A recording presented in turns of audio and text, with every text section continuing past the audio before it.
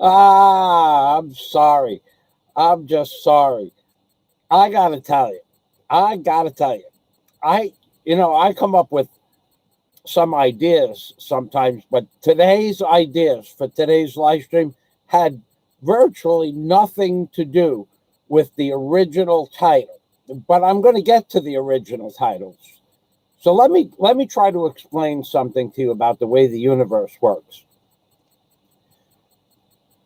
The universe is one giant field of energy, and sometimes you slip in and out of that field of energy, and that's what some people call the psychic world or the psychic phenomena. So that has happened to me this week. I can't tell you how many times, but 4 times I documented, and one of those times was a topic that I'm gonna discuss this in about 2 minutes. But another time, so everybody has this psychic ability. It depends on whether or not you can tune yourself into it. And typically, in order to move into the psychic world, you have to relax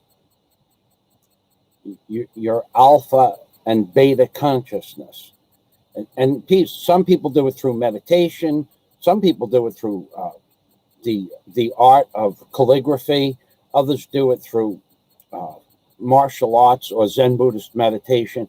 And some people do it through yoga and or sports. So this week, a really, very, very incidents, definitely psychic experience happens to me. I'm in the Doggett, the ocean, and I'm swimming, and I'm thinking about all the people that I have swam with and all the people that will not swim with me because I go out to the deep part of the ocean. So as I get to shore, I'm swimming to shore, and I'm not so far from where I want to be, and I see a big party on the beach, and in front of the party is a 3-foot-high picture of like a white swan with a hat on it. And I said, oh, that'd be cool. I think I'll videotape as I walk by the party. I don't have any intention on stopping at the party. So as I'm getting out of the water, I'm thinking about this young man who back in 2016 said to me when I was swimming on it, I was getting ready to go snorkeling, can I go with you? And I said to the young man, can you swim? And he said, absolutely. So we went out into the deep, and he could swim. I made sure that he stayed in front of me at all times because I didn't really know if he could swim or not. And I even posted a video on YouTube that he was a good swimmer. However, we get out to the deep, and we're going against maybe a 1 knot. The current was strong that day. Like the force was very strong that day. So I can swim against it, and I have positive buoyancy, in case you guys didn't notice. But he was a very thin man, and he was swimming. He was doing just fine, and he was in front of me. And all of a sudden, he takes his mask and his snorkel off, which happened to belong to me because I had gone back to the house to get him a mask and snorkel. And he throws it at me, like towards me. And I was like 12, 13, 15 feet away from him. And I'm looking at him going, what the hell are you doing? And the mask and the snorkel sank right down to the bottom. And we were in about 20 feet of water. We were on the deeper part of the reef. And all of a sudden, he starts going down. He's sinking. He's done. He's toast. And I'm going, what? At first I thought he was kidding around, but you don't throw your mask and snorkel at somebody in the deep. You can just kiss that goodbye in most cases. And he don't say a word. He just goes like this and he starts sinking. So now this is all happens in like 4 or 5 seconds. And I'm 12, 15 feet away from him. And I'm thinking, oh man, he's going to drown. He's going to drown. I got to go save this guy after he told me he was a good swimmer. So I go over to him, and I'm going to tell you, this is the proper procedure. I'm not lying to you. You can look it up. You can research it. When somebody is drowning and you go to save them, they're going to grab you and try to pull you down and push themselves up to the surface. There are very, very few things you can do at that point. You can do one of two things. After several experiences of swimming with people that said they could swim and they can't, I choose the latter from there on after the second time. So it was more than 2 times, but it was 2 times in the Philippines. Once was a woman and once was this man. So I go over to calm him down because he's going to drown. There's no doubt about that. And he pulls me down, and I said, all right, we'll try method number 2. So I let him drown a little bit, just a little bit. You don't let him drown all the way because then there's a lot of paperwork. So he went down, and he was like this, and he drank a few mouthfuls of ocean water, and I grabbed him, and then I put him underneath. You put their head facing away from you. You put them in an arm lock, and then you stroke one way with your right hand or your left hand, depending on, and you hold them by the neck. You hold them by the neck tight. 2 things. He can't punch you or scratch you, because when they're drowning, they'll scratch your eyes out or they'll pull your mask off. And you hold them tight. Now, he had not much energy left. And later on, he told me he ran out of energy. But so I saw a boat that was out in the deep, about not so far, 10 meters away. And they were scuba diving. So there was a boat with pontoons. So I drag him over to the boat, and I'm looking at him. I'm going, are you okay? Because I don't really want to lose my mask, because if I lose my mask, I won't be able to go find my other mask. And you're talking about $135 setup for the mask and the snorkel. And I said, put your hands on the boat. And he did. And then I says, okay, now we're going to get you up on the boat. And we did. And I said, you stay there. I'm going to go get the mask. So now, a lot of people think I kid around about stuff like this, but I did recently send out that video because of another psychic experience that occurred this week. So I'm thinking about this guy who I went snorkeling with, who I became friends with for many years. It's already 4 years. I knew him for a year before I took him swimming. And as I'm thinking about him, I'm videotaping their party, and I'm walking by because I don't have my glasses on, and I'm not looking at the party. I said hello from a distance, and people said hello back, and I hear Michael. So I look up, and I looked, and it's that man whose life I saved. So I'm getting out of the water. I'm thinking about the guy. And then I'm walking past his party that day, and he invites me over to the party. So my friends, my personal friends, I sent that video out to you under the title of Birthday Party. And then, of course, it had the man's name in it.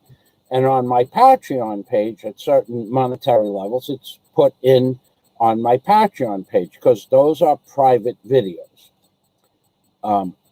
Where the locals, in the video itself, my Patreon members will confirm that I asked 2 people if they wanted to be on YouTube, and they said no. And I said, well, it's going on my private account. And they said, that's okay, but we don't want it on YouTube. So that's the first psychic experience. So one of the things I talked to him after I shut the camera off, I said, I was just thinking about you. remember we went swimming in the deep, and he started laughing, and I started laughing. I said, "You want to go swimming?" He goes, "No, no more deep." So that was one psychic experience that I had this week. Now,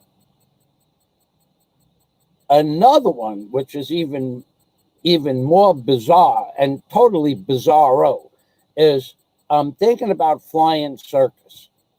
And Flying Circus, as everybody knows, is one of the great video editors and creators on YouTube.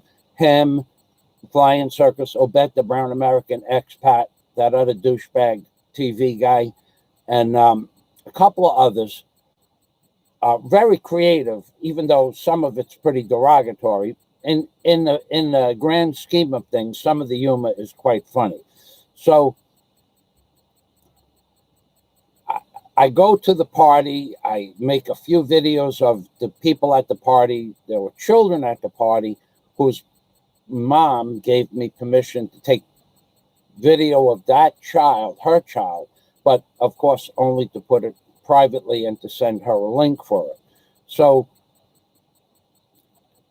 today I wake up and I'm thinking of Flying Circus, because Flying Circus, I have told you people, I know that some of you people are stone stupid.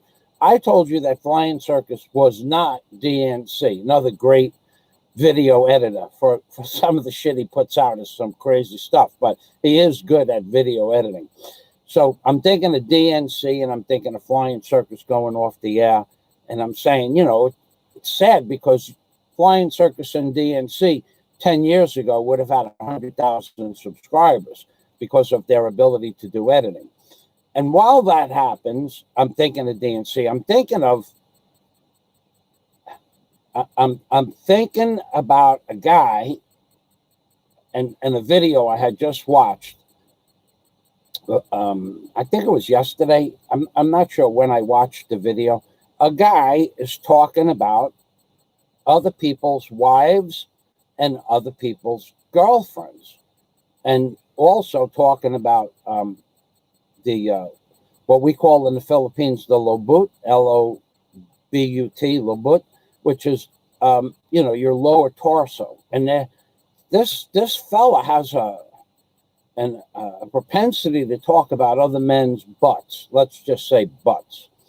So I'm thinking about this, and I said, you know what? Let me Google.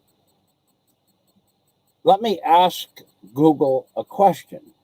And I put in the search box, what does it mean when men talk about other men's butts? And it came to a page called Pillow Biters.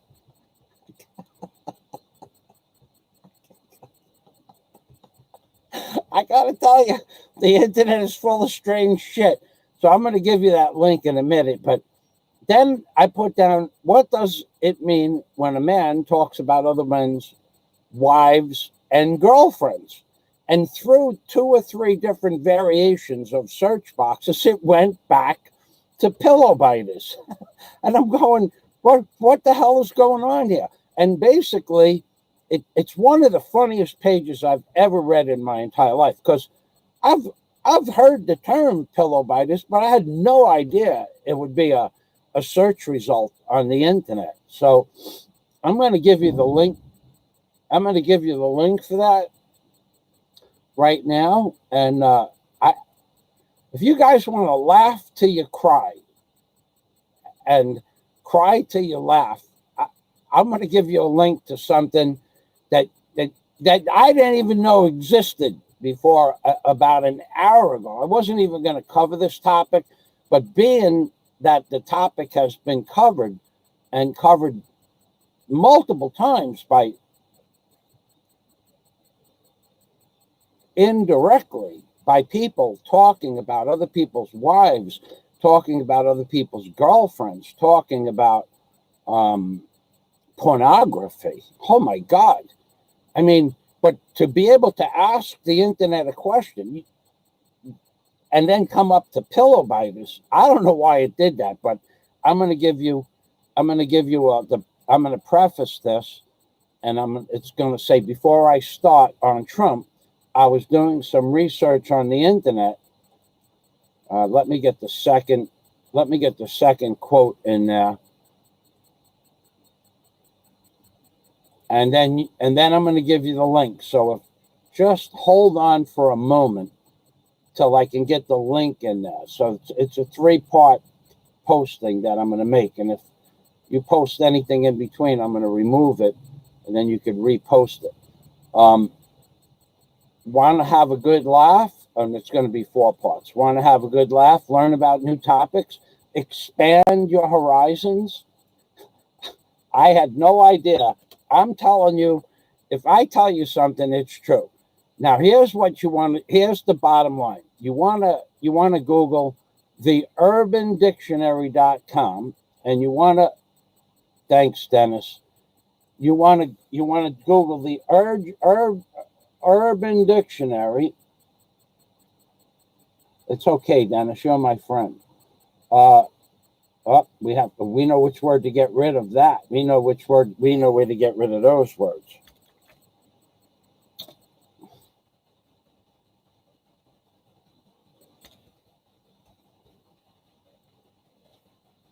Okay, so if you want to laugh until you cry, you look at the definitions. And again, how I got to this page is I put a question into Google. What does it mean when men talk about other people's wives, girlfriends, pornography? That was a word that I put in the question. And other men's butts, B-U-T-T-S. And it came to that link. So I don't know what it means. I just thought it was one of the funniest things I've ever read in my entire life, because I had no idea there were words and descriptions for that type of terminology. So moving on to something a little more serious, I'll go to the comments. Daryl, you're an idiot.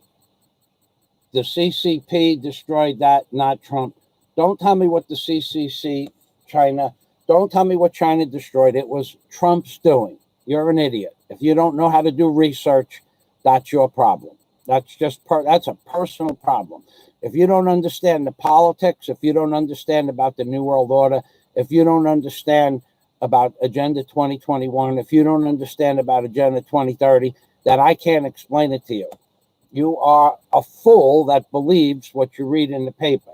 Trump is a face, the new face of the New World Order. China has as much or as little to do about the destruction of the world economy as Trump and the rest of the China, Japan, Germany, Yugoslavia, India. You're an idiot if you believe that China did this. China didn't do anything. China didn't shut down the world. The world did not shut down because of some virus that came out of Wuhan, the province of Wuhan. The world shut down because of something called the Great Reset. But if you want to remain stupid, then just stop watching my video, because I'm going to give you some links to all of this in a minute. But if you want to come on here and say stupid stuff, I'm just going to tell you that you're stupid. And I don't mean it in a derogatory way at all. I just mean that you're probably one of those people that play games on the computer all day, or I don't know what you do. But if you haven't figured this out, that this is an agenda, that this is the plan, it's called the Great Reset. If you haven't figured this out yet and you come on here and blame it on China, then you're just stone stupid if you believe that. So I don't mean, I don't mean anything, nothing personal or anything like that. And you just lack the understanding of what's really going on. Biden and Trump and Biden. Trump is going to destroy. Trump has destroyed America. You and Trump and Biden and Trump and Kamala Harris and Mike Pence.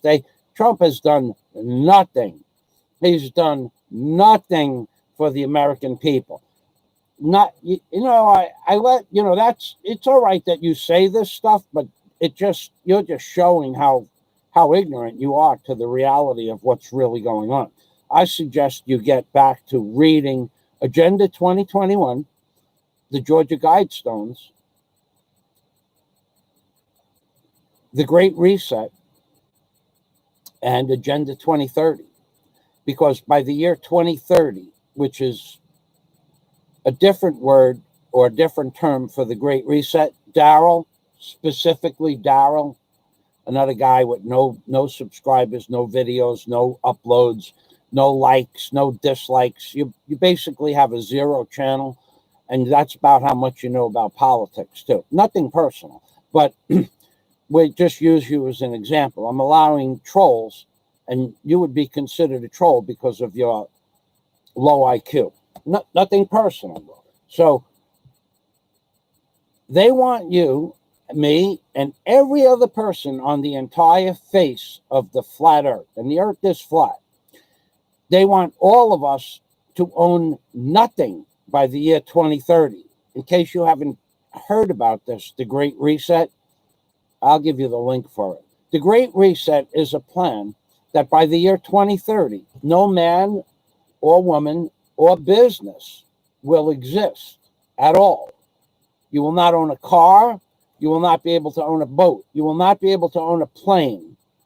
You will not be able to own a business. You will not be able to own a house. You will not be able to own property. That's what the Great Reset is. That's where they're headed. And the only way, Daryl, the only way they can do this is to destroy the economy. And anybody with forget about half a brain, anybody with 3% of a brain can figure this out. The other guys on YouTube that are working on less than 2%, you have to go back to the Bible. Lord, forgive them, for they know not what they say. They're just stone stupid. Back to the comments. So, no matter who wins, Dennis Adams comes up with the truth-ski. Dennis Adams, a man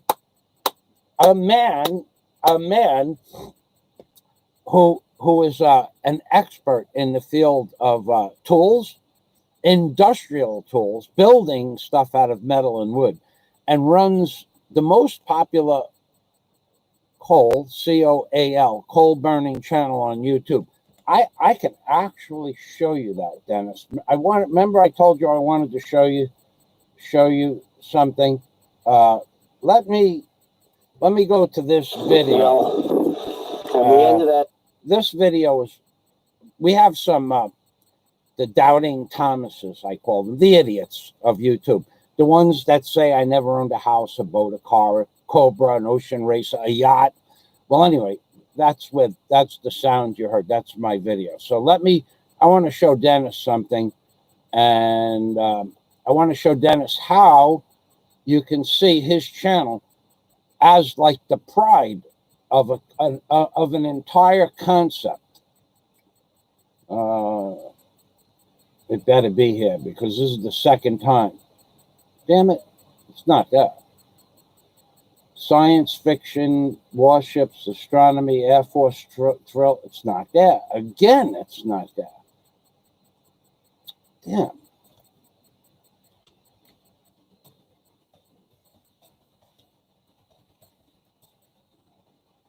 Wow, I find this really hard to believe. In fact, something happened that I never saw before. But a topic came up that coal burning channels. Can you believe this, that it doesn't do the time that all last week it showed you this stuff. Anyway, Dennis Adams has the most successful coal burning channel in the Philippines. I mean, pretty much in America. Every one of his videos come to the top of the search engine, and now the topic doesn't exist in the header bar. So, Dennis, maybe it's a psychic thing. Maybe they're making me work for today's topic matter. This is amazing. This is just amazing. It usually has a wood-burning stoves. Usually has a topic up here called wood-burning stoves. It's gone. Wait, stoves. Here we go. Here we go. Stoves. So if It's at the top of the YouTube premium page. And now it just appeared, stoves. So if you click that word stoves, whoa, there we are. Look, we're famous. And now it'll have Dennis Adam, Dennis Adam, Dennis Adam, Dennis Adam, Dennis Adam, Dennis Adam, Dennis Adam, Dennis Adam, Dennis Adam, Dennis Adam, Dennis Adam, Dennis Adam. Oh, I pushed the wrong button. Dennis Adam. And then it goes to Dennis Adams' channel. So, well, we might as well just... Dennis, you could post the link for your channel if you like. You have a wrench. Then next page, Dennis Adam. And then, so we have 1, 2, 3, 4, 5, 6, 7, 8, 9, 10, 12 videos. The top 12 coal-burning videos on YouTube are the Dennis Adam. And Dennis, I'm proud to say, is my good friend and confidant in both YouTube and in real life. So thank you for that. I'm going to close that page out so that I get some of these tabs off of here, because I have other things I want to talk about. So no matter who wins, Dennis Adams says, no matter who wins, everybody loses except the rich and powerful. We, the people, always lose. So let me tell you what this piece of white, talking about white. Oh, God, I got a guy on YouTube that's white as loose leaf paper, talking about the consumption of vitamin D and how it will help against this so-called pandemic virus, vitamin D. So does going outside. So does going outside and letting a little sun hit the old body. So try coal stove. Wow. So yeah, no, that's, you're welcome, Dennis. So that's why one of the reasons I go swimming a lot, and to get some sun, to get some exercise. So that was one psychic experience. So now I'm actually home doing a live stream, and a guy comes outside and says, Michael, and you know, I said, what's up? And I go outside, and it's the guy who I saved. I saved his life. It was my fault that I took a... No, it wasn't my fault. I knew the man for a year. He always said he wanted to go swim. I said, okay, can you swim? Look, you have to understand something about me. I can swim a mile without batting an eyelash. It doesn't make a damn bit of difference to me. It's just a question of time. It's just a question of how many strokes I want to put in at a steady pace. I don't get tired. I don't run out of energy. So I always said to him, can you? Yeah, I can swim. So I checked him out. I went back to the house, got a snorkel and a mask for him, put him in the ocean, checked him out while he was swimming in the shallow water. The guy swims like a fish. I said, okay, you can come with me, but here's what you need to do. And I'm being serious now. If you go, not a lot of people will swim with me. Everybody says, let's go out, let's go swimming. And I go, well, if you want to come swimming with me, I go out into the deep. Oh, yeah, it's okay. And they get out there and they lose their cognitive ability. They lose their ability to reason. The deep is not like swimming over sandy bottom. The deep is not like being able to look down and see coral and a sandy bottom. The deep is the deep. And when I say deep, where I go, it's about 60 feet. You cannot see the bottom. There is no sand or coral to look at. Not a lot of fish, just a dark blue abyss. And that's typically where I'll start my swim, serious part of my swim. Sometimes I'll go over the reef, but I like the deep because the water's cooler and it's more relaxing. Just leave it like that. So anyway, I bring him out and we get to the deep and he loses his freaking mind. So, well, we were like right on the edge of the reef where the The reef is 20 feet deep, and then the reef just goes straight down to 60 feet. And that's where the dive boats and the divers were. They set anchor on the reef, but they were diving in the deep. Anyway, so he gives me a yell, and I go outside and I see him. I said, "What's up?" And he goes, "Michael, can you give me the video, the Superman video," he calls it. And I know, because what happened when I got him back onto the boat, after I let him drown a little bit and he sucked in some seawater, he was a lot more pliable. I could make him, he calmed down quite a bit. After they drink 2 or 3 gulps of water, they usually let you drag them to wherever you need to drag them. I wasn't in fear that he was going to die because I was right there. But had I let that man swim behind me, he would have been gone now. He would not be here. There's no doubt about that. He was going down.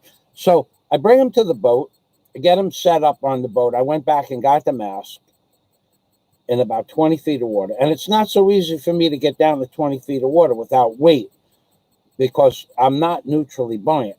So I get the mask, I go back up to the boat, and he's sitting on the pontoon of the boat. So people I sent the video out, including Dennis, he is okay. And I said, "Are you okay now?" He goes, "Yeah." I said, "What happened?" He goes, "I ran out of energy. I never heard, like my battery ran out." It's okay. So we are still 900 feet from shore, and I got to bring him back. Well, that's where we're going. We're going back to shore. So we did. So, but first he wants to sing. He wants to sing a song. And the song he sang, that's why he asked me for the Superman video. Apparently in the Philippines, they have a song called Superman, S-U-P-E-R, man. And he sang that song to me in English for saving his life. So now, and it's kind of like a memory, but the whole thing that I got involved with, I'm coming out of the water, I'm thinking of the guy who I saved and almost drowned. He's having a party on the beach with his girlfriend, birthday party. And then looking at the video on YouTube of me the day that I saved his life, and he screams out my name. I had it up in the tabs. I had watched it earlier that morning because I was thinking about sending it to him, but I didn't have his current email address. His old email address fell. Anyway, that was funny. So the next psychic coincidence was I'm thinking about, I'm going through my subscriptions page and I hear some stories about pornography, and I hear some stories about other people's wives and girlfriends, and I decide to Google that. And when I Googled it, I said, what does it mean when a man is constantly talking about other people's wives, girlfriends, and other men's butts, B-U-T-T-S. And it came to that link, pillow biters. So if you guys want to have a laugh, follow that link. I'll let me see if I can get that. Yeah, I have it right here. Let me post it again. I posted 3 times. This is an area of the internet that, well, I didn't even know this part of the internet existed. It was like reviewing some of Flying Circus's videos, or oh, we don't want that word in there.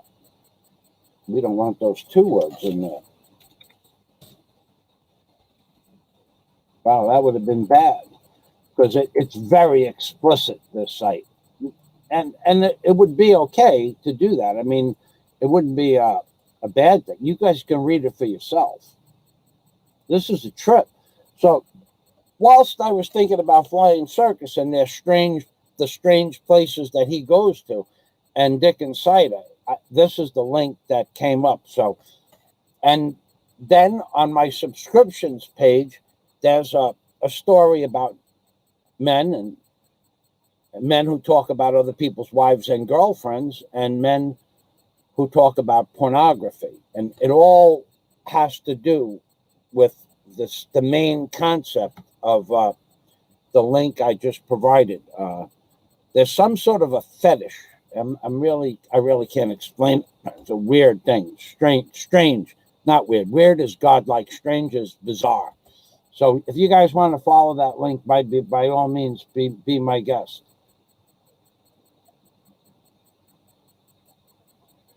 That's Pedro Rojas Gonzalez. That's true. I believe I made videos about this before, Pedro. I believe that the internet has consciousness, and I'm not being facetious about this. There is no possible way, if you're really pay attention to what you're thinking. Now, there's two explanations for what I'm about to describe to you.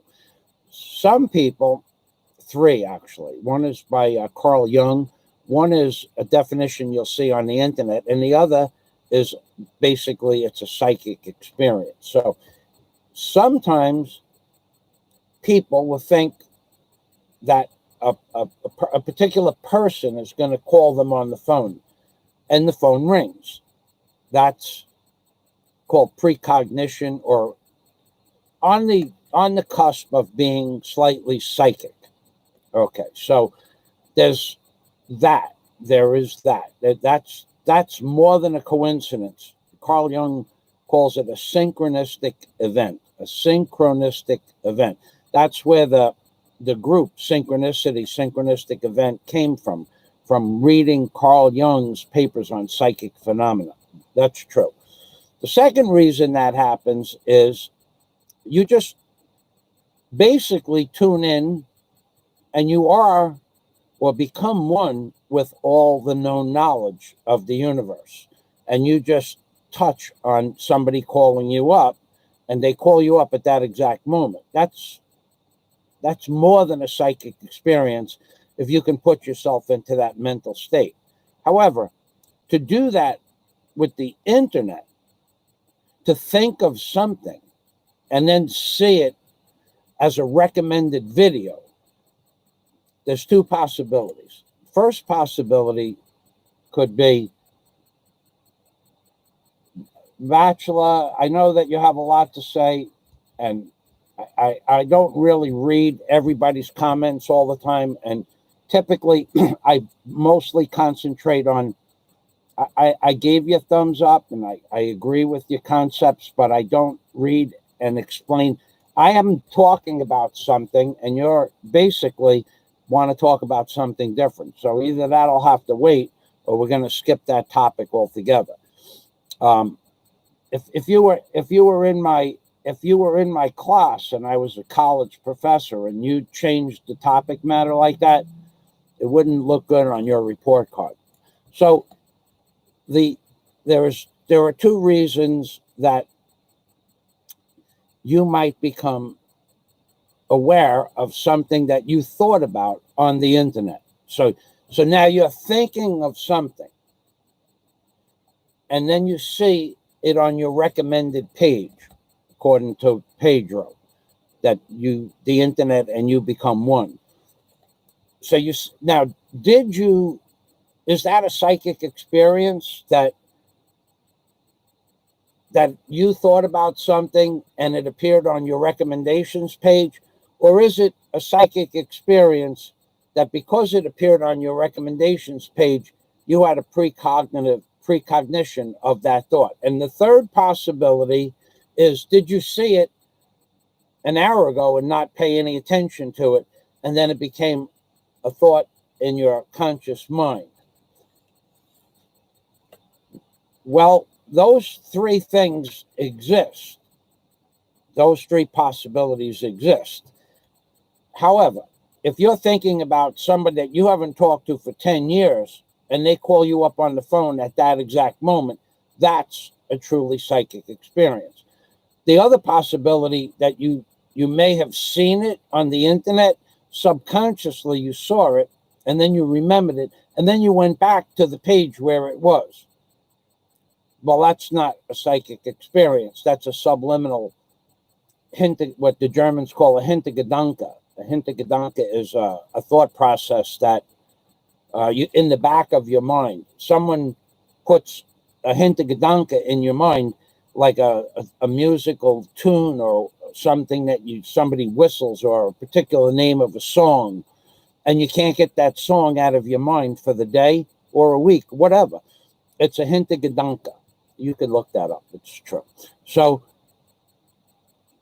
but to have a true psychic experience, now I had no idea. I had just come in from the deep.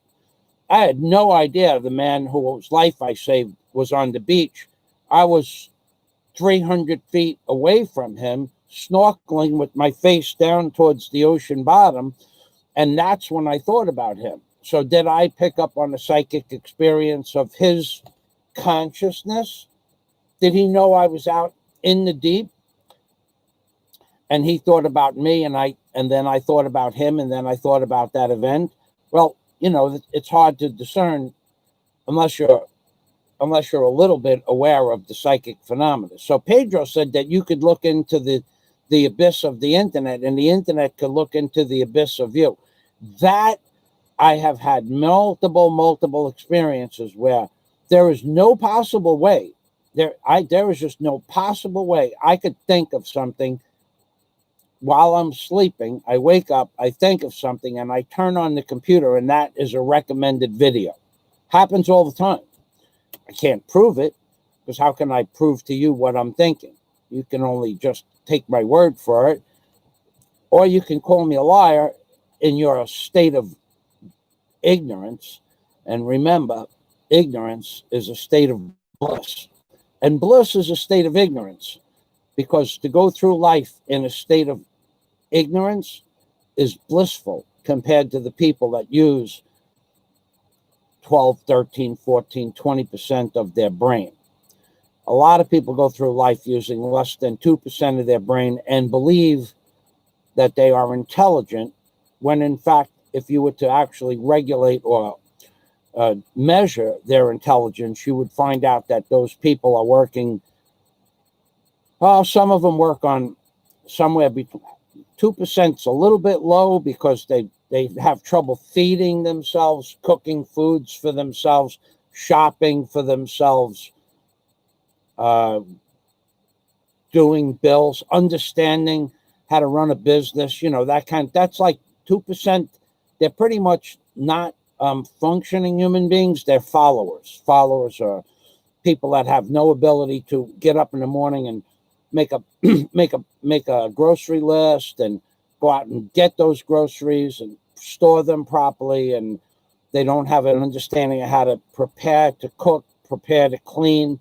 And then when they do those things, it's usually a monumental effort to do something simple for very intelligent people that are using 10, 11, 12% of their brains.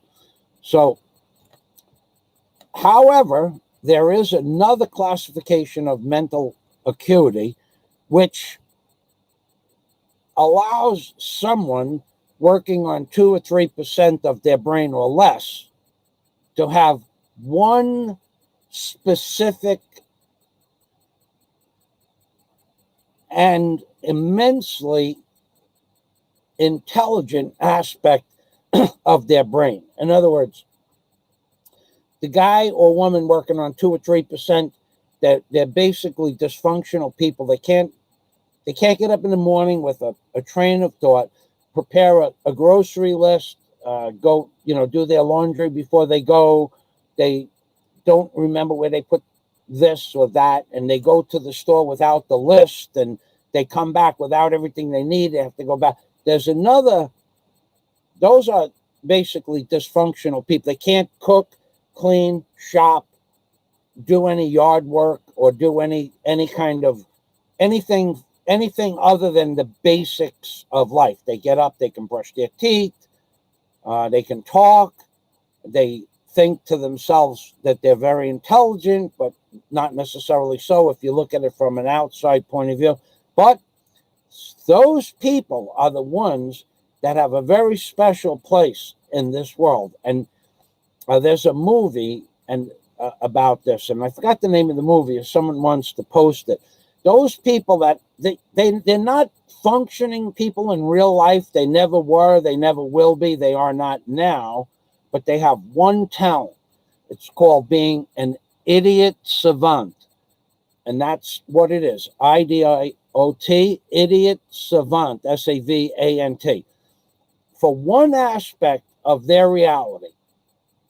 The fact that they can't make a grocery list and then remember to bring the grocery list, the fact that they don't know how to build anything or use tools or they don't know how to fix things, they don't know how to do anything. Basically, they've been led through life like a cow with a ring in his nose. Doesn't really care where it goes, as long as the cow has hay on the other end of the ring. They have a portion of their brain, it's called being an idiot savant, for one thing that they have a talent for, and it could be anything. An idiot savant could be incapable of getting dressed without laying out their own clothes the night before or preparing, but that idiot savant will have one thing that they do well. And to each person, it's different. One person that's an idiot savant may not even be able to walk or talk, and yet they'll hear an entire piano concerto for the first time. They'll hear it now, and they'll listen to it for 8 or 12 minutes, and they'll be able to play it back perfectly. The same key, the same whatever that is, notes or chords or fluctuations in the musical. They'll be able to play that tune back, not only after listening to it for just one time, but for the rest of their life. They'll remember how to play that tune. That's an idiot savant. And the idiot savant, the concept of being an idiot savant, you see that all the time in real life. There was, I think Al Pacino made the movie.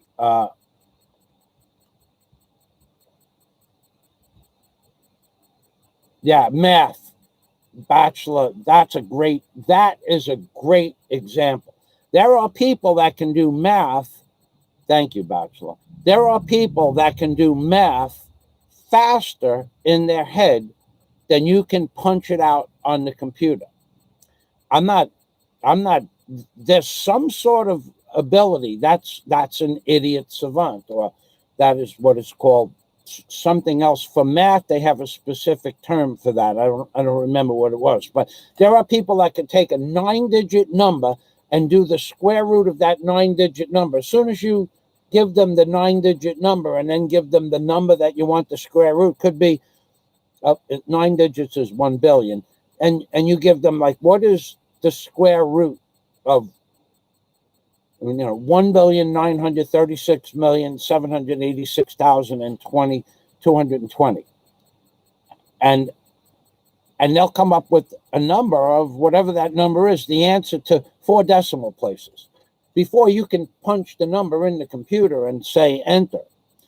So that's an idiot savant. Other people have the idiot savant aspect of their life where they can remember how to whistle something. And other people have the idiot savant. For me, I'm not an idiot savant. My natural skill sets are mechanical. So in a way, it's a form of being an idiot savant. I can take an 8-cylinder engine apart, put it in 5-gallon buckets, and walk away from it for a year and a half while I'm ordering the parts or getting the parts, like for my Ocean Racer, and then come back a year and a half later and put the motors back together. 2 motors, 2 separate sets of buckets, except where the parts were the same, like the intake manifolds and exhaust manifolds and stuff like that. 2 different sets of buckets. Just put the nuts and bolts in the buckets, leave the grease on them till you're ready to put it back together, and then come back a year later, or it took about a year to get all the parts, because I had to spend several $1,000s for the rebuild for the motor, and then put it back together with gaskets and Permatex. You need a lot of stuff to rebuild an 8-cylinder, 454 cubic inch Mercury Chevy, big Chevy block. You need a lot of parts. And there were bolts that were broken in the damn heads that had to be removed, and there were manifolds that were just garbage, and I had to go replace the manifolds, find them. One guy wanted $800 a manifold. $800 for an exhaust manifold, per exhaust manifold. And another guy wanted $700. I said, what are you, nuts? It's a piece of cast iron. If it didn't say marine on it, it would be $250 maximum. So eventually, I found all 4 manifolds for $800. I think I paid $800 for all 4 manifolds. But that would have been $3,200 if I would have bought them right away. But it took a year to get them at $200 a piece. But anyway, being that I took the motors apart in 1 year and put them back together the next year without a book, without a manual, I pretty much know the head torques because of other motors that I real built. So that's not really being an idiot savant. That's just being a mechanic or a man that knows how to work with tools. And for that part of my life, I'm really good. Now, I can't remember the name of a video I made this morning. I have trouble with that. I will make a video, and like when that man asked me for his video called Superman, had he not said the word Superman, I wouldn't even know where to look in my files. But being that I had it in the description box, it popped up under the word Superman. And he sang me the Superman song looking at me, and I was out there on the ocean. I was a little blushing a little bit because I did indeed save his life. So, which is what real men would do. Another guy might, lesser man or some worthless human being might want to watch somebody drown. I guess there are people like that too. I don't know anybody like that, but I am sure that there are people that would prefer to watch somebody drown rather than to save their life. And that's a sickness that part of society. That's part of society. So Dennis says, thumbs up to the host. Great live show. Thank you, Dennis. Most our followers says, yeah, that's true, Pedro. The whole travel industry was destroyed. We got to get back to that. Bachelor, thanks for reminding. We got to get back to the roots of the nature of this video. Let's just go through some comments. I'm going to skip the vaccination thing, but I'm going to post a link to that, Bachelor. Thank you for the question. How did Trump destroy the cruise ship industry? Let me give you that link. Christopher the Carpenter, which I sincerely doubt.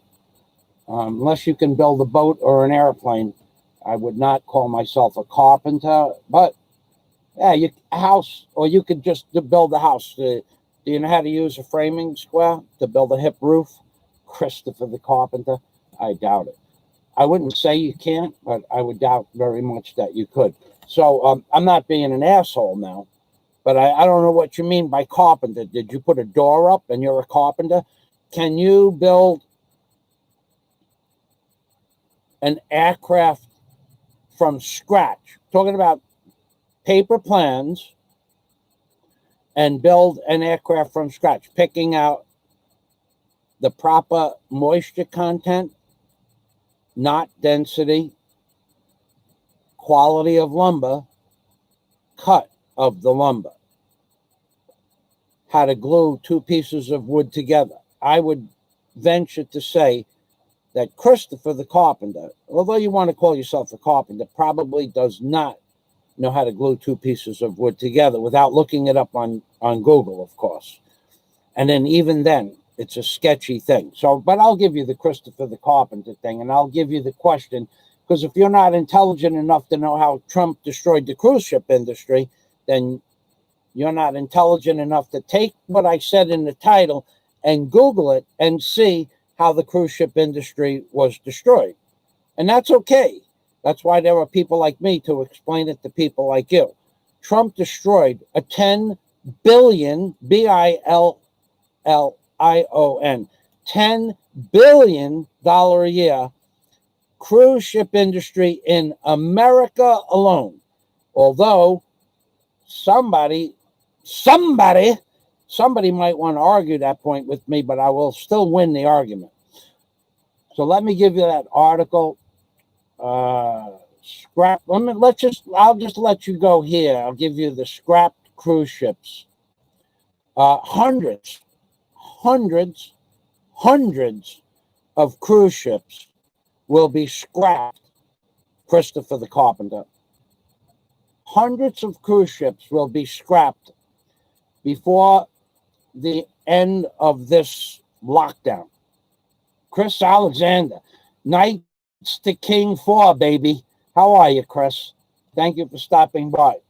So, Christopher the Carpenter, well, Queen to Rook, Kings 4 to Rook to Kings, Queen 4. That's the kind of thing I can't remember, but I remember Chris Alexander. He's a man who plays chess, and he's been a very, very long time subscriber, Patreon member. Thank you for stopping by. Chris Alexander, we have a little something for you. We always try to keep, like Monty Hall. Come on down, Chris Alexander. Well, we'll make up a song. Chris Alexander, he knows how to play chess. Chris Alexander, he came at the right time. Chris Alexander, those two sentences rhyme. Chris Alexander, we thank you a lot. In Visaya, we save Salamat. Salamat. Thank you, Chris. So let's go back. Thank you very much, Chris. Appreciate that. So let's go back to how Trump destroyed a $10 billion cruise ship industry, which I can prove. Okay, so here are the links. So the Queen Elizabeth. So the link I just provided, scrapped cruise ships. Let me read from that link a little bit. I'll show you. Okay. The Costa Victoria, scrapped in 2020. It holds 1,928 passengers to 2,400 passengers. The Carnival Inspiration holds 2,500 passengers, scrapped in 2020. These are just American ships that based in America, Florida to be more precise. The Carnival Imagination, scrapped in 2020. Let me just I'll post the name of that so you can do that. I'll give you the names of those straight, but I gave you the link. These are just scrapped in America. The Polnamar Monarch, scrapped in 2020. There's another thing. The Carnival Fantasy, scrapped in 2020. Okay, so I'm not going to give you every one. I gave you the links. Passengers, 2,500 passengers. Again, I'll give you two more so that you can see for yourself. Dennis Adam, my friend Michael. Thank you. Dennis, we're going to sing. You know that. You know that. The Orient Queen, scrapped 2020. Now, I'm going to give you a piece of information for Chris the Carpenter, which I seriously doubt. And the list goes on and on and on. The CMV Astor, the Carnival, this one was scrapped in 2017. So there was 11 major cruise ships scrapped in America from Florida, basically Florida. There were more than that scrapped in Argentina, Russia, and China, Japan, Great Britain, and Canada. Altogether, the estimate of scrapped cruise ships that I could estimate, it's probably $10 billion is a low number, and I'll show you how I got to that number. Mathematically, I'll show you how I got to that number, and I'll give you the links for the mathematics that I've done research on. So there were 10 these are the 10 major cruise ships, but there were 23 minor cruise ships. So we had a total of about 36 to 38 cruise ships that were scrapped in the year 2020, major cruise ships. And here comes the math part of that. In the year 2020, more cruise ships were scrapped than any other year in recorded history. In the year 2021, the projection is like 12% of the cruise ship industry that exists or existed in 2019. 12% of the cruise ship industry is going to be able to pay their bills past June of 2021. That's 8 months from now. So 88% of all cruise ships worldwide, if the lockdown doesn't end by June of 2021, will be out of business and the ships will be sold for scrap. Now, I have the link that I'm going to provide for you of the numbers that will prove 10 billion easily this year. So one of the links I'm going to provide for you now is the statistics on the QE2. All right, so no, not yet for that one. Cruise ships income per year. Okay, so let me copy that link, and then I'm going to read to you from this page, and I'm going to turn the camera around so you can see that what I'm reading to you is real. So I'm going to post that link 3 times, and then I'm going to read it to you, Dennis the Carpenter, which I don't believe a word of it. And cruise ships,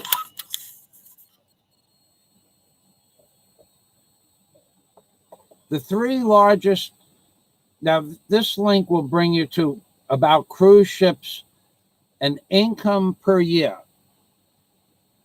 but it also gives you the statistics, how much it's costing on average. It's costing the cruise ships that are still trying to maintain status as cruise ships and regulated by the Coast Guard. It's costing about, just to have the ships stay stationary, $160 million per year to maintain, on average, the average cruise ship's fleet. So if there are 40 cruise ships fleets, and there are, take that's $600 million. That's almost $1 billion of maintenance a year just to keep the ships floating and up to Coast Guard regulations. Because you want to know something? This piece of shit that we have in the White House, he has not waived Coast Guard regulations. If those ships don't keep their fire extinguishers and their what they call halon, HALON halon systems, which I had in my yacht, the halon system, if they don't keep those up to date, the life jackets have to be inspected, the life rafts have to come out, the automatic release mechanisms for the life rafts have a set date. Some last 1 year, some last 2 years, but nothing lasts 3 years. They have to be replaced or recalibrated. So on average, it's $600 million a year, just maintenance to keep the ships floating. Now, the ships, and I'm going to read you the statistics, the ships use a certain amount of fuel. They also pay a certain amount of taxes. And they have, on those ships that carry 2,500 passengers, anywhere from 2,000 to 2,500 passengers on those ships. They all have 1,000 workers. But that's not the part that really destroyed America and the rest of the world. That's a part of it, but not the part. So when the ship has 1,000 people making a salary, so let's just say 1,000 people, and we're going to round it out to $500 a week. Well, 1,000 thousands would be $1 million. So it's costing $500,000 a day per ship. I mean, $500,000 per week per ship for 400 ships. Well, not 400. I think there's 360. So that's $500,000 a day for 360 ships that are called cruise ships. In lost wages is $180 million. So add the $180 million to the $600 million, round it off to $800 million. That's the salary part. Now, the government is losing another $200 million in revenue. So that's $1 billion. That's the small part of how Trump destroyed, and it is Trump's fault. The rest of the world follows the economic policies of America. You people want to give it a thumbs down. You want to argue with me. Just proves how stupid you are and how your inability to go research this stuff. And I don't care. I'm not going to cut you any slack with your bullshit. It's not Trump's fault. It's Trump's fault. It's the New World Order. Trump is the new face of the New World Order. Get it straight. In 5 years from now, my videos will become not only classics, but they'll look at me as if I was a psychic, a clairvoyant for what's to come. The world is about to end. In fact, it did, and you people didn't notice. Anyway, the economics. Do cruise ships pay taxes? So let's just say all major cruise operators are incorporated. Now listen to this. All major cruise operators are incorporated outside the U.S.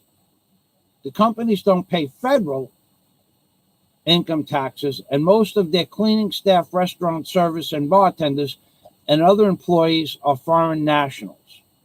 So they don't pay taxes in that regards, but they do pay taxes in regards to their profits. Now, the average cruise ship profits $10 million, $1.7 million per week for a 7-day excursion. So you take 300 cruise ships times 1.7 million. That's 300 million. And again, that's another $500 million. $500 million per week. That's $500 million times 52. That's $25 billion in lost wages and earned income from the cruise ships. $1.7 million per week per cruise ship on average. Take that, multiply it by 50. So you have 50 million, and then you have really 850 million, right? And then you times that times 300, and you have $25 billion in lost income. Now that's worldwide, but we still haven't gotten to the part about how America is being destroyed by loss of income from the cruise ships. Now, they may not pay income tax because the people are foreign nationals, but they have to buy fuel. And each cruise ship uses, I have that link. Let me get that link up. I think. How much fuel does a cruise ship use while in use? So here's the statistics for that. Let me get you the link for that. We are losing $1 billion a month in fuel sales, but not just fuel sales. The trucks that have to bring the fuel to the ships, the the shipping companies that ship the fuel to America, the cracking companies that crack the fuel down from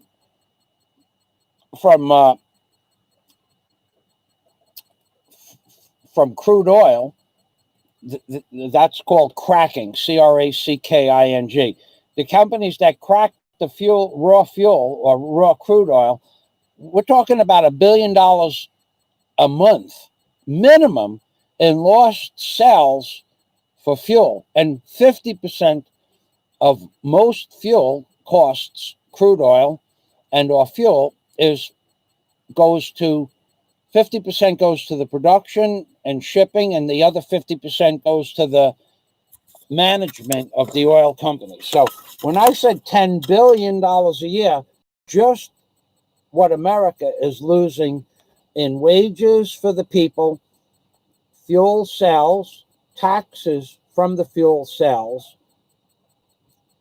tourist industry, and here's another big aspect I didn't talk about for Christopher the Carpenter, which I doubt very much. Another major aspect and monetary aspect of the shipping industry is that when they buy food for 1,000 crew members and they buy food for 2,500 seafaring people, that's food for 3,500 people per day, eating 3 meals a day. So that's 10,000, 3,000 times, figure £1.5 pounds of food a day with waste. So what is that? 3,000 times a pound, 3,000 pounds, about 6,000 pounds a day of food. And then times that by 30. So that's 180,000 pounds a month. And then take that and times it by about $10 per pound, because everything is fresh and the meats are superb and the shrimp is the best. So take 180,000 pounds a month, times it by 10, and that's almost $2 million a month just on food. So that's add another $24 million a year per ship for the food. $24 million a year is what it said.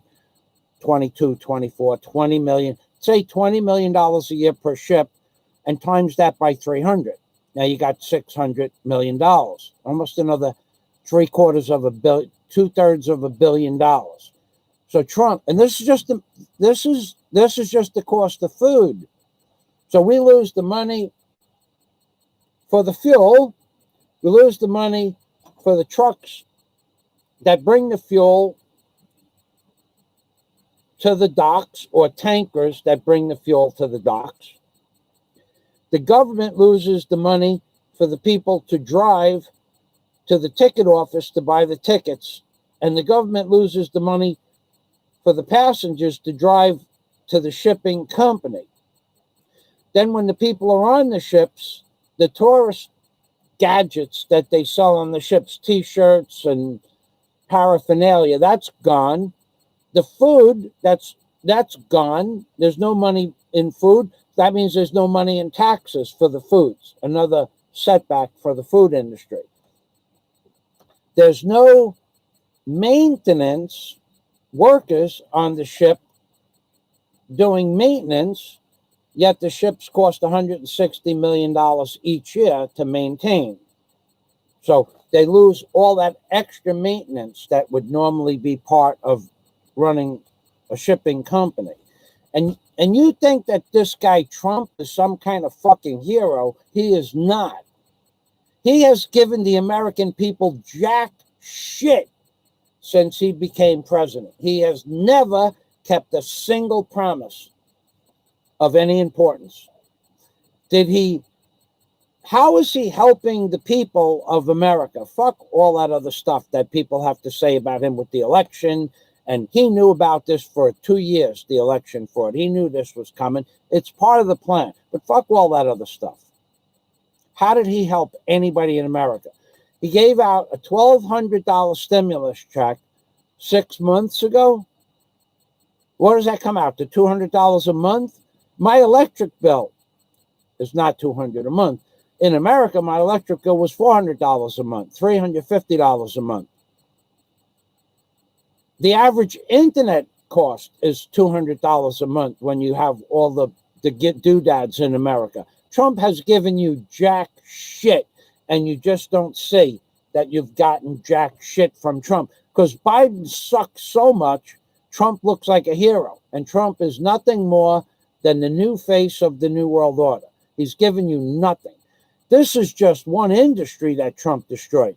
Then you go to the airline industry. You go to the airline industry, and the airline industry by June of 2021, when they're this big fucking plan that Trump has, by next year, 2021, 80+% of most big companies will be out of business, and 90+% of all small business, hotel, restaurants, bars, pizzerias, hot dog stands, 90+% of those people are going to be out of business, and those jobs are never coming back.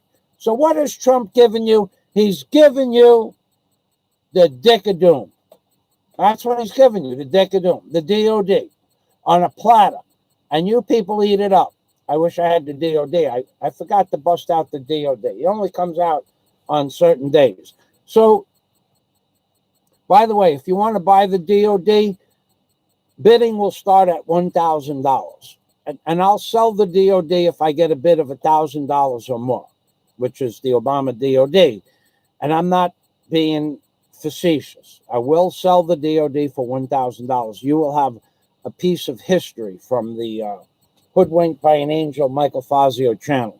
Something that only a few people could ever say. Only one lucky person will have bragging rights to the DOD if I sell it for $1,000. But bidding starts at $1,000. Bidding can go up to as high as you people feel spunky.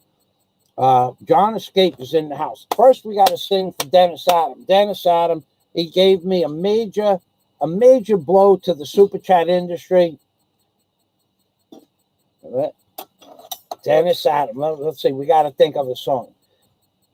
Dennis Adam fixes coal stoves. Dennis Adam cleans his pipes. Dennis Adams polishes his cast iron doors.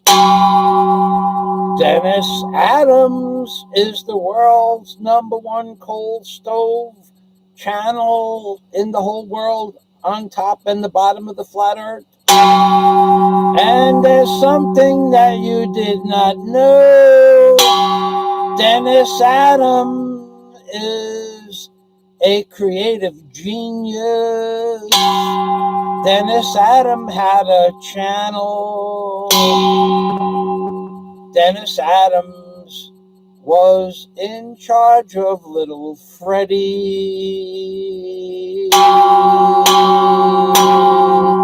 Dennis, you got to put those videos back up.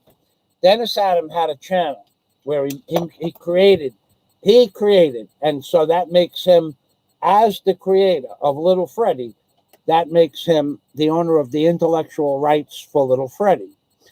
In fact, Dennis Adams created a lot of stuff that he owns the intellectual rights to. So one day I'm going to do a video on what is intellectual rights, what are intellectual rights, what rights do you have once you own the individual intellectual rights, and what rights someone else has over your intellectual rights, which are basically fucking zero, and what rights you have as the creator to give or loan or allow other people to use your intellectual rights.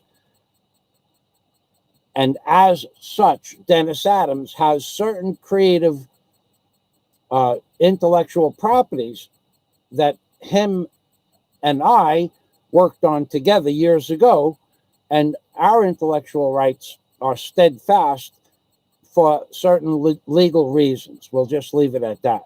So Dennis Adams is a very, very creative man. He created the concept of Little Freddie, and and he worked that into one of my creative genius programs called The Bottom of the Flat Earth.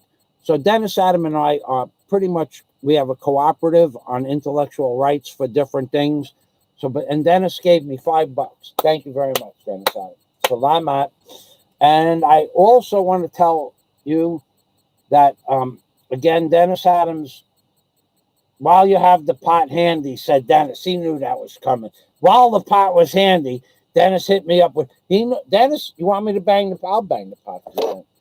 Dennis Adams gave me money. Dennis Adams rebuilds coal stoves. He should have done that in September. And now he's working at 4 o'clock in the morning to get the job done, baby. Get her done. Got to give him credit for that. It was really cold. And Dennis Adams has a Filipino wife that said, hey, it's getting cold in here. Dennis told her to put the electric heat on because he didn't feel like working on the coal stove that he should have worked on in September. Anyway, apparently it was cold. It got cold, and the electric either was or was not working.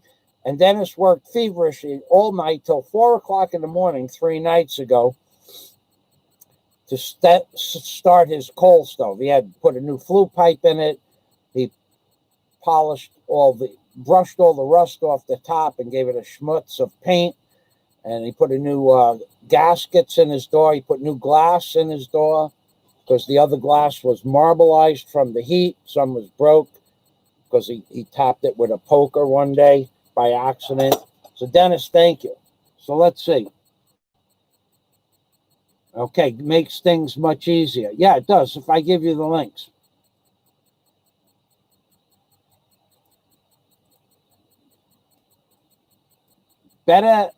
Tis better to light a candle than curse the dark. That's right. And we are lighting candles. Chris Alexander, thank you very much. Okay. I apologize. I don't know how to speak Spanish. I'm a carpenter and I build stone homes. That I believe. Because it's not in the title of your channel. And without plans, Novo, Mexico. Novo, Mexico. I build many of my own structures. You're a real man without plans. And that's what real men do. Real men don't need plans to build something. Real men see what they're going to build 6 hours, 6 days, 6 months, or 6 years in advance what something's going to look like. And then they just go out and build it. And they typically don't make mistakes because real men have the ability, which is not a psychic ability, but it's a very high cognitive ability to see what they wish to build in their mind's eye, MINDS, mind's eye. And they have the ability to do that.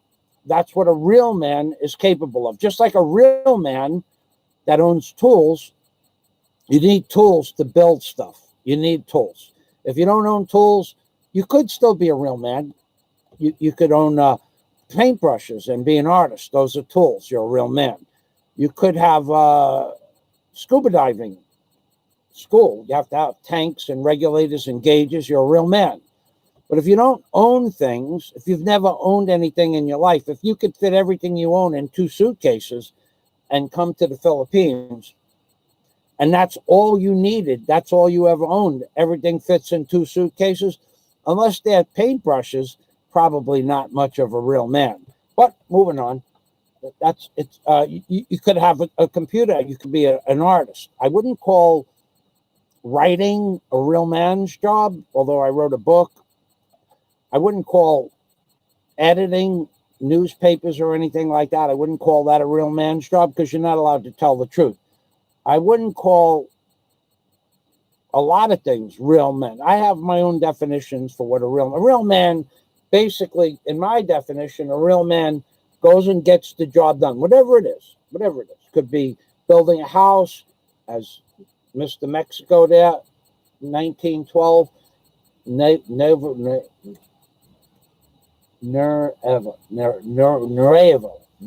Mexico, 1912. He knows that guy there probably, and I believe him, that guy there could probably look at a pile of rocks and build something and have all the rocks that he wants facing him for a fireplace, because he already knows where those rocks are going to go. An artist does not figure out where to put his stones or his rocks. He knows which rocks are going to be in the front. He'll just throw them to the side. He'll see one side of a stone or a rock or a brick or something and say, oh, let me throw this to the side. And you say, why is he throwing it to? He's waiting to build the mantle of the fireplace. That's a real man. Somebody that knows what they want and gets the job done. Anyway, thank you for stopping by. Dennis is the same way, says Dennis. Plans are in my head. That's right.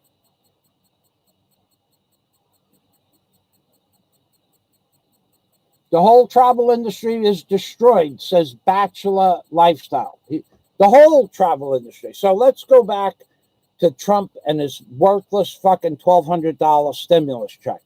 So over 7 months, $1,200 comes out to $175 a month.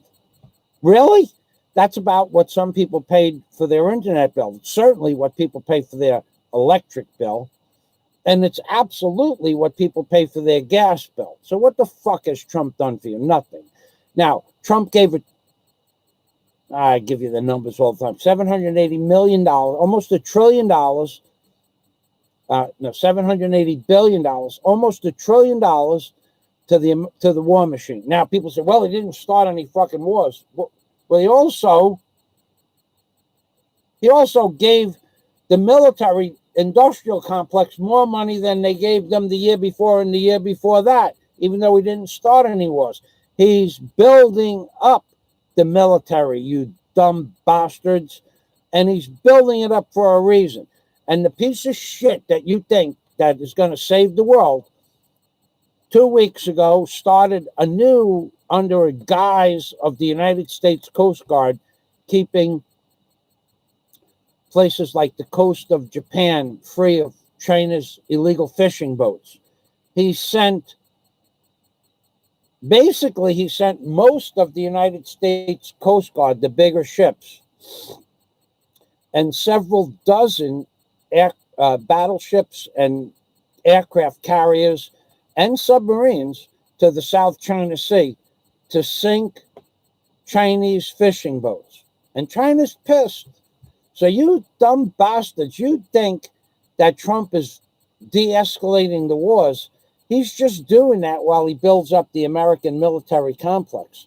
Now, I could give you the links for all of that stuff, but you could Google U.S. Coast Guard sinks China ships, Chinese fishing, not one.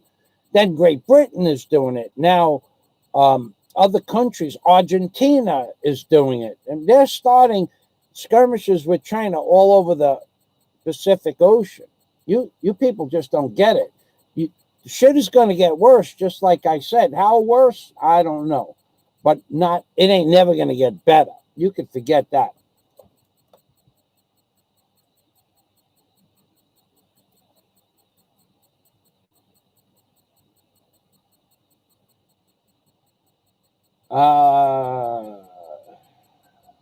So, yeah, John Escape is in the house. Whoa, my friend John. I haven't talked to you in a while. Actually, I had a few new Patreon members, and I haven't been on. I've been doing a lot of swimming lately, and I had to do a few other things around the house. John Escape. He is a horse trainer. John Escape owns race horses and breeders for different racetracks. He actually has a farm John Escape's family's been in the horse breeding business for, 50 years plus. And if you want to buy a horse, a racehorse, a horse that has the potential to win races, I think John said those horses cost upwards of $50,000. And if you just want to have a horse that might place in a race, somehow they know this. They have horses for about $20,000 or $30,000. But if I'm wrong, John, you correct me. Prices could be higher. But either way, if you want to buy a horse, the man to see is my friend, my Patreon member, long term, and friend John Escape, whose wife is a Filipina, and he makes the circuit all over the United States for race horsing. Recently, he was at Aqueduct, Belmont, the Kentucky Derby this year. He does all the major horse races, but on top of that, which he has to take time off from his real job, he has 700 people that work indirectly for John Escape. A man's man. A man that can control 700 men and horses and their stables and ordering of the hay and setting up the trucks to bring the horses from one racetrack to another and to get the permits to put the horses in the horse hauling vehicles and to keep the registrations on the truck. That's a real man can do that. A real man that focuses on real things. John Escape. Row, row, row your boat gently down the stream. If you want to buy a horse, John Escape is the man to seem. Yep, John Escape. I don't want to. I can't give you the name of his business. Sorry. Hey, John Escape, did you realize that most idiots, and there are millions, didn't care about anything other than their government handouts? Oh, yeah. Oh, yeah, baby. John Escape with a piece of truth. In fact, most government workers become government workers because they're incapable of doing anything for themselves. Believe me. But not all. I have one uncle. He could build a house, and I built many houses with him. No plans, nothing. And he had all the tools at that time, all the tools to build. Nothing compared to the tool selection that I have. But he knew how to lay out the rooms. He knew how to frame. He knew how to do hip roofs. And knew how to do staircases. Notice that guy who said he was a carpenter. Notice he disappeared when I asked him if he could explain how to build a hip roof and where the numbers were on a square. Anyway, that's just, people call themselves. I had a guy this morning. I don't want to talk about it. John says, did you realize that most idiots, and there are millions, don't care about anything other than their government handouts? And if there are no more cruise ships, oh, well, they would say, that's right, because they themselves are unaccomplished people in general. I mean, they don't care about other people's problems because they have a government check. And most of those people are stupid just for the fact that they never had to work for anything in their life. They think they did. Now, like I said, my uncle, who was a builder, he worked for the state of New York, and he was excellent at that job too. Although I don't like him for some of the things he did monetarily, but and never talked to him after I was a young man. I stopped talking to him because he was a businessman before he was anything else. He was a businessman before he was family. He was a businessman before he was a father. He threw his own kid, his own son, adopted that he would be, his own son out of his son's house because he couldn't pay a $185 mortgage. And that uncle owned 26 houses at the time, collecting $10,000 a month in rents from different businesses that he had set up for businesses with rents. And that piece of shit threw his own son out of a house for $185. He gave him a notice. After 3 weeks, he was late on the rent. And it was his son's house. His son bought the house. His mortgage was $185. and he was the mortgage holder, and he fucked his own son out of a house for $600. That kid never talked to him again. Nobody ever talked to him again, for that matter, or nobody ever talked with him face to face with any respect. Me, on the other hand, whenever I talked to him, he knew I had special words that I used to repeat to him. You kids. Yeah, I could say that to you. I could do that. Scum Fazio, baby. Scum Fazio. I hope the family is watching. Scum Fazio. That's all he ever was from the time he threw my cousin out of his house. And that's what most of the cousins, male and female, called him most of their lives under their breath. Me, not so much under the breath. He was such a piece of shit. But he could build shit from scratch inside his head. He taught me a lot about carpentry, but he also taught me a lot about business, which he was all business. Nothing mattered to him more than money. Nothing at all mattered to him more than money. Didn't matter. I would work for that guy for 10 hours a day, and he wouldn't buy me a coffee in the morning, busting concrete. He was the cheapest fucking person I ever worked for, bar none, in my whole life, especially considering it was family. So, and he was a government worker. And he said, if you want coffee, you go out and buy coffee like I did. And he did.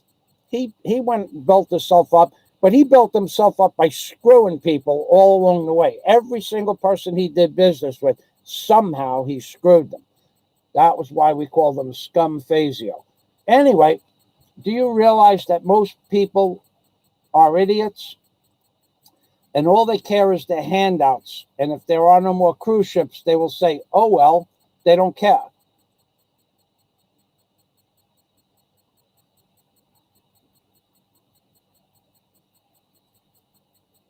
I'm going to pass. Pedro, that's, I just can't start looking up songs about leaky boats. But thank you. Hey, what happened to the airlines? I thought they said they would be out of business if they did not get $50 billion 2 months ago. Another bullshit story. Well, the airlines are getting bailed out. In fact, one major airline in Australia, that's gone.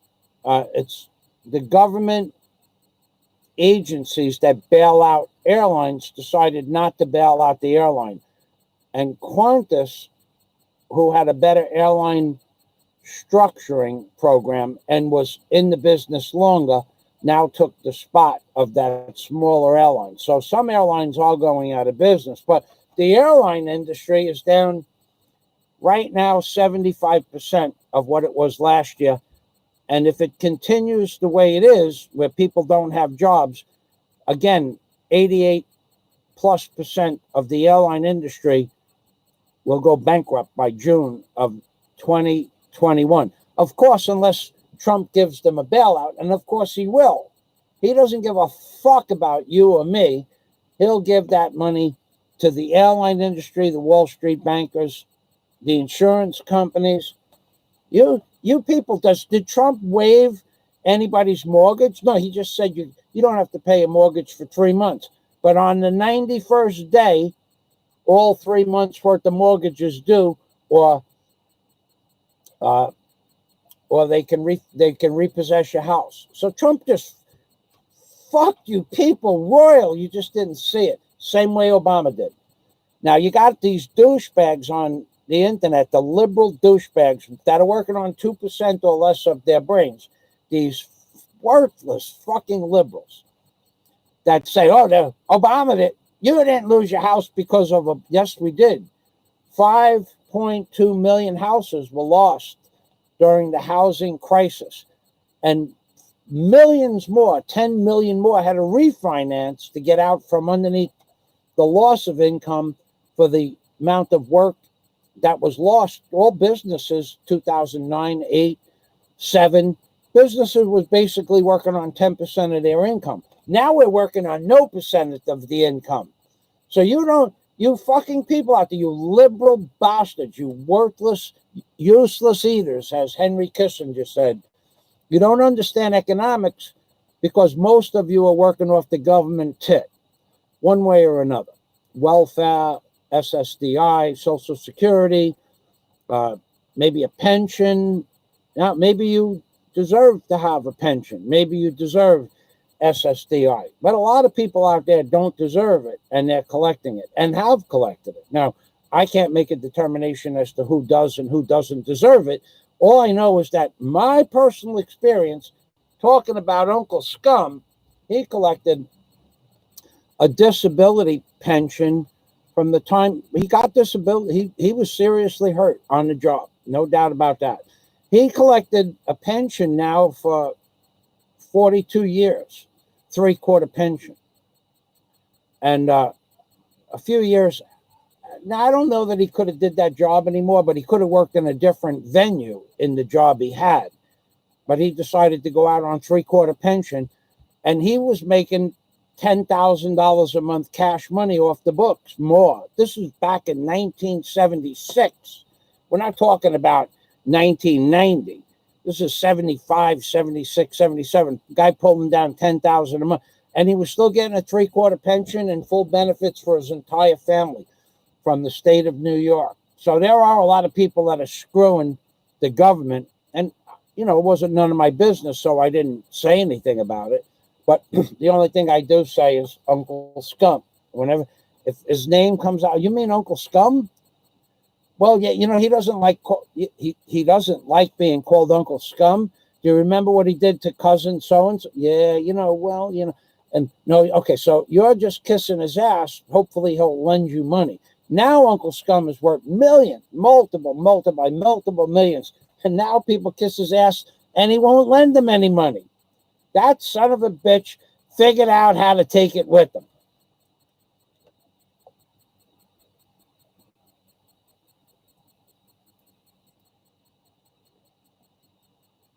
So, John, thank you for stopping by. Hey, and for the comment. Gong Show Rabbi style. That's right, Pedro. So Rojas, Pedro says there is no such thing as a self-made man at Trumpstein's level. That's true.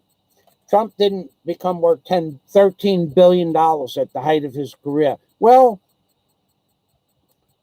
yeah, there might be a few people that made inventions or invented stuff for the internet. There's been billionaires from inventions from the internet, but Trump's dad was his starting point in construction. All of the contacts were already made. I know lots of people like that, that their father owned, let's say, a restaurant or a catering hall, and now they have the biggest catering halls in New York State.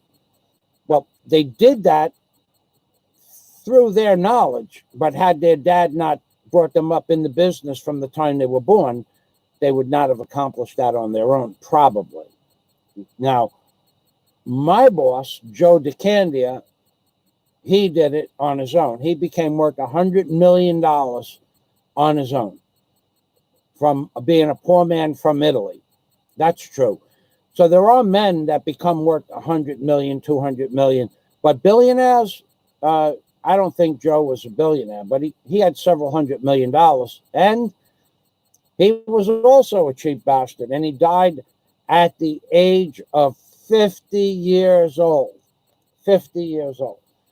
And he had just made a promise to me to do like a $90,000 job in back of one of his on-the-water restaurants.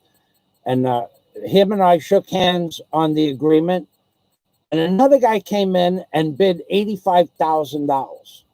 And instead of Joe coming back to me and saying, Mike, I got a bid for $85,000. Do you want to match that? And I would have told him to stick it up his ass anyway, because this guy made $50,000 sometimes in a day.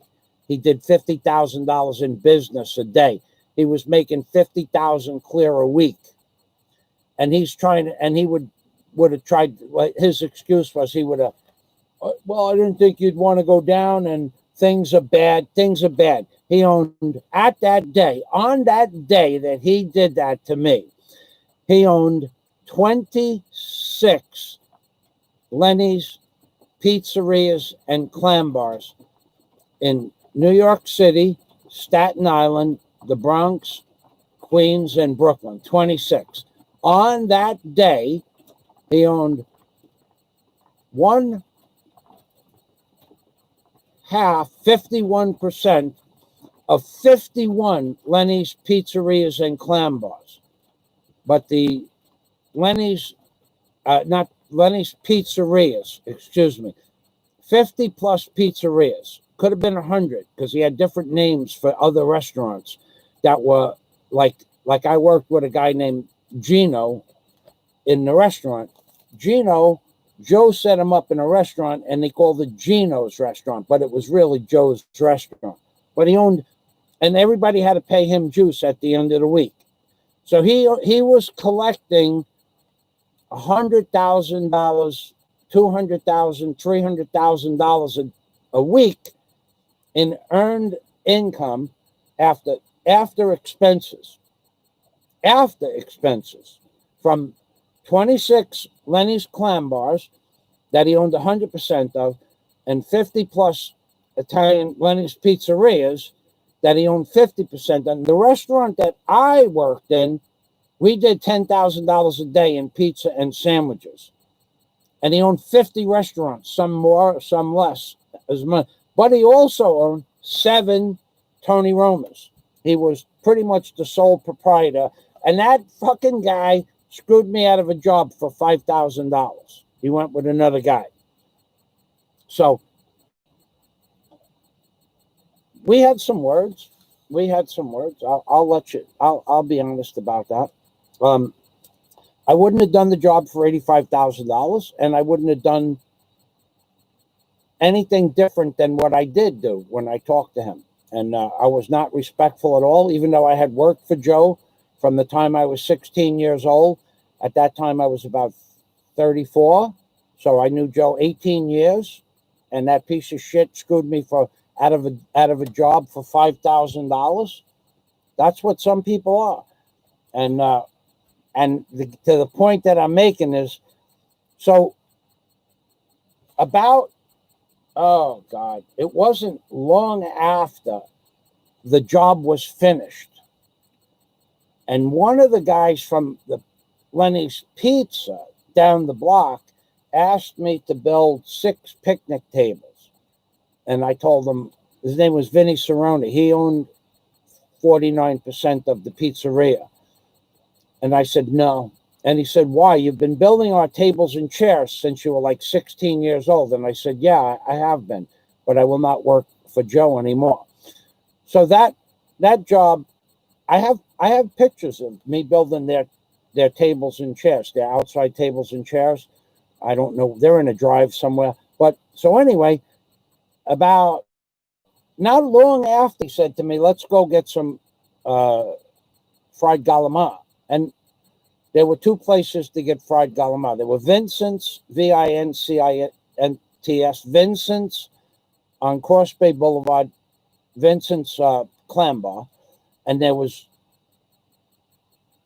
Lenny's Clam Bar. That you could get fried galamar at Lenny's Pizzeria, but it was not, it wasn't the same. You want to go, they had the biscuit and everything in there. But anyway, so they said, let's go to Lenny's Pizza, get some galamar. I said, I wouldn't spend a fucking penny in that guy's store for the rest of my life. He goes, why not? I said, because I told him what Joe did. And they go, Joe's fucking dead. And I'm going, well, when did he die? I saw him last week. Yeah, he died last week. So right after he screwed me, he died. I thought that was really funny. I actually thought it was funny. Go ahead and tell his fucking family that I thought it was funny. That guy he had 1,000 people working for him. And when you waited for him in his restaurant, you were allowed to have 1 slice of pizza for the whole night. That's it. And 1 soda. Anything, if you could work for him for the whole night for 8 hours, and you were allowed to have a slice of pizza and a soda. You weren't allowed to eat a meal. You weren't allowed to have 2 slices of pizza. Anything after that, he charged you for, and he only paid you $1 an hour. All the Tony Romas all the Lenny's pizzerias and all the Lenny's clam bars, the waiters, waitresses got paid $1 an hour. So if they made money, they made money. If they didn't make money, they worked for $8 a day. Piece of shit. Yeah, I got some. I could tell you stories about him and where we got the food from. Princess Anne, thank you for stopping by, my friend. So let's see. Thank you, Princess Anne, for saying hello. So Trump didn't make it on his own, and neither do most people. But I do know some. I personally know people that were poor when they were young that became worth $100 million. None of them did it legally. They all did it by screwing the government, especially the Lenny's pizzerias and clam bars. It was all cash. Who paid tax on cash? And they collected $50,000. They'd say they made $100 that day. It was all cash. The Uncle Scum, same thing. He wouldn't do a job. You couldn't give him a check. His check came from the New York State. After that, it was cash. You had to pay him cash. So that time you could get away with that. So let's wrap this up. We've been talking for an hour and 50 minutes. Thank you for stopping by. Let me give you one more piece of information. Looks like Trump is going to win the election. Not that he's going to help America. America is never going to be great again. You people are stone fucking stupid if you believe that. And Biden, this article will call Biden a criminal. They'll call him a fraud. This article, not me, because it's I did not see the evidence they have against voter fraud or voter registration ID, so I can't say it's true. But there are 1,000 articles on this page and other pages like it that if you subscribe to this channel, what you're going to come to is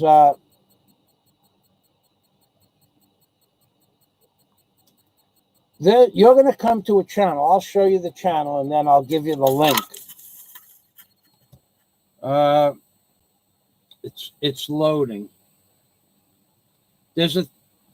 There are, I don't know, there might be 5,000 articles that say that there's been election fraud. Maybe there's 10,000. Maybe there's 20,000 worldwide. I don't know. And the thing that these people do is every 3 weeks.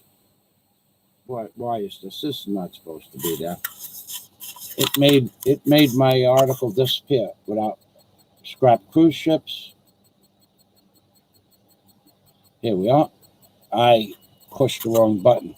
I have too many tabs open. Here's the name of the channel. NTD, November Tango Delta. And here is the link. So let me go to my notes, which I have this in my notes. And I'm gonna post. First, let me post one of my favorite videos where, as you know, I went diving on my 65th birthday because real men go diving. Actually, it takes a real man to go scuba diving. And I'm not talking about scuba diving in 12 or 15 feet of water. I'm talking about, I do what's on the edge of recreational diving, 115, 120 feet. And only because at 120 feet, that's where recreational diving ends. And I call that only a real man or a real woman is going down 140 meters.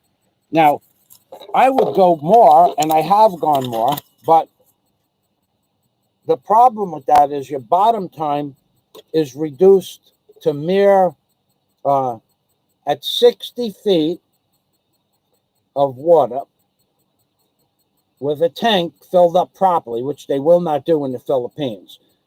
A proper 84 cubic inch tank should be 3,400 PSI. In the Philippines, they give you 2,000 PSI. So they're already cutting you down by 30%. 30% of your air is gone, so that your bottom time is reduced. So their overhead for the boat and the maintenance and the crew is cut down 30%. So in America, in a proper dive shop, you're going to get 3,200 to 3,400, 3,200 to 3,400 psi in a tank if you're going to do a deep dive. And the reason for that is, with that much air in the tank, me being using more than average air, at 60 feet, at 20 meters, if you stay at the bottom time at 60 feet, 20 meters, and you swim at 60 feet, the average diver will be able to stay at 60 feet for 60 minutes, thereabout. However, when you go to 100 feet, when you go down to 100 feet, and now you're swimming across the bottom at 100 feet, you might get 14 minutes. You'd be lucky to squeeze 14 minutes at bottom time. So you went from 60 minutes at 60 feet to not quite double to 14 minutes. But when you go down to 120 feet, and it's a big difference, it's another atmosphere, you're lucky to get 7 minutes of bottom time. So basically, you doubled your depth, but you reduced your bottom time by 1/9 of what it was at 60 feet. So we are not afraid to go to 120, but the dive is so short. So most wrecks are sunk in 100 feet of water. This is why I say that only real men do deep dives. And it's true, because there's a lot of people out there that think, oh, I'm a diver, I got certified. That might very well be. But let's say you do a penetration in 110 feet of water through a ship, not on top or over the top of a ship where you can see the lifeline to the surface. We don't want to see that. We want to see you go into a ship and do a penetration.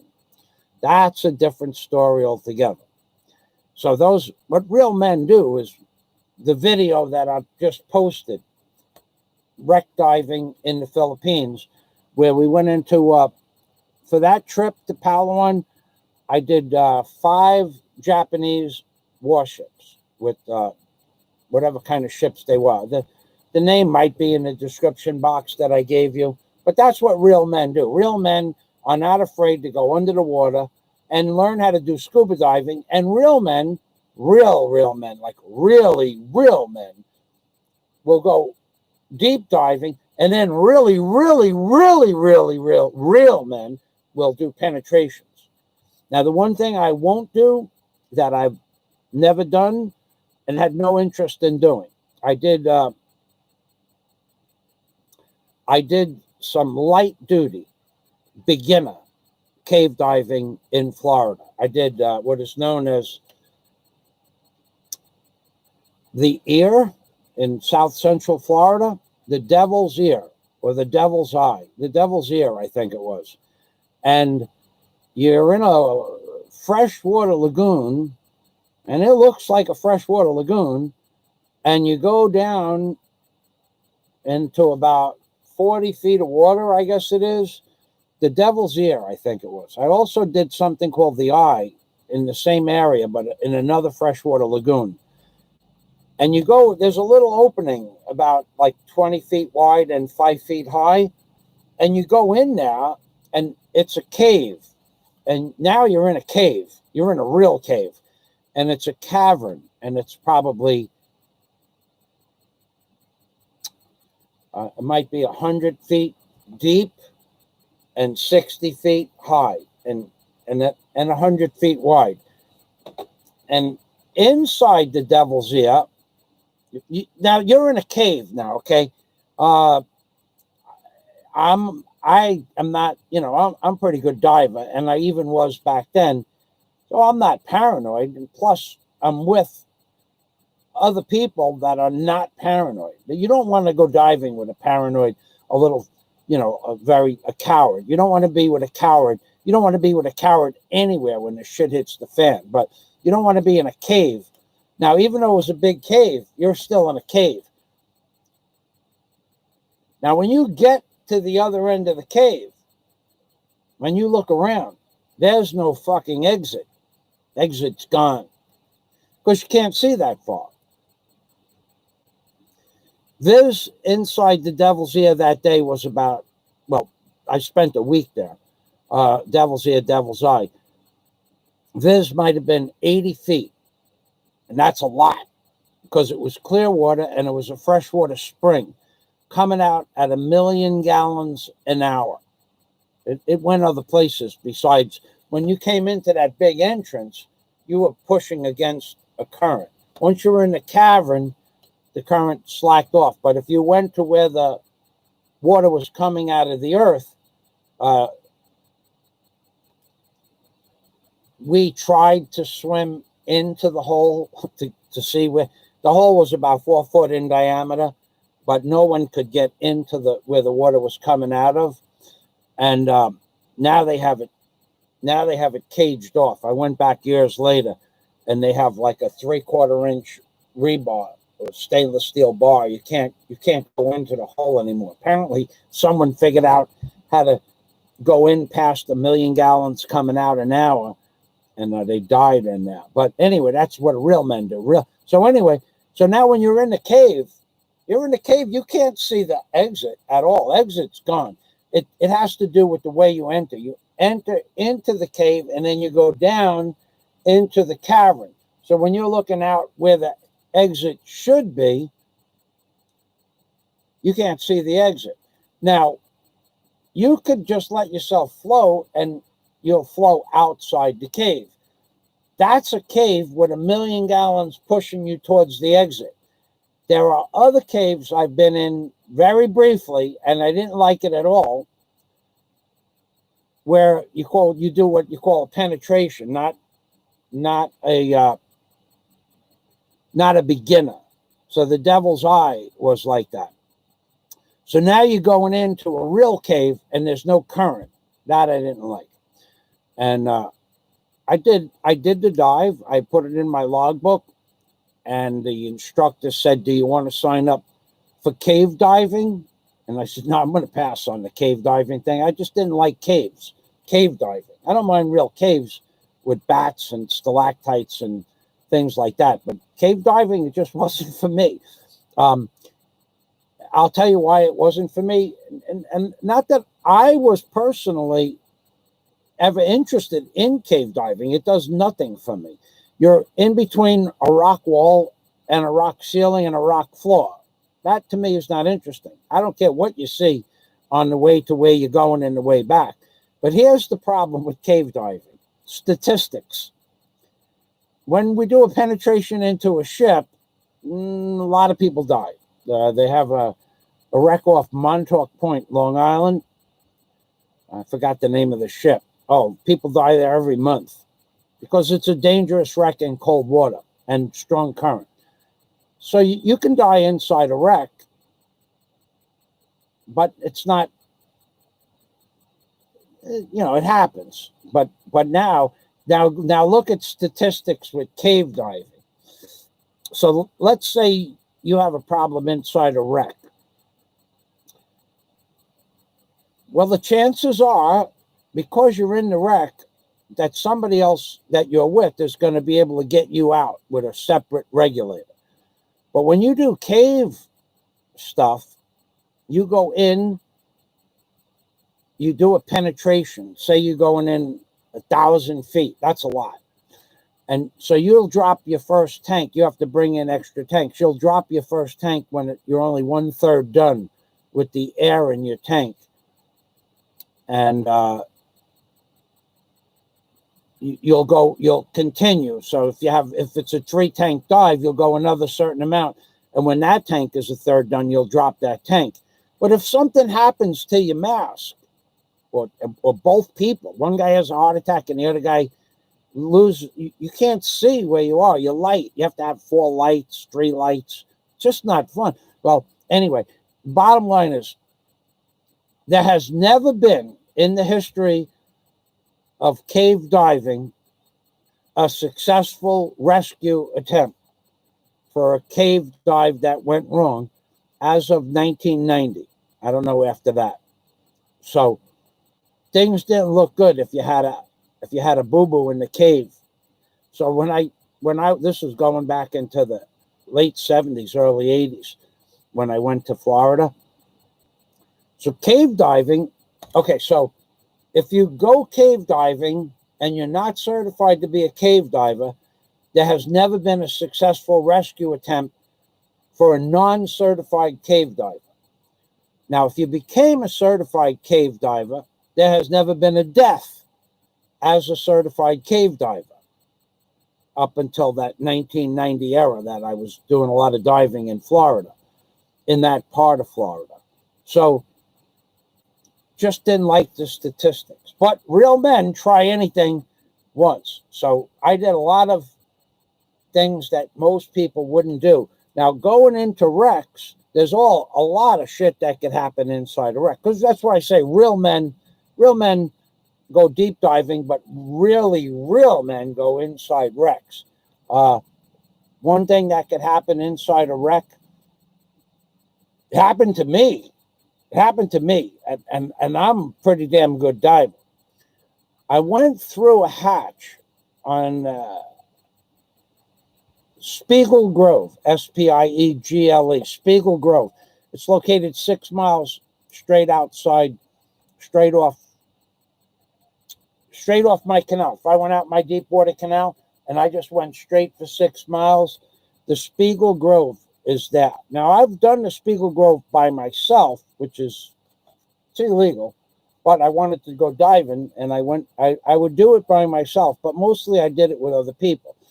So I was in the Spiegel Grove with one friend who owns the Amore Dive Center in Key Largo. Well, he died since then, and I went through a hatch, and we had on rubber suits. We had on full wetsuits, which I normally don't wear, but because of the time of the year, and because there's a lot of what we call a devilfish or porcupine fish or sea robins in the wreck at that time of the year. If they sting you, it hurts like a bastard. It won't kill you, but it'll irritate you like you wish you would have had on a suit. So we had on rubber suits, and I went through a hatch, and I don't know what my belt got hung up on, but it got hung up and I lost my dive belt. So now I have the buoyancy of a 1/8 inch rubber suit. My buoyancy, which is 18 pounds, I need for negative, plus the suit, I needed like 24 pounds of weight. I lost 24 pounds of weight, and I popped up to the top of the ceiling of the wreck. Now, Justin, knowing that I'm a good diver, would only check on me every 45 seconds or so, turn around to make sure I was okay. And if I was in front, I would turn around and make sure he was okay every 45 seconds. But in that 45 seconds that he disappeared through the next hatch, I popped up to the top of the ship. And had I not, I'd have gone all the way up to the surface and died from the bends. So now I don't panic, and I did still have the ability to know what I wanted to do. So I clawed my way down, literally clawed my way down on the ribbing of the ship down to the bottom of what would be the floor. And I knew where my weight belt was, and I could see it, but there was nothing that of any weight. I didn't have any weights. So I found some boulders that were just by chance. There were some boulders in the ship. And I picked up a boulder and I walked across the bottom and I got my weights and put them back on. But that kind of shit happens and you're dead. That's what real men. And real men don't panic. I see, I see blue. That means my friends are here. I hold on, my glasses.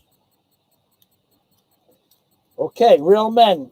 I see a lot of blue. That means there's a lot of real men. Scott Del Fuego is here. All right, baby. Scott Del Fuego, wordsmithing. Let's read this. Hold on. I got to pull my real man's hat off. And I want to clean my real man's glasses.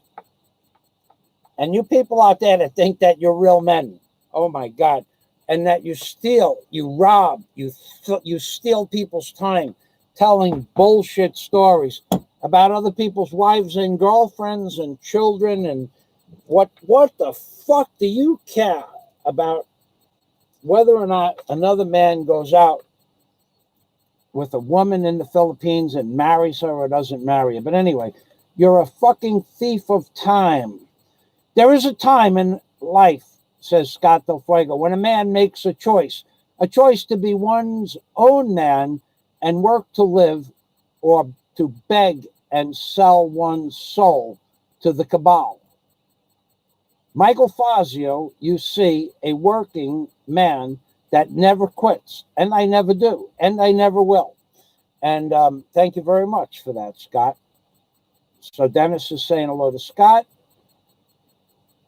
Scott is saying hello to Dennis.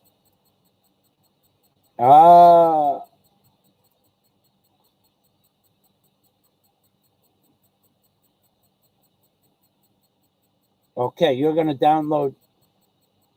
Okay, did I miss it? Okay, Dennis and Scott are having a conversation. Scott says, I don't like to get into tight spaces. I think I'm claustrophobic. Well, then, see, even if you're not claustrophobic, Scott, when you get inside a cave, I'm not claustrophobic.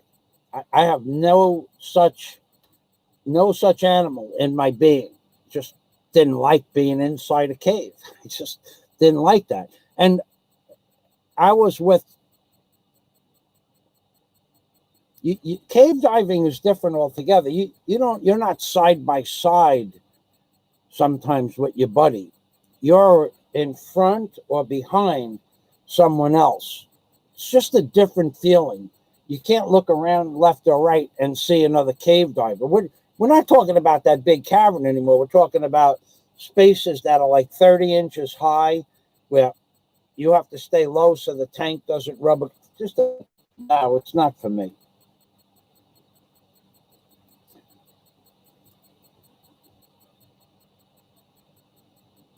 The Bermuda Triangle. I lived in the Bermuda Triangle, Scott. That's a good question.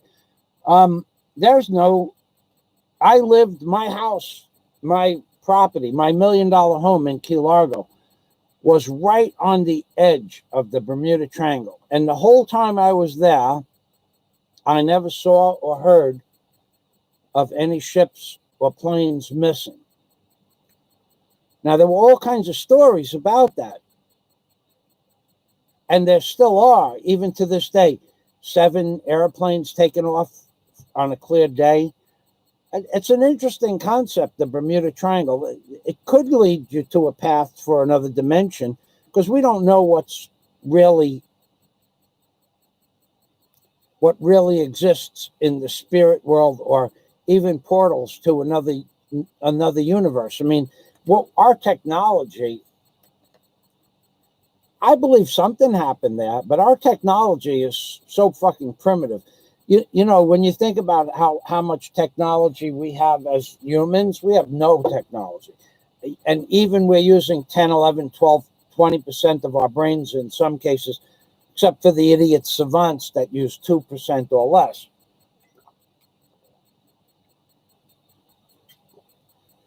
Our technology is basically next to zero. When I started to write the book, Angels on the Ark, I was under the notion that the pictographs could have appeared on the dollar bill because of someone who had a supercomputer from the future and came back in time and put the pictographs and pictography on the dollar bill, or an alien race of beings that was more advanced than we are in today's world by even just a few hundred years would make us look primitive. So it was a toss-up between time travel from the future to the present, which may only exist in certain places because of magnetic fields, or a real portal to another dimension from that can be opened and closed. And when an alien ship is opening and closing that portal, anything in the portal gets sucked into it. Doesn't necessarily mean those people died. They might have gotten sucked into another dimension, and they might have been for a useful purpose. Maybe they re-educated them. I would like to think that, but if it's another race of beings from another world opening up a portal that's that far advanced, it would be very similar to you get one of these idiot savants that they can remember certain things, but they can't pronounce words or read from a news article.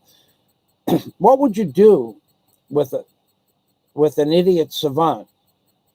You could show them the piano recital, and the idiot savant could recite the piano chords and notes to the proper tones, but you can't teach them how to do concrete work.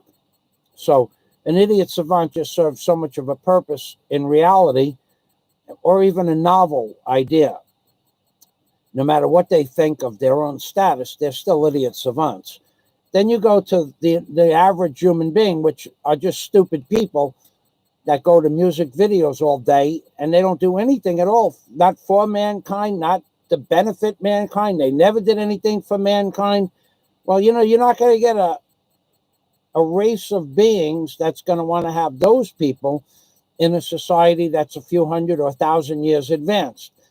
Now, you might get a race of beings that let's say they're 100 years more advanced than we are. So they still remember what we were like.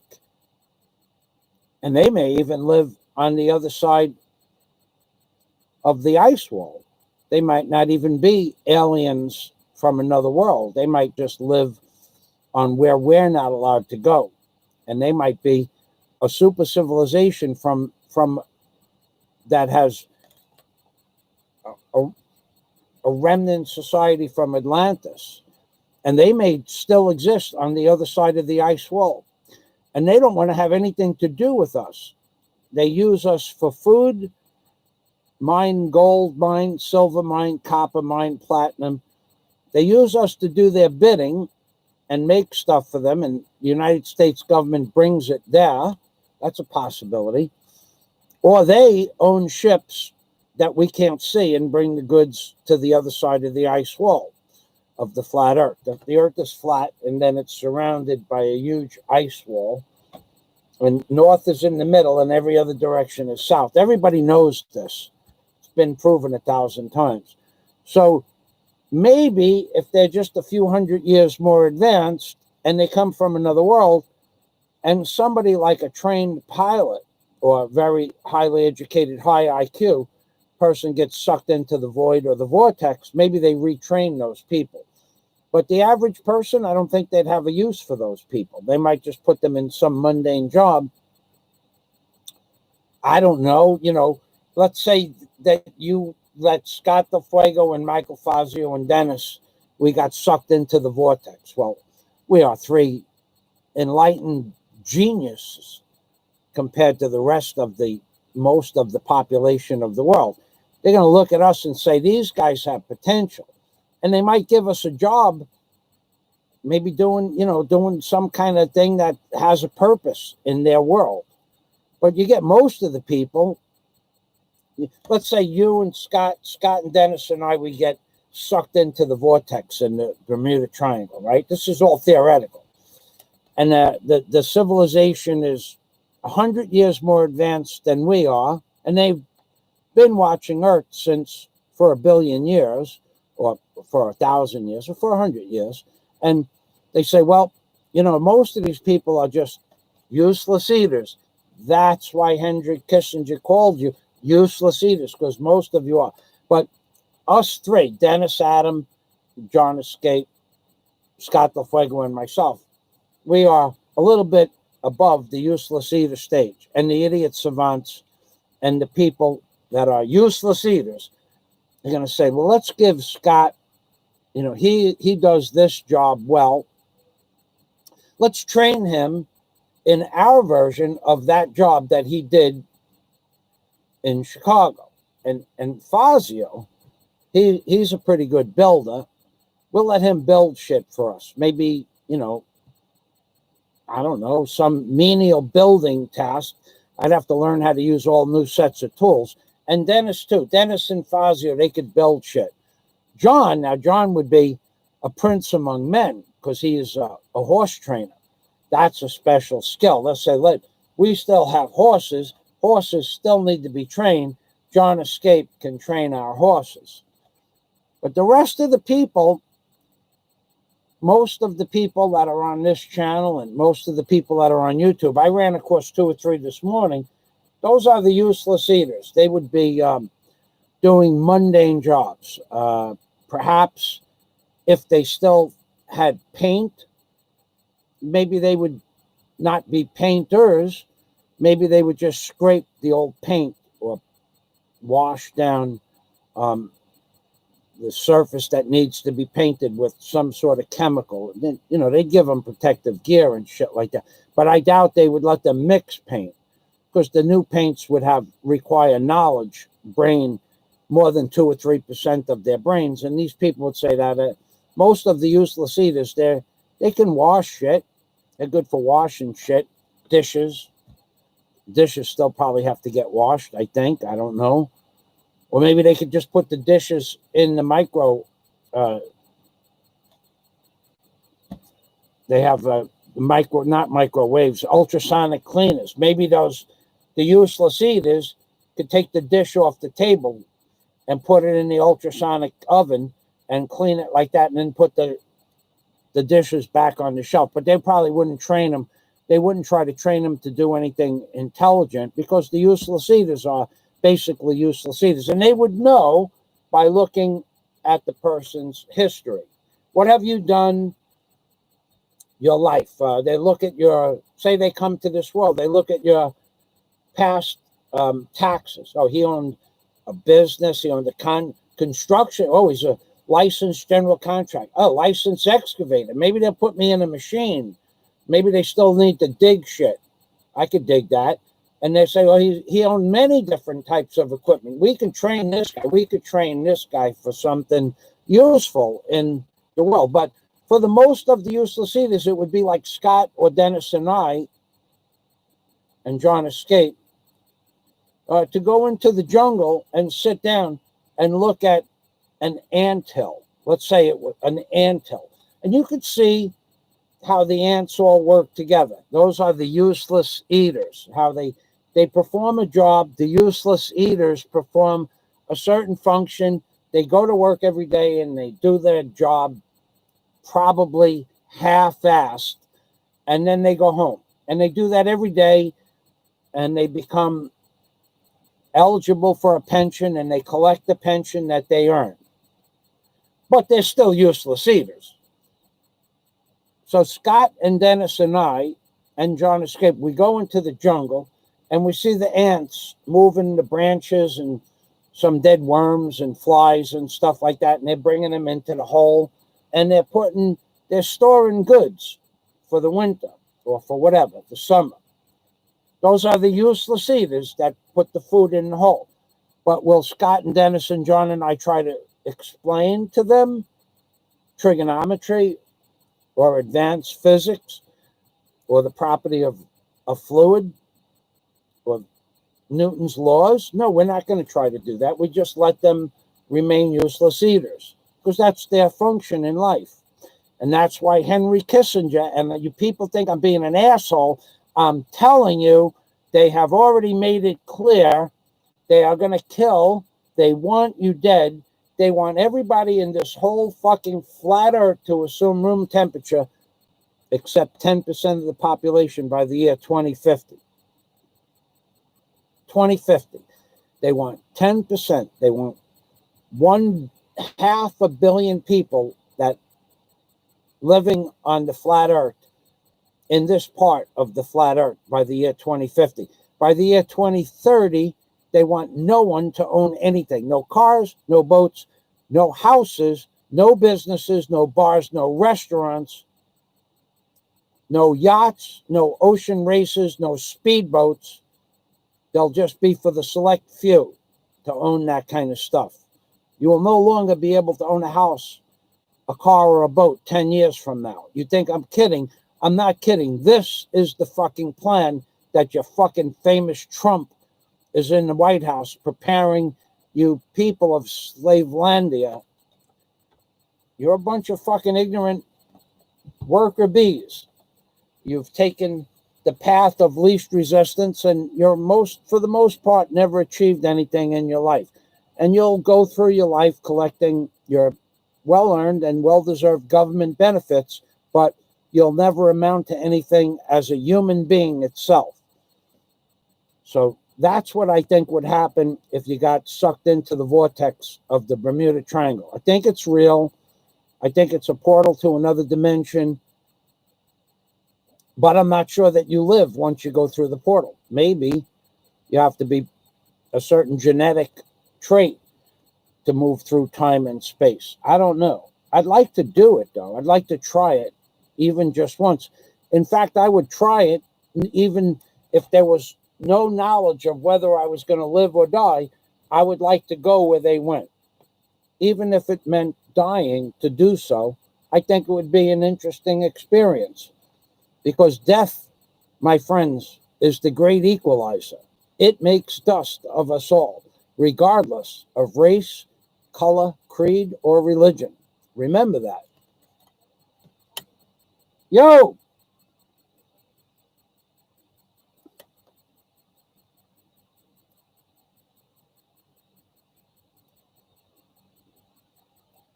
Oh my God, we have fucking Ronaldo.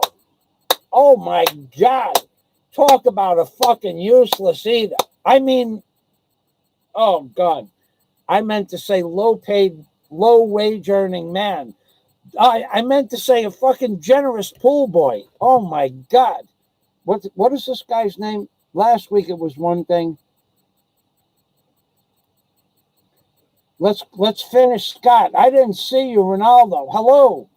You useless. I mean, you, my favorite new fucking subscriber. Ronaldo pounded me last week with $65 in super chat. Let's bang a pot. Let's, in memory of what is that guy's name again? Fuck, I can't. Ronaldo, the well-endowed pool boy. I knew it had something to do with fucking pools. Which brings me to that piece of shit. Reminds me of that piece of shit passport. He might be fucking funny, but he owes me a fucking public apology. And don't contact me until you make a video of such. Although you do make some funny videos. Do not contact me. Don't mention my fucking name on anybody else's post.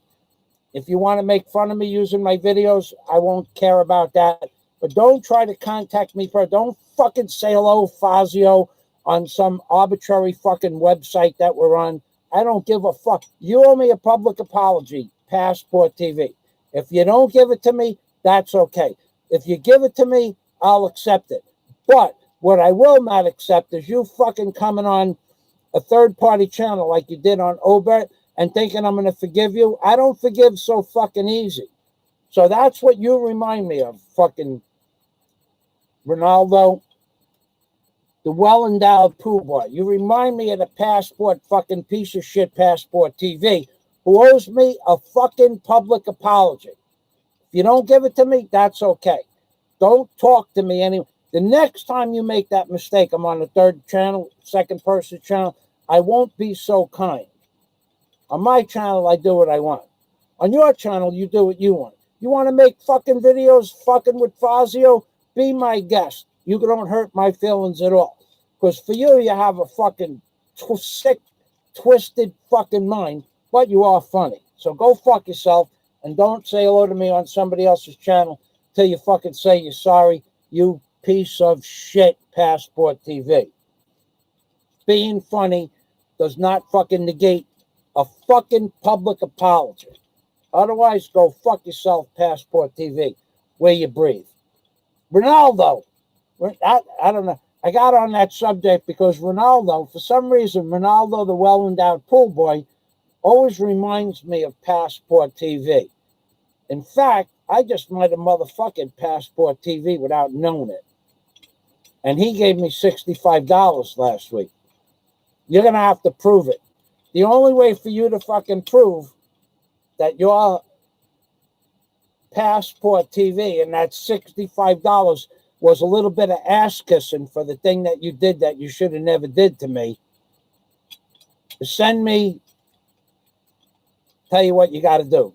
If Passport TV is out there, you fucking piece of shit that you are, and you want to say you're sorry, you could make a video using my videos or somebody else's videos saying, I apologize, Sir Fazio. I'd like to have Sir Fazio in there because you're a piece of shit for doing what you did. So you got to make it up one way. Or you could send me, see, Western Union. Let's see. Yeah, you could send me some cash. Not a small amount, though. No, don't be fucking around, Passport. If you're going to apologize, do it like a fucking man. Okay? What did I want? What were you going to bring? Yeah, spend the money on the shit that you were supposed to bring me.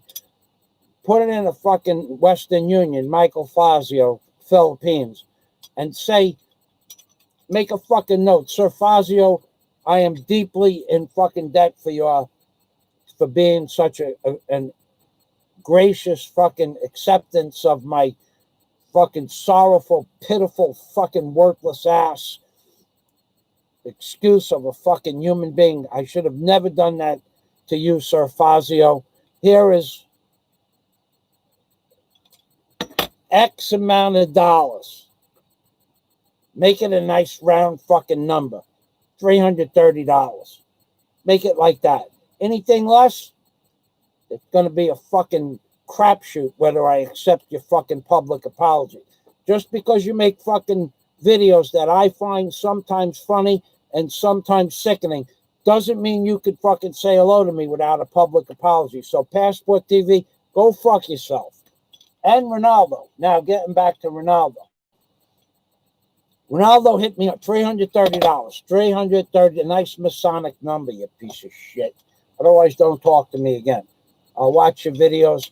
I'll either laugh or cry or tell you what fucked up fucking videos you make. But don't fucking talk to me again, you motherfucker. Okay, there we go. Now we're done with that. Piece of shit. Passport TV. Piece of shit. Piece of shit. Passport. Piece of shit for the P. PP. Passport. Perfect piece of shit. Perfect piece of shit. Tango Victor. Yeah, that's it. You're a perfect piece of shit, Tango Victor. We're done with that. Now, Scott says, oh, Ronaldo. Hello, Sir Michael. See how fucking Ronaldo talks to me like I'm a fucking proper fucking slave owner, into slave land here. Ronaldo is a friend of mine. He gave me an entire fucking 2 weeks pay. 2 weeks. That's what you should do, Passport, you cheap fuck. And I tell you what, you motherfucker. If you knew how much time it took me to get you an appointment with that fucking guy that you wanted to meet, which don't even try to talk to him because him and I already had a conversation about you. I told him you were a piece of shit. That'll never happen. If you had to pay me for my fucking time, phone calls, emails back and forth to you, emails back and forth to him, and I actually go to his fucking house to make the appointment face to face. I spent probably 10 or 12 hours just on that fucking project. and talking to you about it, you piece of shit. If you had to pay me for my time, you'd owe me $600 at $50 a fucking hour. So I'm letting you off the half price because you're a piece of shit, but you're a funny piece of shit sometimes. Fucking piece of shit. Think you could go around fucking stepping on fucking people because you fucking hide behind your computer screen. You motherfucker. Passport is a piece of shit. He owes me $330. Passport is a piece of shit. Don't trust that piece of shit. Don't communicate with that piece of shit. Passport is a piece of shit. Passport is a piece of shit. If you're asking me if I will say this to your face, the answer is yes, I will. In fact, you know I will. Passport, you're a piece of shit. Passport, you're a piece of shit. Just because you make funny videos sometimes doesn't mean you're not a piece of shit. You befriended me, and this is why Passport's a piece of shit, and I'm not being facetious. I'm not kidding. He befriended me to become his fucking friend. He wanted something from me. I spent a lot of time to get it. And then the piece of shit made like I didn't exist and wouldn't answer my fucking emails or messages on his channel. Like, discarded me like I was one of his bitches. Passport, I seriously mean this. Go fuck yourself. I'd prefer not to have any money, which I know you're not going to send me. I prefer you just go fuck yourself. I prefer people tell you to go fuck yourself in real life. And if you don't think I'll say it to your face, yeah, I will. Okay? The way you just fucking disrespected me, you're a piece of shit. You've gotten away with it your entire fucking life. That's why you're a piece of shit. When people say that you hide behind your computer, that's true. That's fucking true. You hide behind your computer because somebody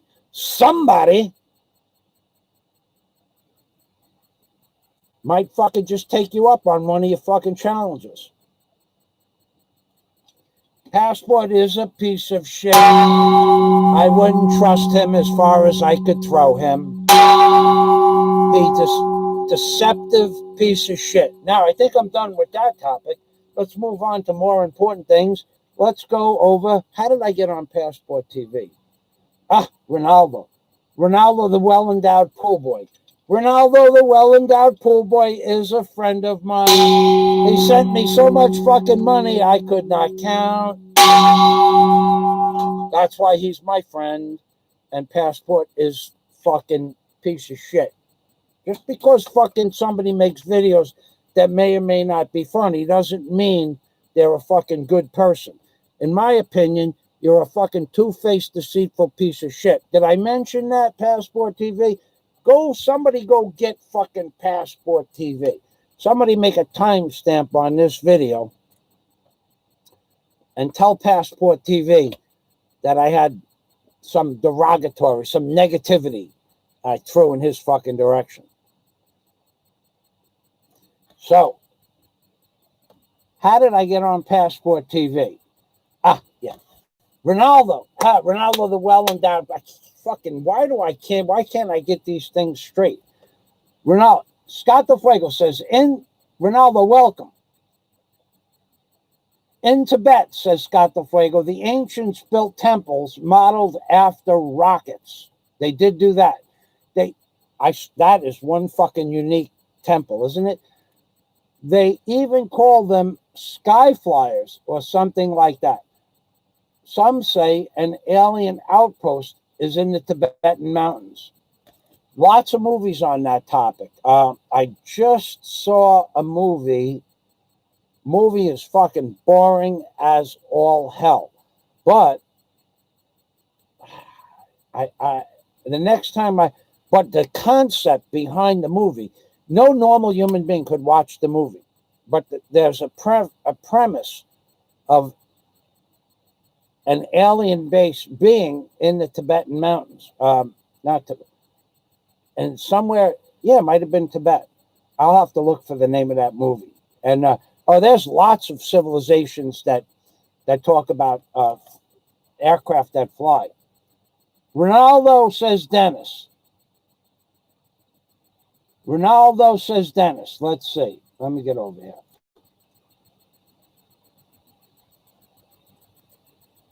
No spelunkering for you, says Dennis. Spelunkering is cave diving above ground. I don't know what they call it underground. It might be the same. Dennis would be able to tell you that. He's a fucking big. Dennis is very much a spelunkering type of guy. I could tell. Michael, what do you believe explanation for the Bermuda Triangle?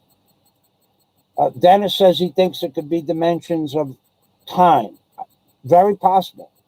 Could be a controlled situation, Dennis. Could not be. Dennis and John are saying hello. John and Dennis are saying. Ronaldo says, hello, Sir Michael. You gotta love this fucking guy. Not only does he give me money, but he gives me fucking accolades, Sir Michael. I like that. In fact, you know what? It took me months, years, before I could get the people on my block to stop saying Sir Michael. They have Philippines culture is very unique. They like you. The children, they still walk up and I make them give me a high five. I don't give to that. They want to do the stuff with the palm on the forehead. I allow them to do it at a party when I go to their families' parties, but on the street I just give them high fives. So, but Ronaldo, we got that fucking guy trained right. Not only does he give me money, but he calls me Sir Michael. Hello, Sir Ronaldo, the well-endowed pool boy. I love that fucking name. You gotta wonder. That fucking name always, but the thing I don't like about that name, Ronaldo, is it reminds me of that piece of shit Passport TV. Just don't fucking like that. Fucking disrespected me. As far as I'm concerned, you owe me $330. That's a nice round number. If you don't give it to me, I don't give a fuck. I'll just watch your videos and decide whether or not I like them or not. And most of your shit that you put up on your channel is just fucking disgusting too, by the way. The way you talk to other people. The way you make insinuations about other people. That's just fucking wrong. You piece of shit.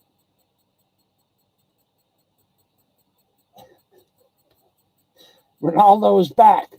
Scott the Flame. Sir Scott. Oh my God. Fucking Ronaldo's kissing ass. Dennis Adam. Hello, Sir Dennis. Ronaldo. From Ronaldo. Wow. Ronaldo was kissing ass and taking names. Let's bang a pot for Ronaldo. Ronaldo gave me so much fucking money last week. I don't even want to tell you what he did. Ronaldo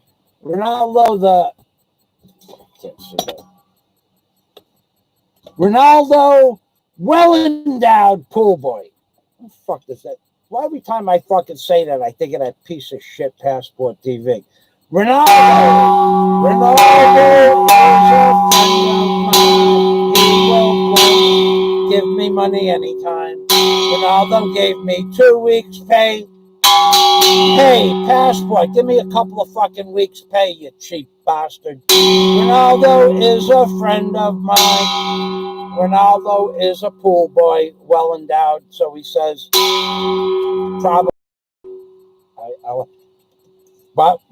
But I don't really want to find out firsthand. So, Ronaldo, you just keep sending me money. Don't send me any pictures. Ronaldo, we thank you for stopping by.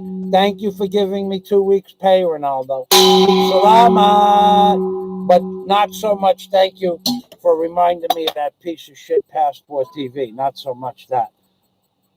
Scott the Fuego. Well, Ronaldo fucking made a big move last week, sending me all that money. And now he's got more friends than he knows what to do with. I did give you a wrench, too. I sold Ronaldo a wrench. The amount of money that Ronaldo sent me, I sold him a wrench, and he's learning how to wield that wrench properly. Ronaldo, well-endowed pool boy. Is your rent paid up for that wrench you carry, says Dennis Adam. Well-endowed. Again, I see, comes and goes, eh? That's right. Michael Fazio giveth the wrench and Michael Fazio taketh away. And today, Ronaldo, he's a wrench. He's in charge of a wrench. Tomorrow, Ronaldo could be wrenchless. Ronaldo, fucking well-endowed Ronaldo. Please don't send us any pictures. You'll have the fucking women flocking to my fucking channel. I'll be beating off the women with a baseball bat. So I don't want to, if Ronaldo starts putting pictures of the well-endowed pool boy part of his fight, who knows? You know, Ronaldo, I don't want to think about that. Ronaldo could be telling you the truth, though. Ronaldo could have a fucking harem bigger than that other piece of shit, Passport TV. He got a fucking harem going. Not that I'm jealous of that, because that's nothing compared to living in the 60s and 70s. But fucking Passport, he got a fucking harem. And if Ronaldo was well endowed, like he says, he might fucking have a harem too. He might have to beat them off with a stick. I don't know. After Scott Del Fuego says, Ronaldo, your name is rather braggadocious. Braggadocious. Hey, God bless Ronaldo, the well-endowed pool boy. You remember that song by Blood, Sweat, and Tears? God bless the man that's got his own. Well, that would be the song that comes to mind if Ronaldo was telling the truth. God bless the man that's got his own. My God. And we're not going to start talking about penis stories, but we could go back to, now that Ronaldo's here. Ronaldo did miss the beginning of the live stream where I was telling the people in the beginning of the stream what a pillow biter is. A pillow biter. Let me just give you the link, Ronaldo. You could look it up yourself. I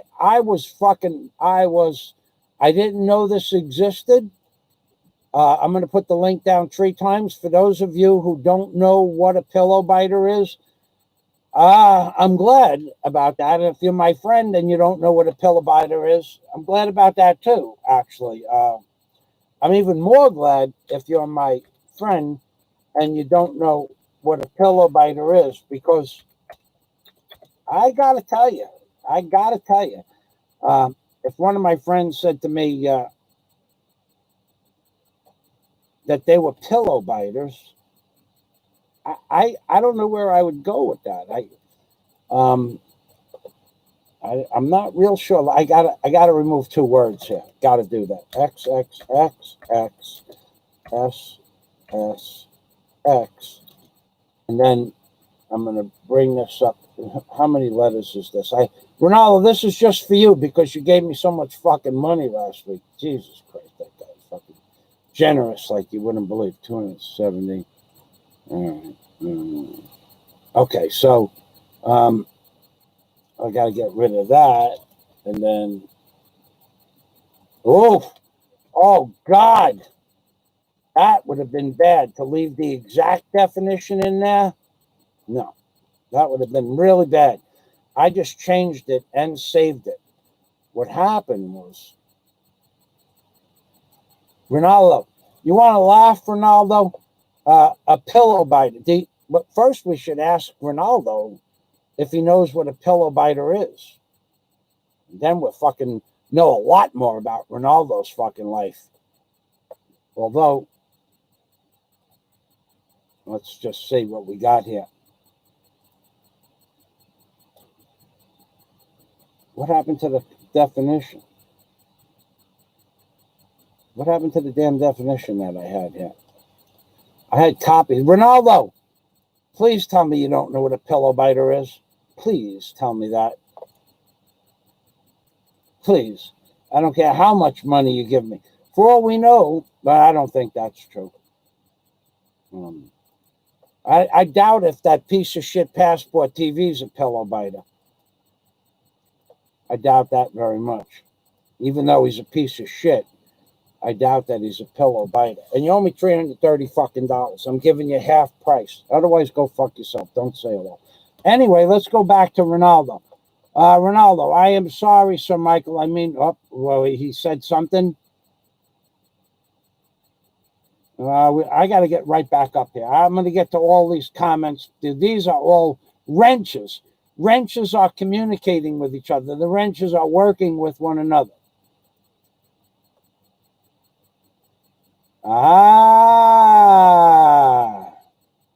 Scato Fuego. I don't mind that word. I have very big muscles. Ronaldo's got big muscles. That's why he's the well-endowed pool boy. See how my mind works? Dennis Adams, all the other pool boys told me to change it back because I have big muscles from weightlifting, says Ronaldo. I can't change it back to Escobar if it upsets any of you. No, that's okay, Ronaldo, because next week you're going to have to kick in some big money, and we're going to forgive you in advance for the super chat that you'll be given next week. We worship super chat. You know that. You know that. So Dennis could. I can't change.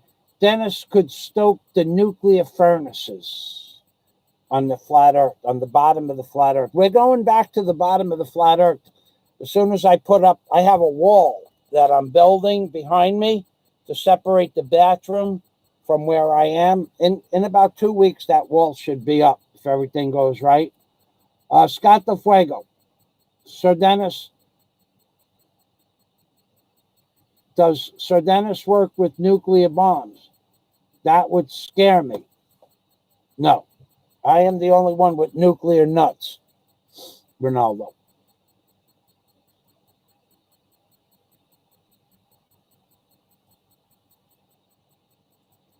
The food dogs.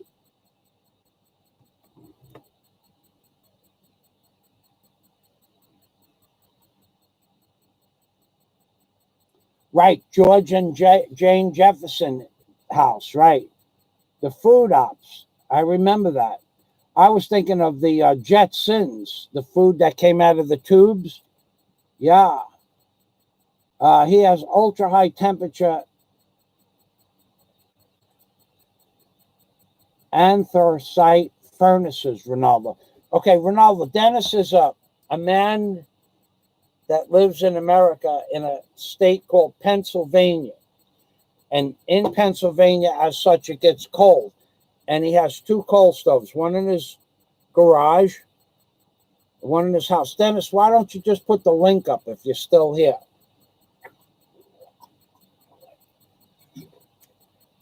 Dennis, and plus Dennis is a creative genius. Dennis and I are going to do something along the lines of creative genius and intellectual rights. We have to coordinate some words and pictures. But we do own several things as a partnership together. And I have to talk to Dennis in person about doing a show. He's not going to be on the show. If I had a new computer, I'd have Dennis on the show. Oh, fuck computer. I must have made I made 4 phone calls yesterday. Only one time, one computer star answered the phone one time. Still, the ICM mall can't get the computer. You know that the ICM mall has not been able to get a computer from Manila since March. And yet they asked me 100,000 pesos in March. So I called up the manager. I'm not even upset anymore about this. Have you been able to get any orders at all from Manila? And the answer is no. 7 months. They're shutting everything down, people. They're shutting everything down. So I called up Cebu this week multiple times, and Cebu cannot get anything from Manila. And I was this far away from going to Cebu last Tuesday or Wednesday, because they said they had an Asus i9 in stock. And I said, you have it in stock? Yes, sir. It's on. You can put it on your table now and read me the serial. No, sir. What do you mean you have it in stock? We have it in Manila. I'm going, you people. What the fuck does in stock mean exactly? In stock means you have it in your store. Well, they said they had it in Manila, and by the time they could have got it here. Well, they can't get it here. There's no deliveries from Manila to Cebu or Bohol. Anyway, I'd have Dennis on to talk about the legalities of intellectual rights, and because him and I own several intellectual properties. So, but we will do that in the future. Don't be scared, Ronaldo, well-endowed pool boy. I use protection when working with my nuclear devices. So Dennis, he has a fucking hidden nuclear reactor, baby. Oh my God, I didn't know that about you. Every day you learn something new. MAGA, make America great again. Yeah, baby.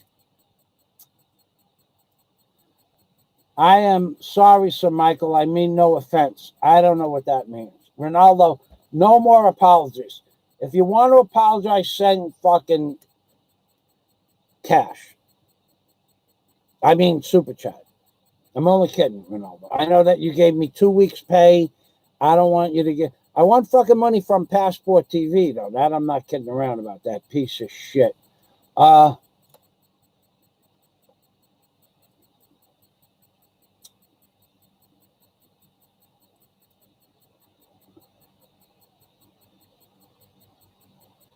Real free men don't need a passport. That's right. That's not anymore. That's not right.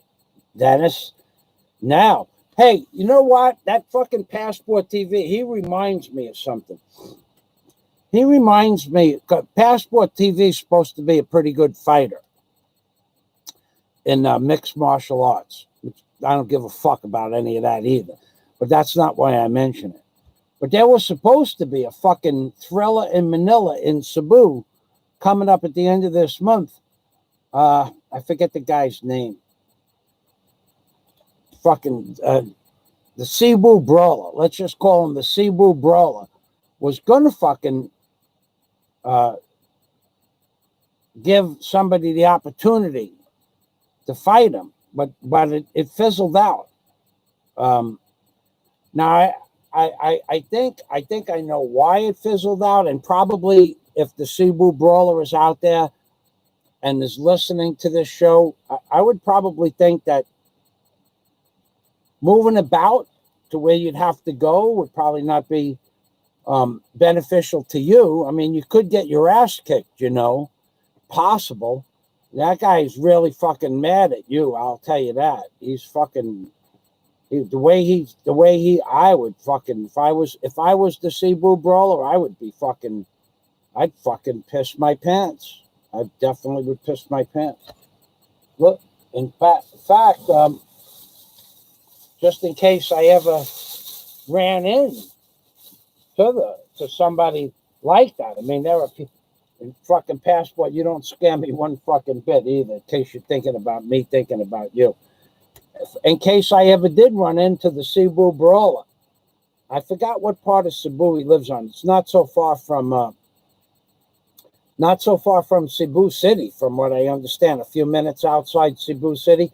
I will make a point, if I ever go to the Ayala Mall in Cebu City, I will make a point to bring a diaper. But I really don't have a beef with the fucking Cebu Brawler. I don't really need a diaper. What am I thinking about? I'm thinking about that other guy, that other fucking guy. Those two guys, they were supposed to go at it tooth and nail, but I think it's best that you guys don't have a fight. I think for sure it's best that you don't have a fight, because you know what I'm saying. For sure, one of you are gonna get your ass kicked. There's no doubt about that. Now, which one I couldn't tell you. I got an idea though. Well, let's while we're talking about fucking diapers and that one of the guys. Matter of fact, I was gonna put the baby. One of the guys I think is a tough guy. Oh, he's fucking definitely a tough guy. One of them two guys is a fucking tough guy like you wouldn't fucking believe. And the other guy might be a tough guy. He talks like a tough guy. In fact, I remember one time he talked about watching a movie about Rambo movie, and Rambo's a tough guy. And when he watched that Rambo movie, he believed all that shit was possible for everybody. That's the one guy. The other guy is just a fucking, when the way he went about talking about himself being the Subaru brawler and shit like that, I would say that there's a good possibility that guy could fight like a motherfucker. So, but I think that guy should not fight the other guy, because if he already knows that he could beat the other guy, then why beat the other guy up? I mean, a real tough guy is not going to beat up a guy that he knows he could beat, especially if he walks up to the guy and says, okay, let's make this shit happen. And the other guy goes, no, I don't want to fight you. A real tough guy ain't going to smack him or spit in his face or anything like that. A real tough guy is going to say, you made me come all this way and you back down like that? Okay. But let's make a video of you backing down. And then you have to apologize to the not so tough guy should apologize to them. But I don't think you two guys should meet anyway. There's a lot of reasons, a lot of things involved. You two guys should not meet to fight, that's for sure. Now, if you ran into each other by accident, oof, that'd be a different story. Somebody's going to need a fucking diaper, and I got a diaper right here. I could sell you fucking cheap. Dollar diapers, baby. Even Baby Alive got a diaper. Carries his diaper with him in case he runs into a fucking street problem.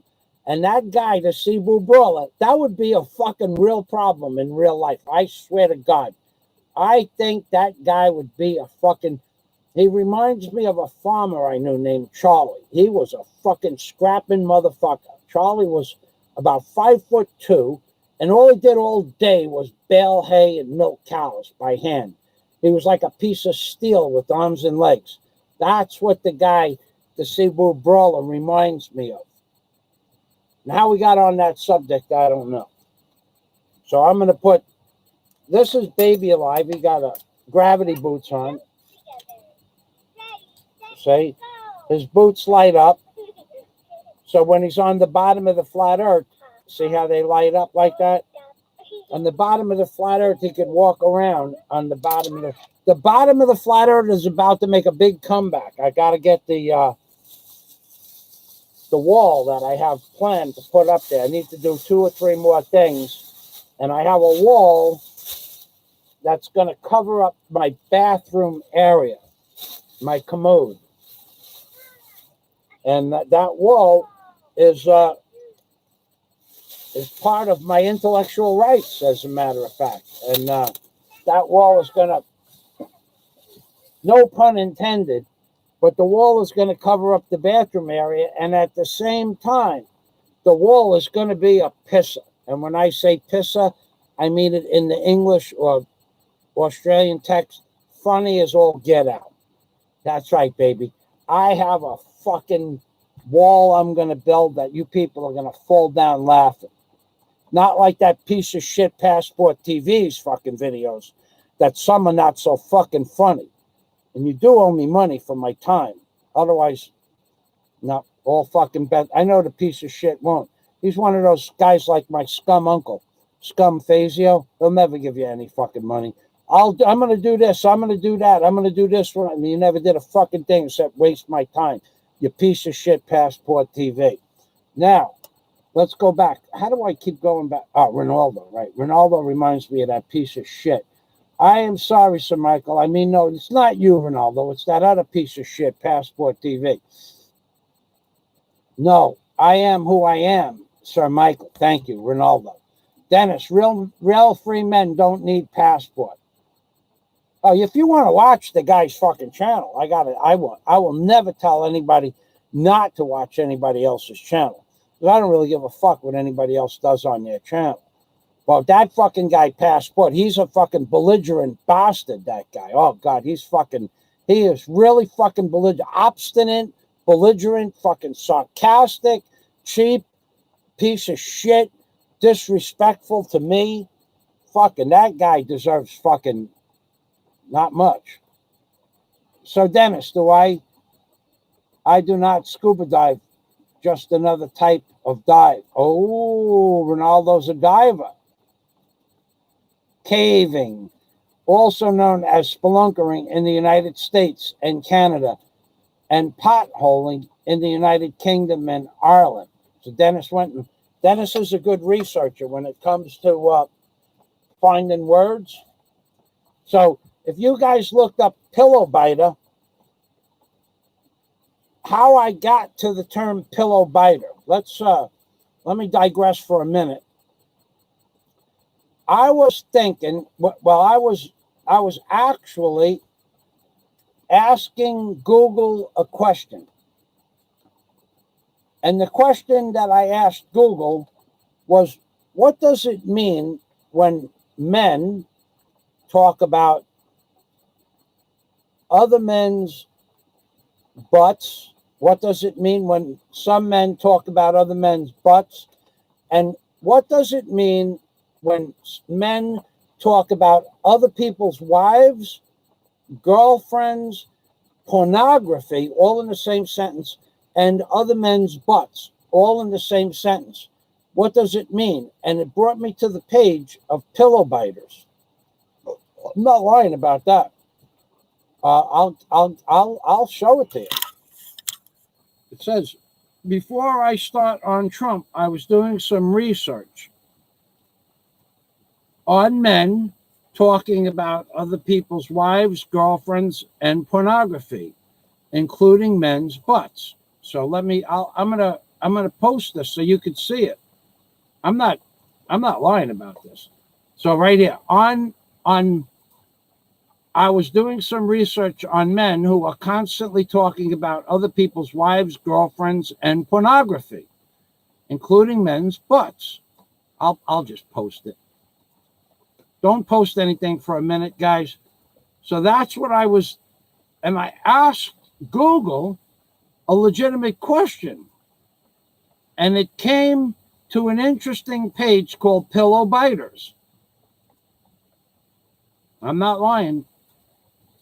When it explained on that page what a pillow biter was, I was stunned. I had never known the definition of a pillow biter. But the interesting thing is, I said to Google, what does it mean, Google? What does it mean when a man constantly talks about other men's wives, other men's girlfriends, pornography, and other men's butts? And it brought me to the page of pillow biters. I have no idea why it brought me there. So that's why I'm providing you the link for pillow biters, because if you want to have a good laugh, and learn about new topics, expand your horizons, laugh till you cry. I was laughing so hard I was crying. If you want to do that, then here is the link that you want to click. You want to click urbandictionary.com, pillow biter, colloquialism for an individual who is a recipient of, and then it goes on to explain it, but I can't put that in my live stream, but you get the idea. And that's Ronaldo. You don't remind me of a pillow biter. You remind me of somebody else altogether. You remind me of that piece of shit Passport TV.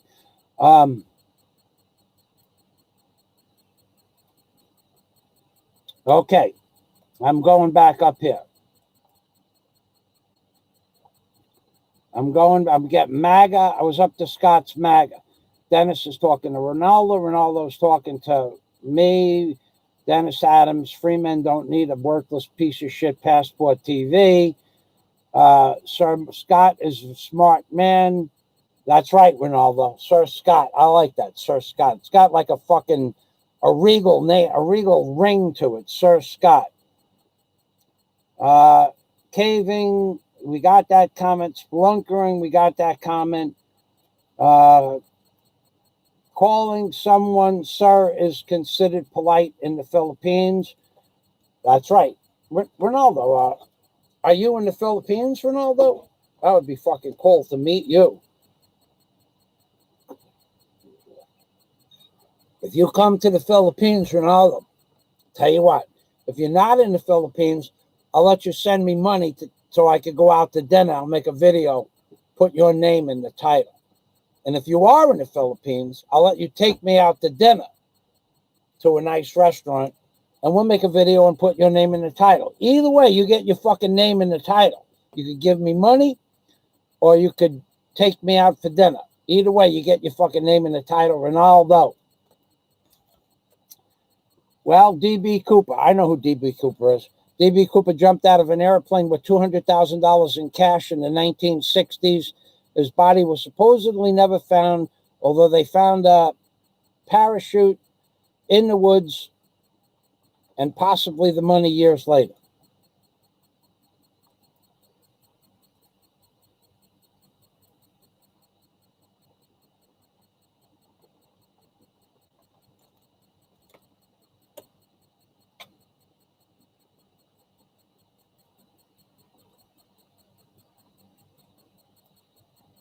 I remember that story well. In fact, I was sitting down having dinner with my parents when that story broke over the radio, the old AM, FM radios that we had we were listening to the radio having dinner.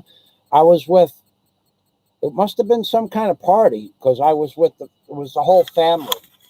And we all were wishing that we had done that, my uncles and my father. No, Dennis, I remember they found supposedly, there's lots of stories with that, Dennis.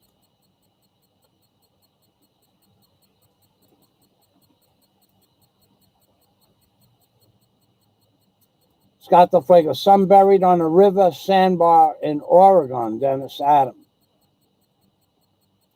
I don't know how they buried money for all those years. I buried money once, and it was only fucking 6 years. I had that damn, you got to bury it in wax. I had that money in 40 layers of saran wrap. It was just a small knot. And, but it was probably 3/4 of an inch of saran wrap inside Ziploc bags, 2 Ziploc bags, and inside duct tape.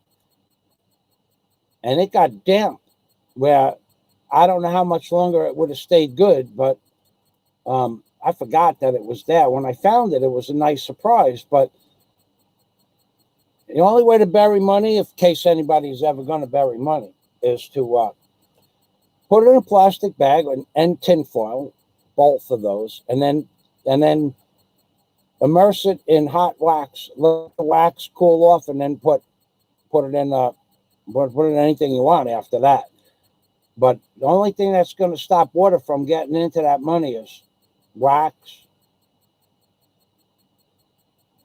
If you're gonna, you need, you could bury it in other shit too, but got to be waterproof, and it's got to be a long time.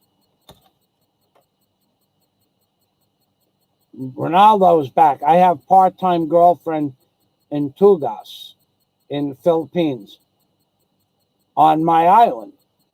I would like to marry her. So at least Ronaldo is going in the right direction, Ronaldo. So you wouldn't know what a pillow biter is then. Okay, Ronaldo confirms he doesn't know what a pillow biter is. No, he does not. Okay, good. That's good to hear. Our affairs, Scott Del Fuego, I know something intelligent is coming up. Oh, got to stop talking about pillow biters. LaRue is here. Wow, we have to go way up there.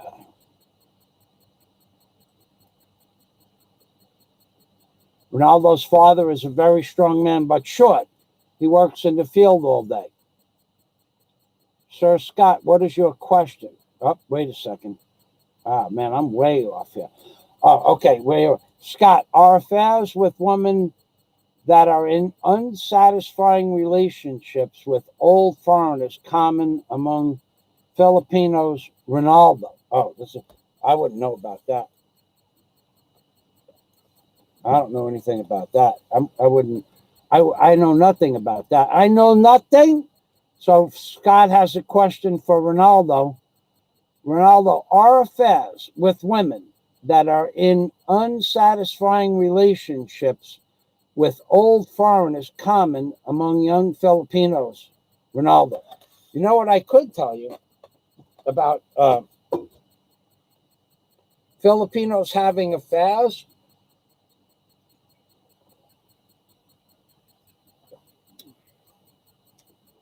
I'm trying.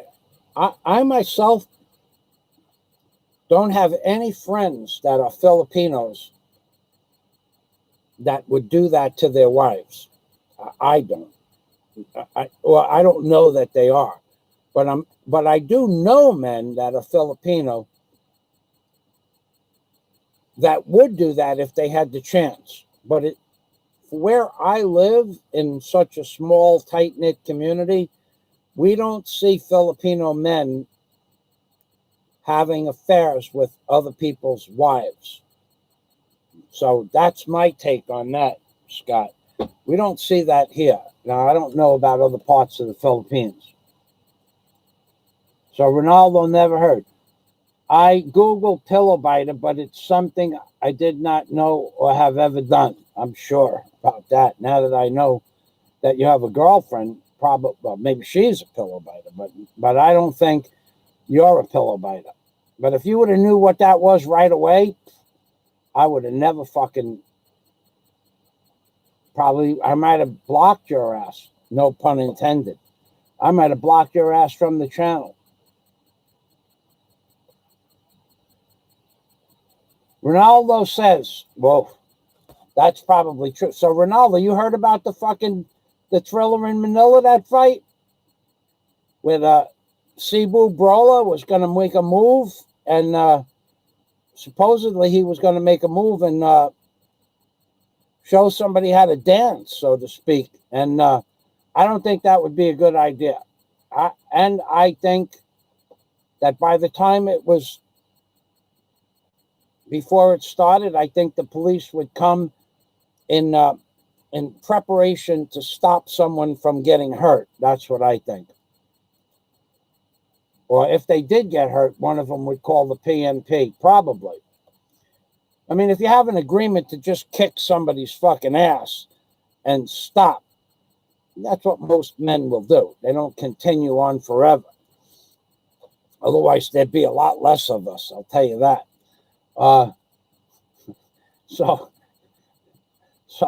So with one of them might call the police if they got hurt. The other one would never fucking.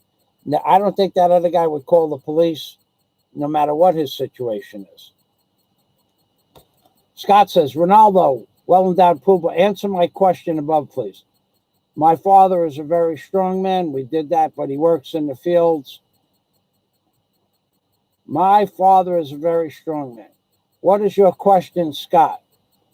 LaRue Segrest. All right, we're going to end. We're going to Ronaldo, carry on. Scott, carry on. Dennis, I myself will refrain from talking about pillow biters. You're on your ad, says LaRue Segrest. Thank you. Now, LaRue Segrest has a wrench. Now, LaRue is a very religious person in the Philippines, and I would like it if you people would be so kind as to subscribe to her channel. If Dennis wants to post her link, or LaRue wants to post her link, or Scott, and if you're a religious person, LaRue knows about the religious customs of the Philippines. And if you're not a religious person, but you want to know about religion in the Philippines, Christianity, LaRue can do that. Now, she speaks English and Visaya and maybe Cebuano, and she does sometimes 2 shows a day, and she'll talk to you in English. She can read English and speak English. So, and to help her build her channel, it would be nice if someone would post her channel link. H-Town, Bob King of. Welcome back to the machine, Bob. Thank you for stopping by once again. Dennis and LaRue, hello. LaRue and Dennis, hello. Host, I hit the like button from LaRue. Thank you, sweet. Like buttons, cash, and talking about that piece of shit Passport TV, they all deserve a good bang on the old potski. LaRue Seagrass, she's here to click the ads. LaRue Seagrass, we love you, says Michael Fazio. When I don't know what to say, when I run out of words, I just bang the fucking pot. Nobody knows the difference. Nobody pays attention to that shit. LaRue Seagrass, she's in the house. LaRue Seagrass, she's in the house. LaRue Seagrass, your name doesn't rhyme with anything. Seagrass. What the fuck is Seagrass rhyme with? LaRue Seagrass, LaRue Seagrass, LaRue Seagrass, la la la la la la la Rue, la la la la la la la la la Rue, la la la la la la la la la Rue, la Rue, you too. Yeah, I was doing a lot of rhyming. LaRue, LaRue, LaRue, LaRue, LaRue, LaRue. Hi, old Dario, LaRue, LaRue, LaRue.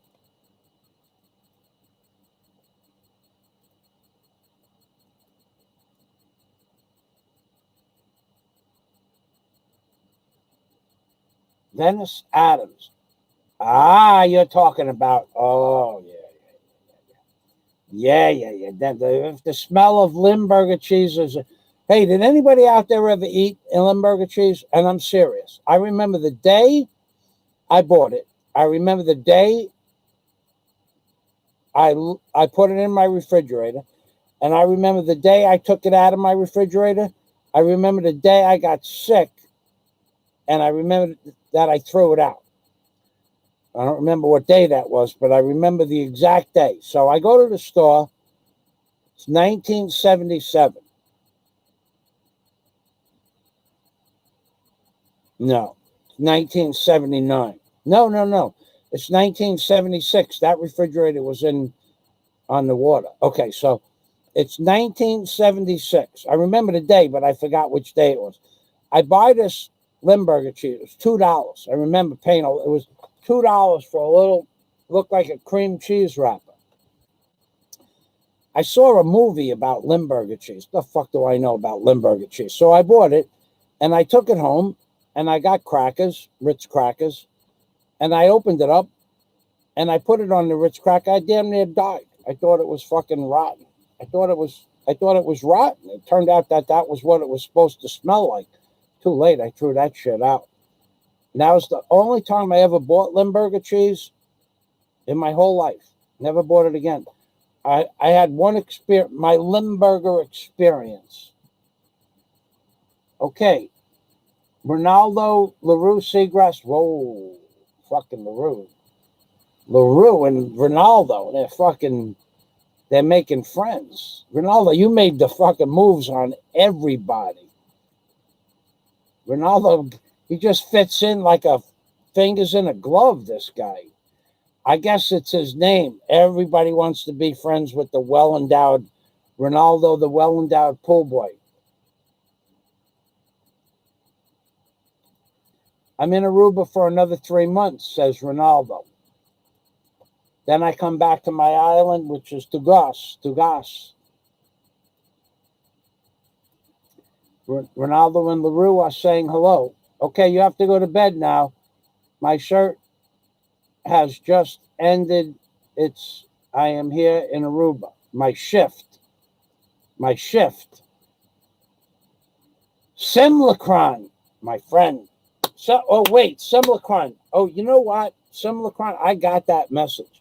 I can't do anything like that. Legally, I couldn't do that. I wouldn't want to, and I thank you for the offer, but the offer to a Filipino, that would be generous. And the offer in and itself, the amount of money that you offer to do a particular thing, that's generous, but I would not have the time to do that. I wouldn't know how to do it. I wouldn't know how to start doing that. I did get that message. I ignored it with the intention of answering the question, as similar crime. And I did not mean to not answer it. I just forgot about it until you just came on here.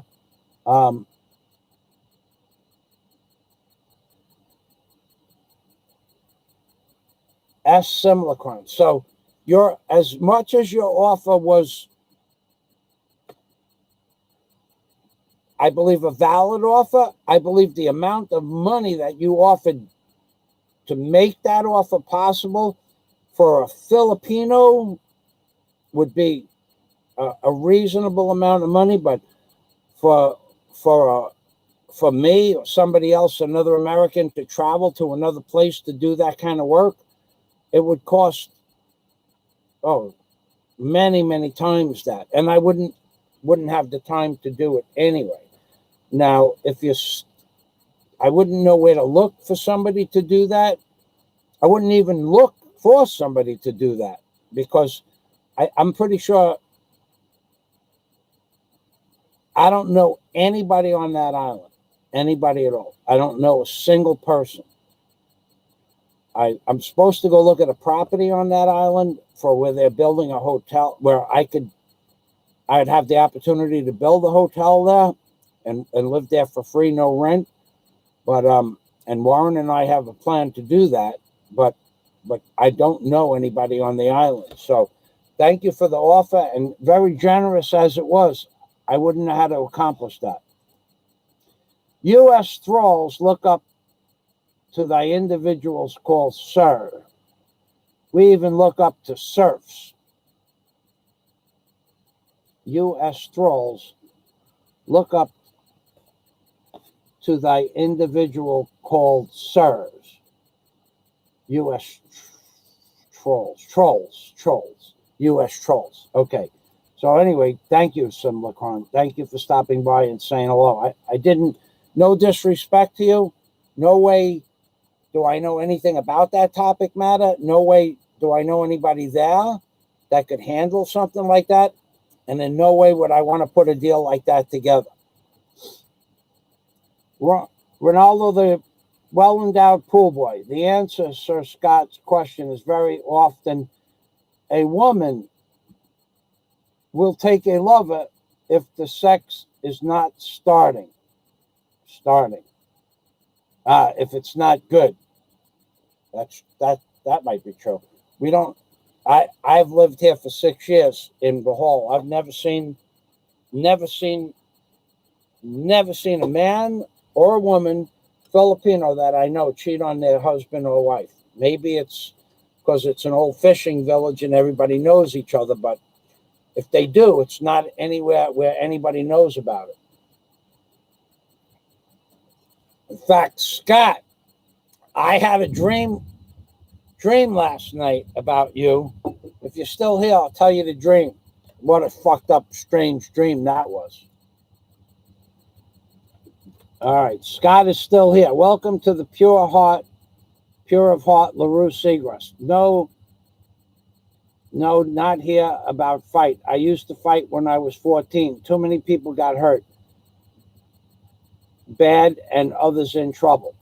That's possible. Good night. Well, God bless. Good night, Ronaldo, well-endowed pool boy. I hate saying that shit. I hate saying it because it reminds me of that piece of shit fucking Passport TV.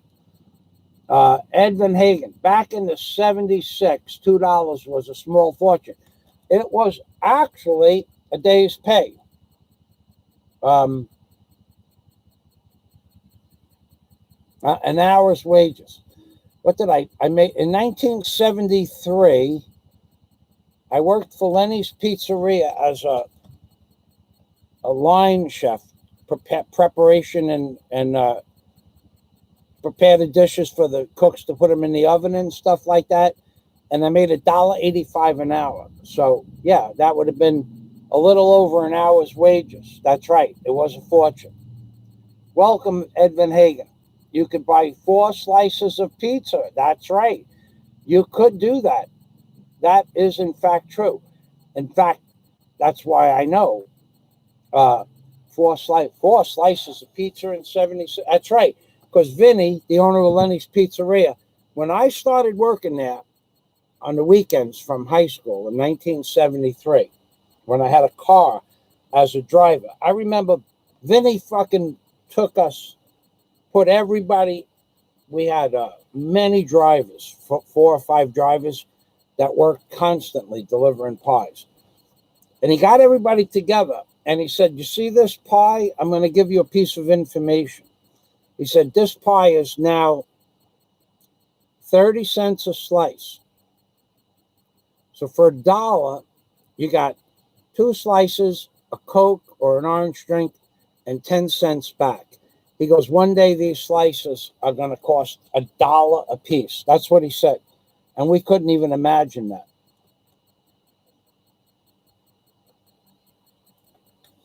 And that, now, you're right, Ed Van Hagen. So in the 90s, crawling under an offending person's car and rubbing Limburger cheese on the exhaust system got an interesting response. I bet. I tell you what, that stuff smelled like shit. I thought it was. I thought somebody put shit in a wrapper and I paid $2 for it. Okay, Scott agrees about the Limburger cheese.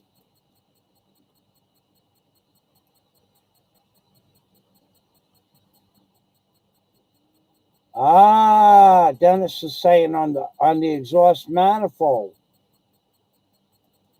$75 for a bag boy, said Scott Del Fuego. Yeah. Well, I had probably one of the best jobs of the 4 people that hung out together as a group, myself and my 3 friends that I all went to aviation high school with. I was making $1.85 an hour, but I was working 60 hours a week in the summertime.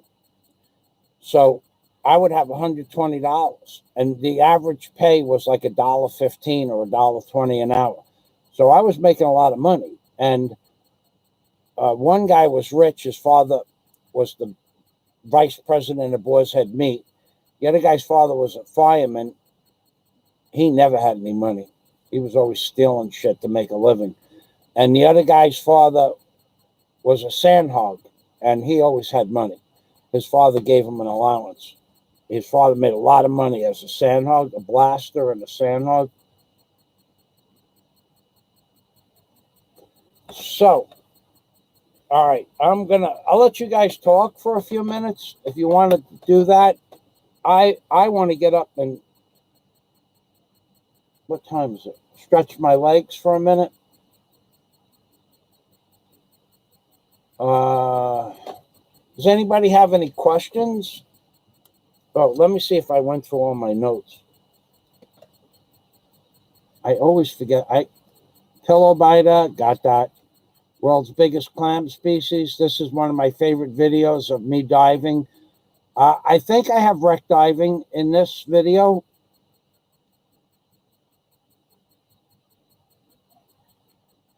Yes. That is exactly how I bought my, well,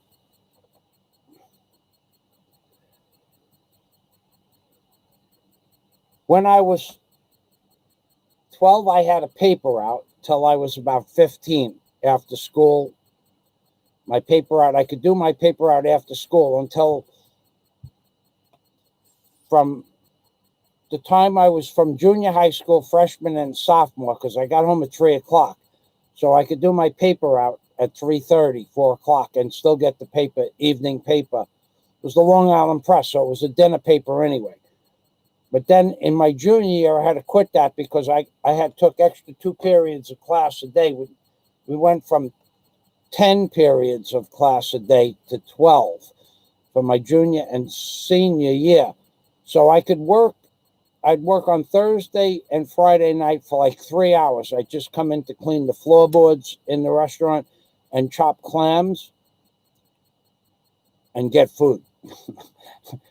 Because the boss liked me. And on the weekends, I worked 12-hour days.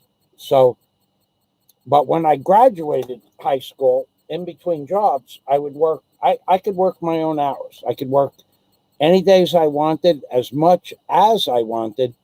And if I wanted to save money, in 1972, I bought my 1970 GT6 Triumph. I was 17. And then that was what a piece of shit that was. It was a fun car, but it wasn't built for New York roads. Then I bought a 1973 Camaro because I was friends with the guy that sent us out to deliver pizza. And I worked a lot of hours doing that. I bought my pizzeria delivery car with money I made from the Triumph, but mostly from the guy who collected the money for the pizza when we got back to the restaurant, which was the owner's son. I won't tell you how that worked out, but it worked out good for everybody. The owner got some, the son got some, I got some. The cash register girl got some, who was the owner's son's girlfriend. We fucking we whacked it up. Anyway, yeah, I worked a lot of hours at night, and I also studied hard. I graduated out of 550 students, 17 out of 550 students. So that was just an easy thing for me, mechanics. I loved it. How about you opine on the possibility that time is repetitive rather than linear? Oh my God. That time thing, Scott, one of my favorite sci-fi movies is the concept of time.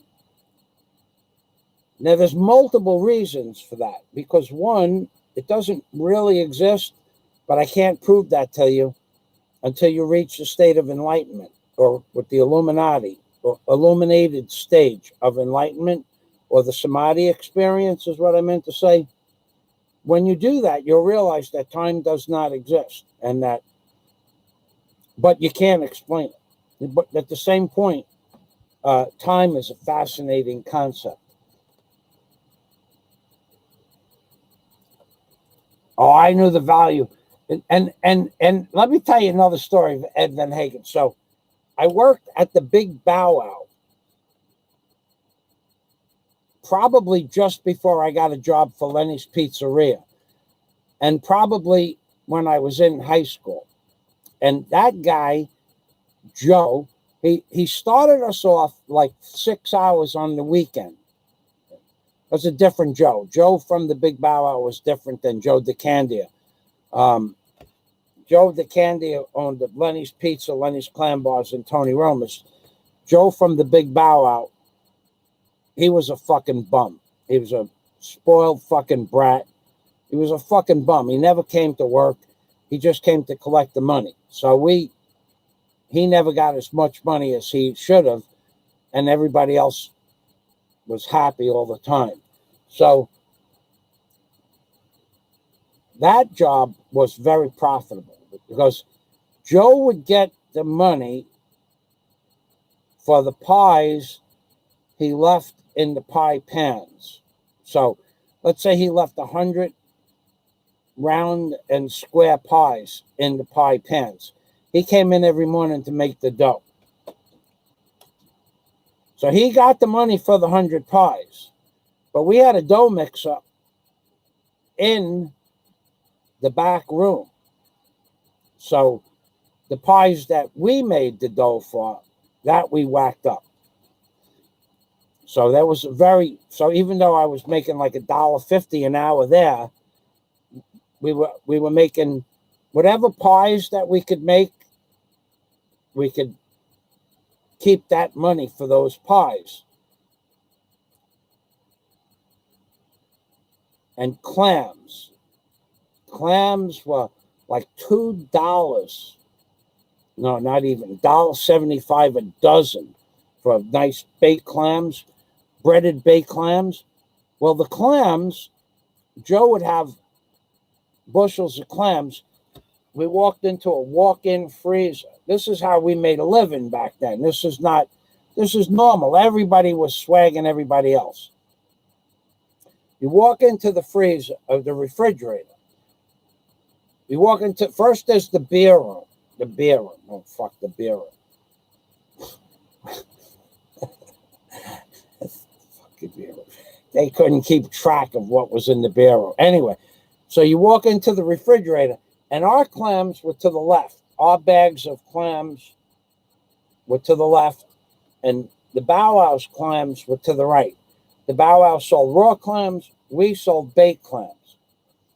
So if we could go into the refrigerator, we would take out 2 or 3 dozen clams in whatever basket we brought in to gather what we needed. So if we needed clams that we had on trays made pre-breaded, or clams that we had to open up, we would take our clams and then we'd take clams from the Bow Wow. So let's say we got 3 dozen clams from the Bow Wow and 3 dozen clams from our stores. That would mean we'd have an extra $6.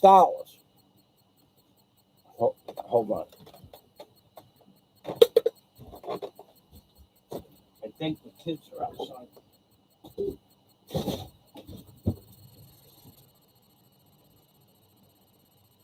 No. If they were, they left. So that would be an extra 3 dozen clams. But here is the big but. We also sold ice cream. And there was no fucking way to keep track of that. In fact, I worked some days all afternoon on a hot summer day. And I never looked up. I just was scooping ice cream into those little paper cups or a cone or a wax cup. And fucking Big John, he operated the register. And at the end of the day, the ice cream was very, very good to us. But there was no way to regulate it. You could have a big scoop, a little scoop, 1 scoop, 2 scoops, 3 scoops. The ice cream register drawer would close like once every 20 minutes after John emptied it out. We would sell a lot of fucking ice cream, boy. I mean, and there were bins and bins of it in the back, so we never worried about it running out. And then we had, so we talked about the baked clams, we talked about the ice cream, and we talked about the extra dough. What more was there? So from $1.50 an hour, sometimes we were making $8, $9, $10 an hour. And still, at the end of the day, Joe put $1,000 in his pocket. We sold a lot of fucking pizza, a lot of ice cream. But he got 30%. That was what we gave. His cut was 30%. And the rest there was me, Big John, Steve Gargano, and there was another guy, I think his name was Jonesy. There was 4 of us that worked that area. And we all made about $10 an hour. We were fucking entrepreneurs. Entrepreneurial.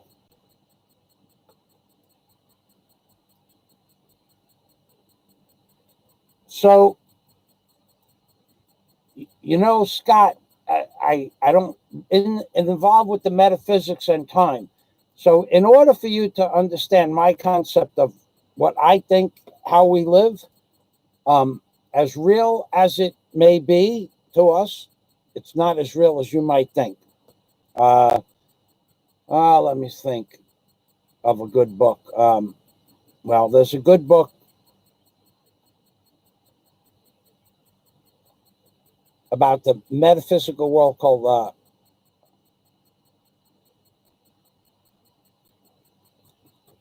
It's by an author, R.M. Buck, B-U-C-K, R.M. Buck.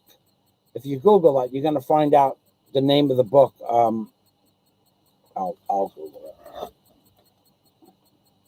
I had the book. I actually had the book, and I read it, and that brought me to a state of enlightenment. R.M. Buck.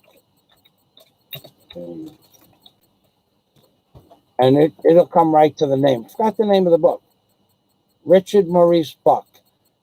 Born March 18th, 1837, died 1902. Often called Maurice Buck.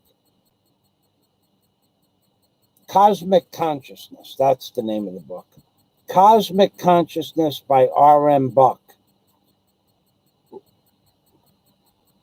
Cosmic Consciousness, Buck, M.D., Richard Morris. It's an Amazon classic. Let me copy it. And that guy has a really cool understanding of the afterlife and the spiritual world. And I'm not being facetious. This book, he talks about Christ, Gandhi, Hindu philosophy, Buddha, Lao Tse, Zen Buddhism, Tantric Yoga, Hatha Yoga. Walt Whitman was an enlightened being.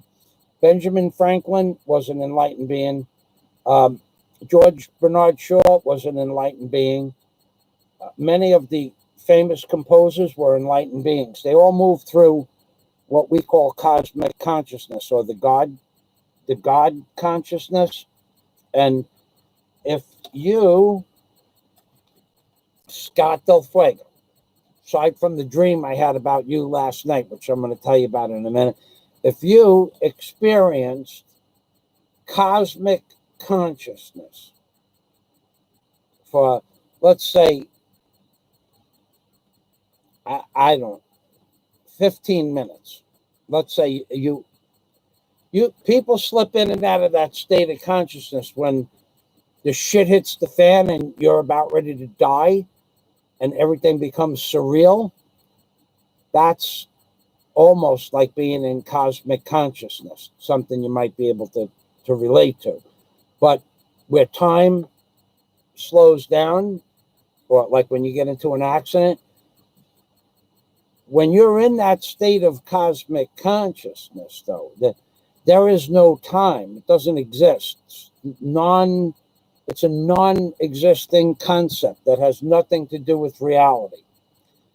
So that book would make you understand how the people did the things they did, how they became world-renowned, how they found solutions to things that were never done before. Like my book, Angels on the Ark, or that I found the pictographs on the dollar bill. I'm the first person in all of the history of the world to say the Ark of the Covenant's on the dollar bill, yet it is. And no one has ever taken my challenge. And no one knew it was there. And they do now. But if I'd have discovered that and wrote the book 10 years early, maybe I would have made $1 million, or maybe they would have killed me. I don't know. Now they just don't give a shit. The people that put those pictographs on there, whatever they are, they rule the world. So if you read that book, Cosmic Consciousness by R.M. Buck, it's a quick read. I don't think it's 200 pages. It probably tells you in this, I'll get it. R.M. Buck, Cosmic Study of Evolution of the, I'll just read it to you. And if you really want to read a good book, and I'm being serious, this is a good book.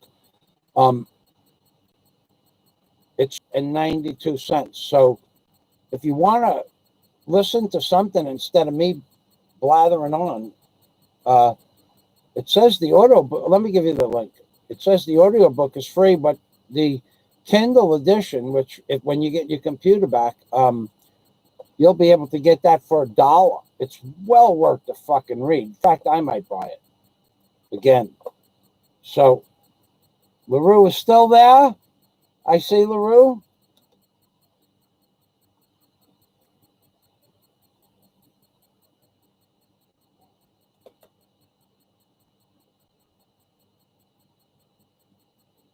And my friend Princess Anne's still here.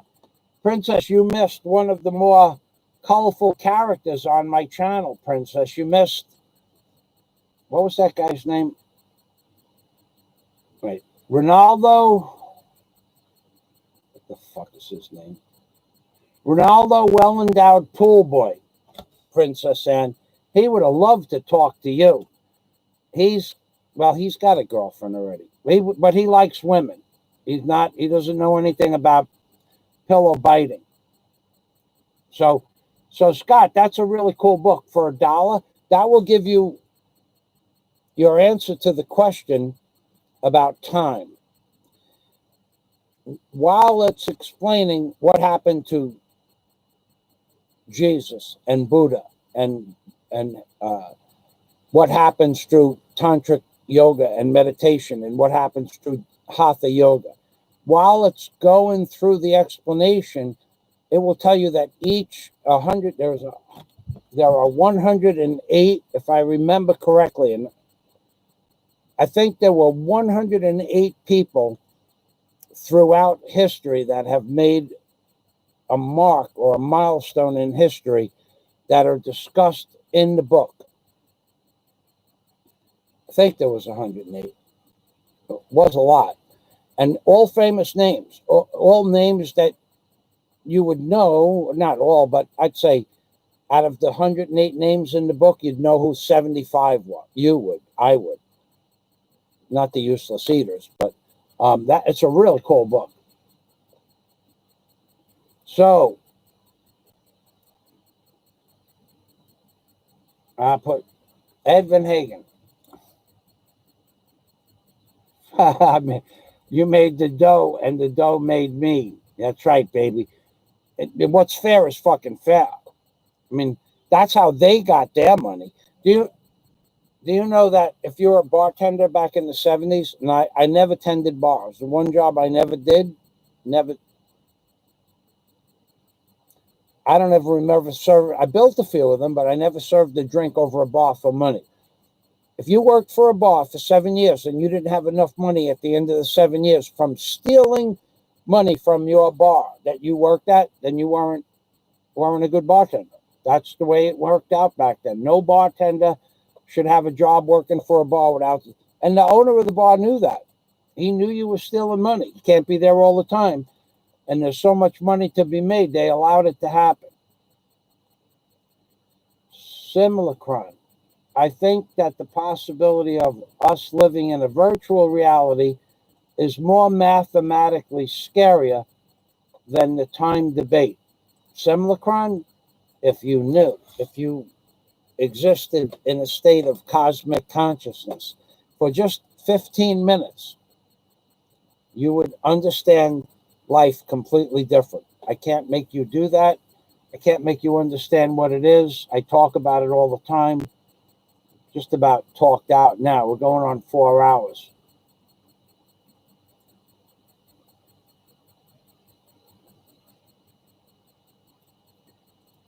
You know, Dennis, that eternal return, also known as the eternal recurrence, not only is what you said true, that the belief recycling souls, but if you watch, not the old Battlestar Galactica, the new one, if you watch, and the new one being probably from the 1990s, okay, if you watch that whole series from day one and you watched it intensely, like if you had that channel, and let's say you watched 1 or 2 episodes a day, and you'd probably watch them 2 or 3 times each. And if you watch that from the beginning to the end, at the end of the fucking, when it's all said and done, with the Cylons and Starbuck getting the arrow and Apollo and the president dying of cancer and all that shit, that is the story that you're talking about, the reoccurring story of life. That's it. If you won't notice it until the very end, until that day, that the last episode, and you say, what the fuck did they just do? In the last, it's like a 2-hour special. It is the story of the never-ending reoccurring cycle of life, which is called Brahma also believes in that, and the I Ching also the cycle of life. But that story of Battlestar Galactica, the whole thing, it doesn't make any sense. It makes sense one day. Now, the whole fucking thing. At the end, you watch the last episode, you say, what the fuck? That's where I heard that story before. It's the story of the reoccurring cycle of life. It's a side business. Ed Van Hagen. Everybody had a fucking niche in life. I mean, everybody.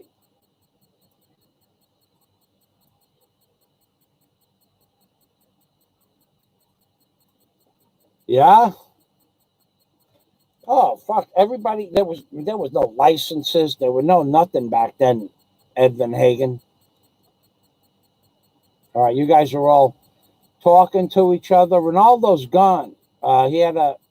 I think he went to sleep, or his shirts were done or something. DNC, baby.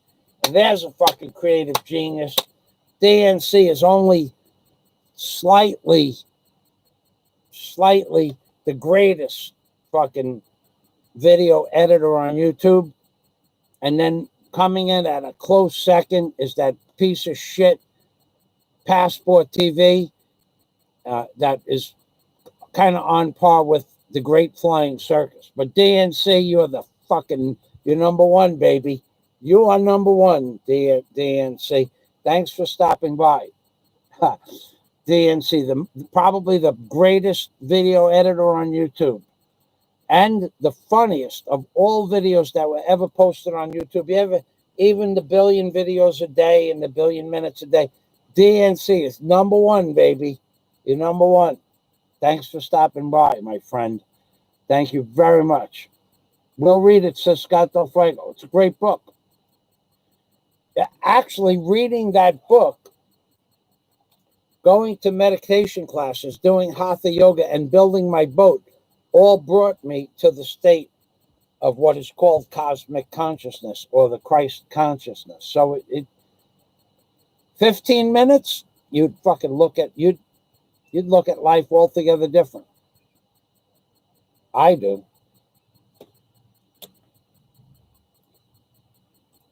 So LaRue, you're welcome to post your channel link as well, LaRue. Yo! Hold on.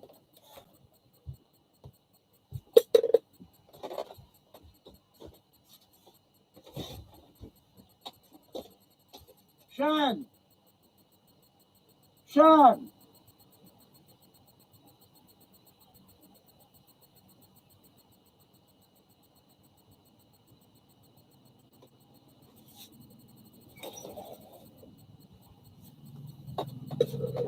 Okay.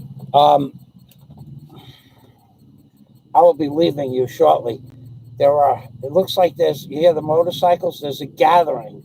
A gaggle of motorcycles is appearing in the front yard. It looks like it's time for what's today's date? 22nd? It's not ready yet.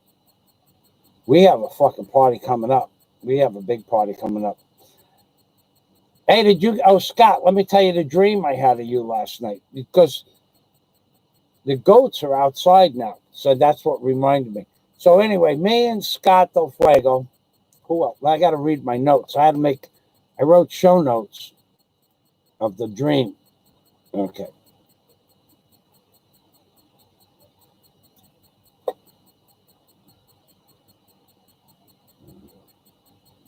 Where's Scott's dream? Then the next day I was thinking, no. I have your dream special. I even marked it special. Don't make me. Okay, I had a dream. Okay. Scott, I had a dream that Scott invited the goat lady to bed with him in the Philippines after Scott and I beat up some crack dealers. Now, after Scott and I beat up a shitload of crack dealers, there were 4 of them. So Scott and I don't know how we got to beat up the crack dealers, but we beat them up. So this is the dream. And then when we came back in the house, the toilet overflowed. And the toilet came, I remember the dream now. So the toilet, I peed in the toilet.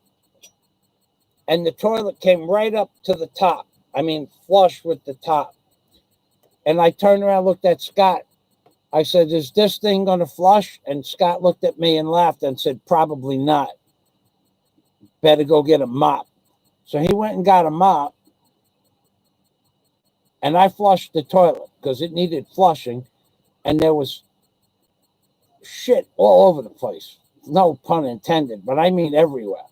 So we mopped that stuff up and we cleaned up the room. But before that, before we beat up the crack dealers, Scott was on the phone. And I was outside the window. And Scott is going to the goat lady. I won't tell you her name because that's her name. We call her the goat lady. She's a very nice girl, but I won't say her name. And so he was on the phone in his room talking to the goat lady who doesn't have a phone, never did have a phone, can't afford a phone.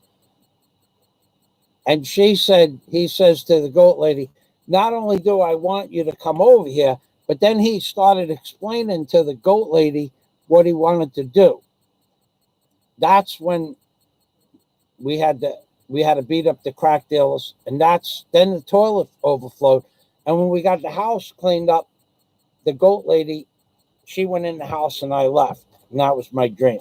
I don't know why, but that was last night's dream. The dream I had a few nights ago, that dream, I don't even know if it was real or not. When you do a little meditation, like I explained to you before you go to sleep, you have some vivid dreams, but I don't dream about the shish a lot. And the shish is someone I don't talk about a lot, but when you guys get here, I'll tell you stories about the shish that'll just fucking rock your world. But anyway, I had a dream about the shish, and he was actually married to one of my children's mothers. That was a fucking strange dream. I'm not going to talk to you about that, though. That was fucking strange. So let me go back to wow, we have 18 people. You know what I'm going to do to those 18 people? I'm going to prove a point.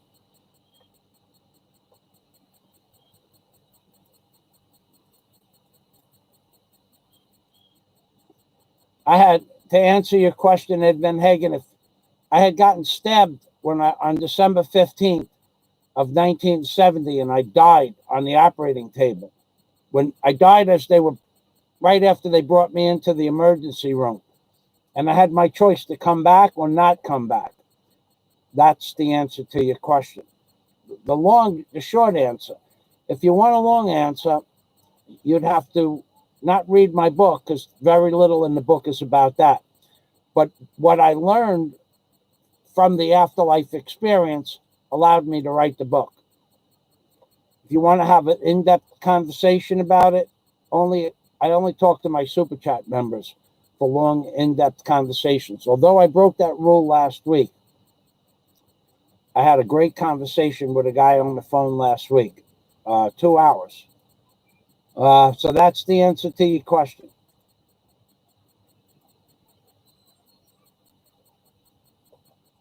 Ed Van Hagen, glad to hear it, LaRue. No need to call me doctor. I'm off duty right now. Oh, so you're a doctor. Well-established. So, Ed Van Hagen, then that answer that I just gave you is something you should understand if you're a doctor. People that die know damn well they don't die. Although it's fun to believe that you die, and it might be fun to believe other people die, but probably the reality for those of us who have died know that there's a continuation of the soul. Now, I don't know that that's always the case. I think, and I could be wrong, because there's no way to know everything, even though I know so much, more than most. I think if you're a piece of shit, absolute worthless, fucking useless eater, and Henry Kissinger is one of those people, somebody that just sucked off of life and never did anything, never achieved anything. I don't give a fuck about Henry Kissinger's success. He did so by sucking off and destroying other people's lives. I think your soul will end, just like death, or a permanent death. And there's a lot of people who have never accomplished anything in their life, never done anything good. And now I don't necessarily think that everybody that does good things is going to live on forever either. You know, I know that I won't die, so I don't fear death. Now, other people may die. I don't know. I only experienced it from my point of view. So, Ed Van Hagen, if you're a doctor, you've probably heard this story 100 times. But when it happened to me on December 15th of 1970, no doctors had ever heard this story before, and they said it was a hallucination. But it was real, and I proved it by writing the book, Angels on the Ark. Michael.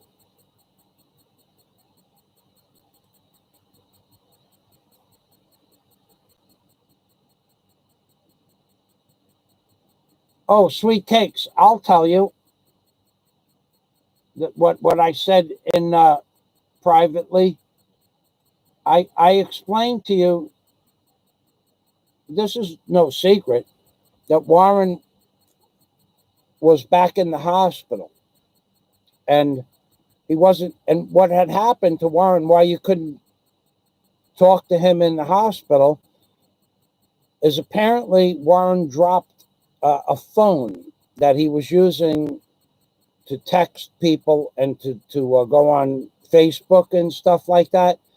And his phone fell down and it broke. And when he was in the hospital, he couldn't get it fixed. So now he has a phone again, I think. He said he was going to, somehow he got a message to me, I guess, but it could have been his computer, because he's home now. So that's my message. Yep. Oh my God. Oh my God. So if I know that you don't die, although, like I said, it's fun to believe that you're going to die, and it's fun to believe that other people are going to die. And sometimes it's fun to know that you're not going to die, and sometimes it's not so much fun because it takes some of the fun out of living life. But then the people that know they're not going to die, we live on the edge at all times.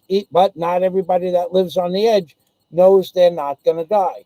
Just a different, some are real men, some are more than real men, some are men, and some are fucking real men who have been enlightened and just don't give a fuck. And that would be moi. Thank you, Simulacron. Simulacron gives for no reason at all. At all. So, Simulacron, it's given me well over several $100s in the last few years. We thank you, Simulacron.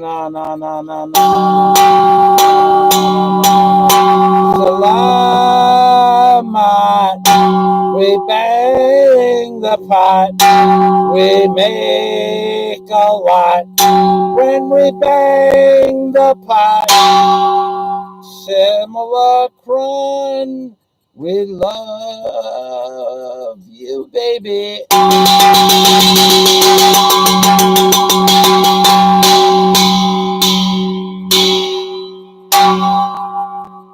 Yeah, baby. There's nothing like earning money the old-fashioned way. You know, I got to talking about earning money the old-fashioned way. Edvin Hagen says everybody had a gimmick in New York. That's true. My dad, he worked at Rockaway Playland in New York. He worked for a guy that sold cotton candy and ice cream. Dad wasn't so. Dad was not as. Dad was not so generous as John was with Joe.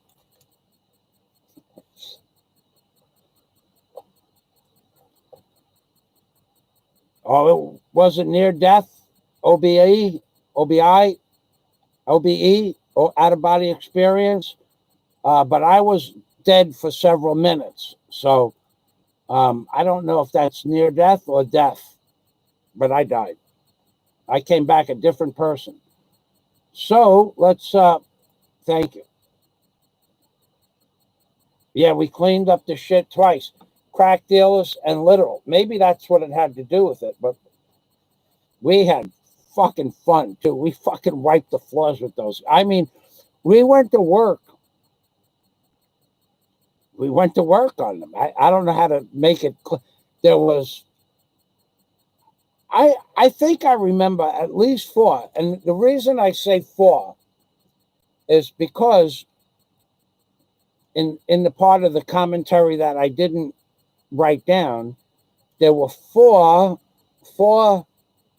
baggies, fucking baggies of crack, big bags. And the rocks were not small rocks. It wasn't like the kind of shit you see in the movies. The rocks were like the size of a cigarette lighter. They were I guess it was commercial bags or some shit. And we had 4 bags, and we didn't know what to do with it. I don't know what we ended up doing with it. I know that I left it in the room, and then the goat lady came over and serviced you. That was fucking funny, though, because I was walking out, she was walking in. We just had cleaned up the place. The goat lady, you know, Scott, not for nothing.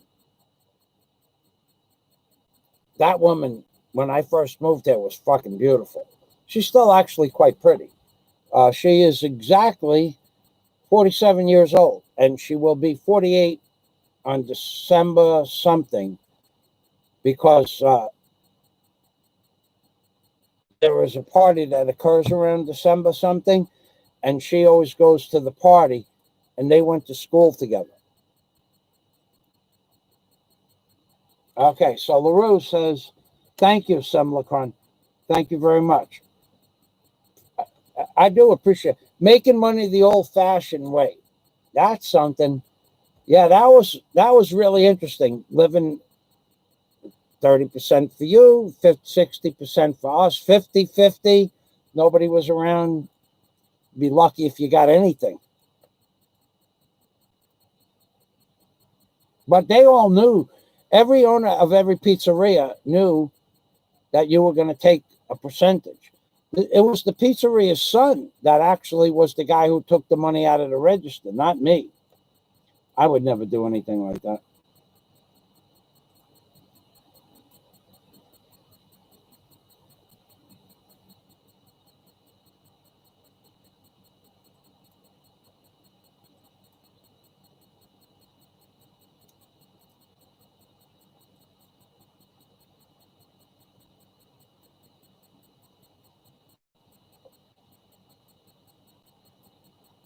Probably right, Scott. It doesn't look like I've made it so fucking clear that to you, not you, Scott, but people.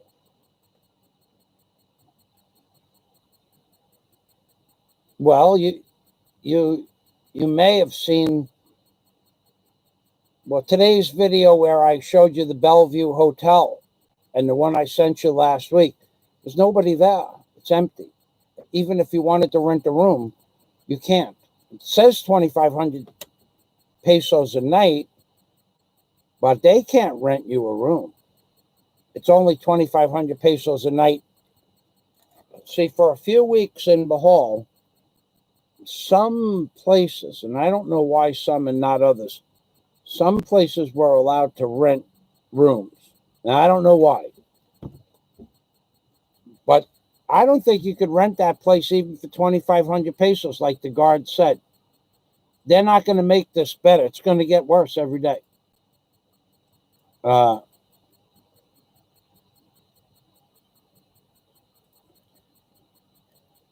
Ed Van Hagen.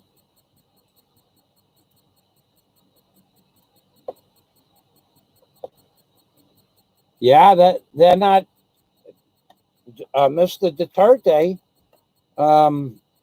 said he was going to shut down Cebu, but he didn't do that. He did not do that, according to another blogger. One blogger said he did, one blogger said he didn't. But either way, there's nothing to do there. Everything is closed.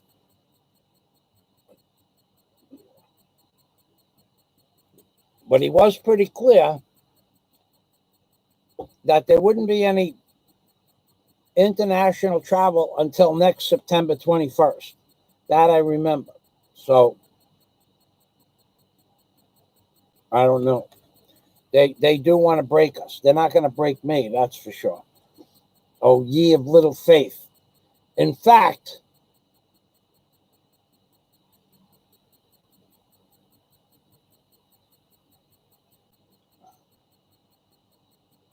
it'd be hard for me to say what I want to say to Scott Del Fuego without saying it. So I'll wait till we talk on the phone.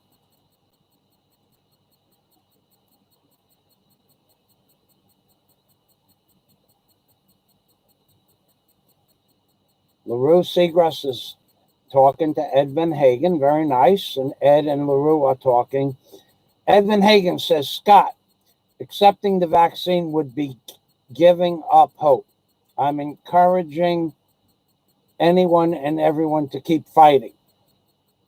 I sure hope that no one takes that stupid, what do they call that?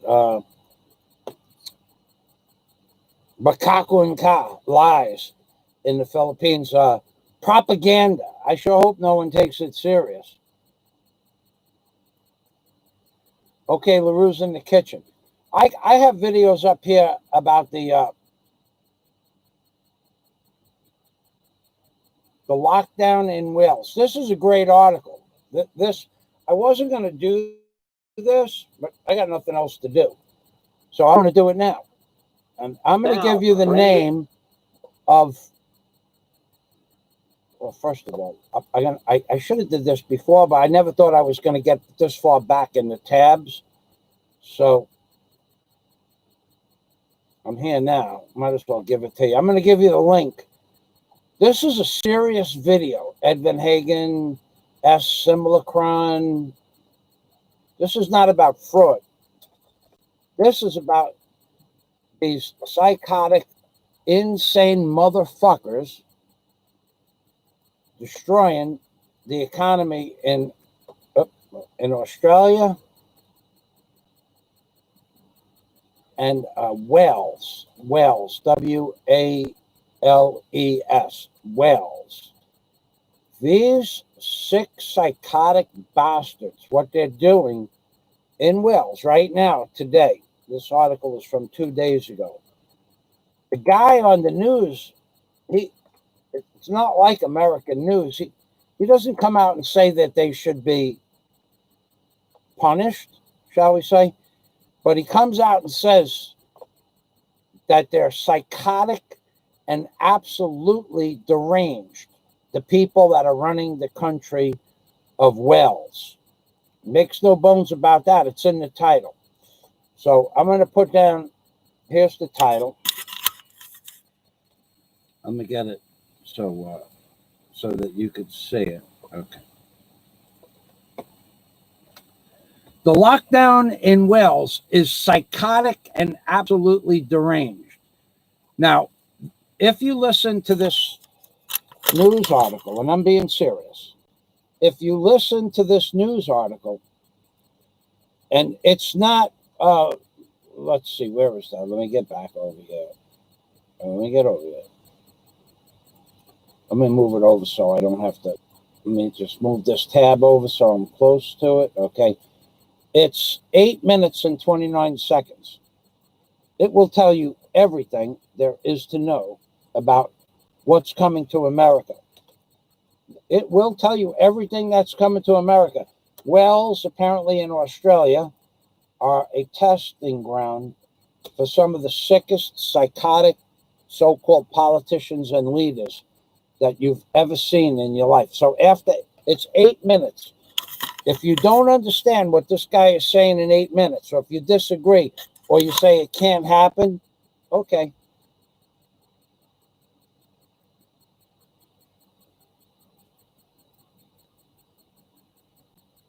They're protesting all over the place, bachelor lifestyle, all over the world, but we're not hearing about it. But this particular, I have them up on the top of the screen because those particular ones interest me more than others. Short enough to give to people to watch or send it out in the mail, and it's cohesive enough and intelligent enough. This guy is not. He is not. He's not stupid. He's an actual news journalist who says the most perverse of Wales' newly imposed psychotic lockdowns is how all non-essential supermarket items have been taped off on orders by the Welsh government. Okay, I'll post that. So in other words, in Wales, if you want to buy milk or bread, that's okay. Hold on.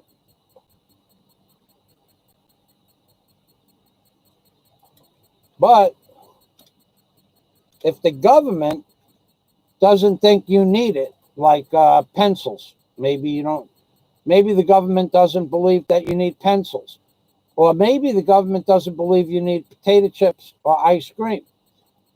In Wales, the government is now in control of what you can buy at the supermarket. And this is part of Agenda 2030 and part of Agenda 2021 to prepare you for the government to tell you what you can and cannot do, which is one thing what I actually wanted to talk to Scott about. I had a question, but it's crazy. They're fucking with everybody, and nobody's, nobody seems to be doing much about it except bitching. Where's my stimulus check? How come, fuck? There are people worrying a lot more about stimulus checks than they're doing nothing. I don't believe that there is they got the fucking savages destroying, burning, looting property, but they can only do that once, and then there's no supermarket or no store to get the shit out of. But that's not really doing anything according to what I think doing something might be. Anyway, guys, it's fucked up in Wales. They now are telling you what you can buy in the store, in the supermarket.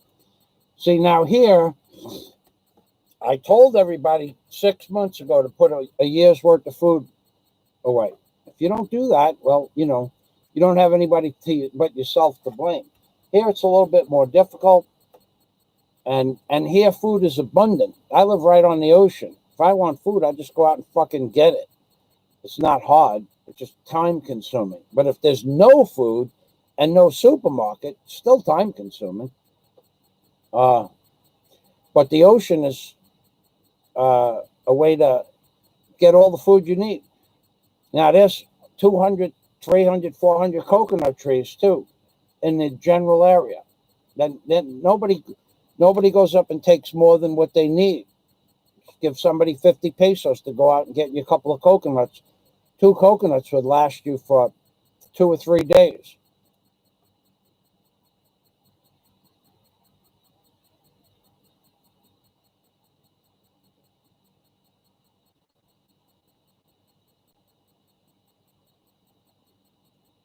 All right. Tell you what I'm going to do. I'm going to go wash my hands and face. And I'll let, if you guys want to talk to each other, or you have a question when I come back, I do want to wash my hands and face. It's a little hot in here, but I'm a real man. Real men, we can take it. And I got to laugh at some of the shit that was said this week. Oh, my God. There's a guy out there that's so fucking tough. Oh, shit. He talks so fucking tough this week in the condensed down one conversation. This guy is so fucking tough that the Cebu brawler probably will never get to meet him. But the caveat is, I don't think the Cebu brawler should go meet him because of something that was interjected in one of the conversations that probably wouldn't be good if they fought, if they had a fight. Goat meat. This fucking goat's right. I'm looking at goats right now. But they only have, like, that lady, the goat lady only has about, she's got quite a few fucking goats. That girl's probably got 14 goats now. And then we got 7 or 8 next door on another property. We've got pigs on the property behind me, several. Chickens are everywhere in my yard. I don't worry about food. Shit, even if I didn't have food, just water, I could live on water for probably 30 or 40 days. I'm good to go. All right, so I hear a voice who I need to send something in the mail to, if that's the voice I'm thinking it is. So hold on, I'll be back in a minute. And I want to wash my hands and face. 4 hours. Now, did I say I was here for 4 hours? Maybe I'll just sit down and give it another 2 or 3 minutes. You know, real men, we could talk forever. And of course, real men drank 2 liters of water sipping. I was power sipping. No. I'm mistaken. 1/2 a liter and a full liter, almost a liter. 700 millimeter, and this much here, 700 and that much over here. Real men, we could sit here and drink all day and hold it in. Our bladders are still working. We don't have that fucking bladder problem.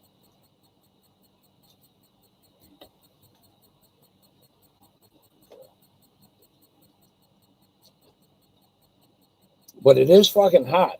See, I just had a power sip this, and I wasn't afraid of dying.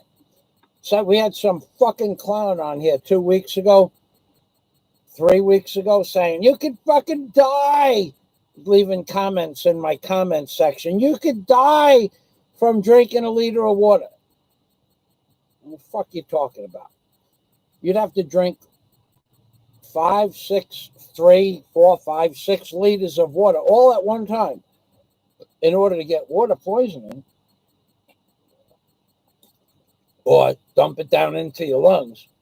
I got to tell you, some of the shit that fucking people read on the internet, that's the problem with people that are using 2% of their fucking brains.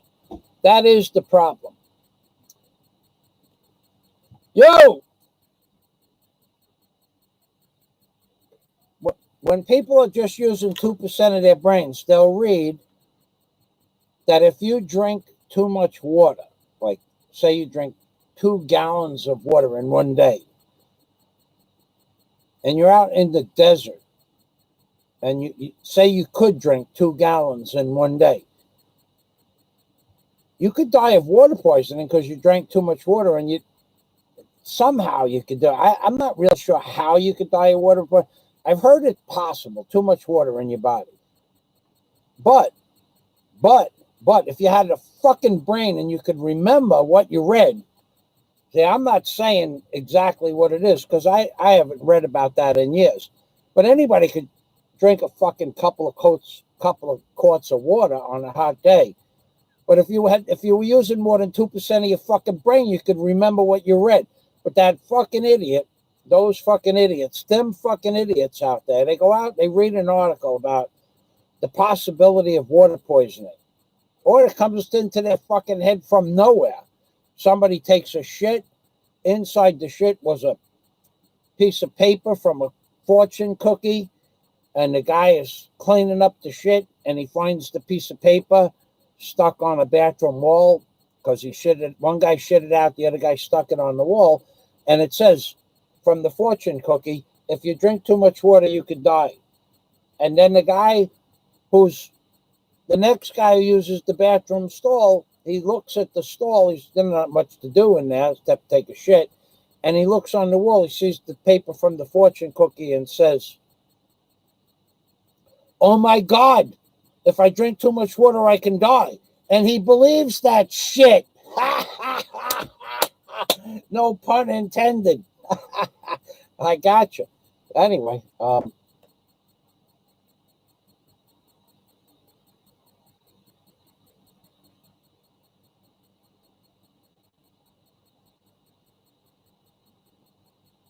you would die if you don't when it's hot.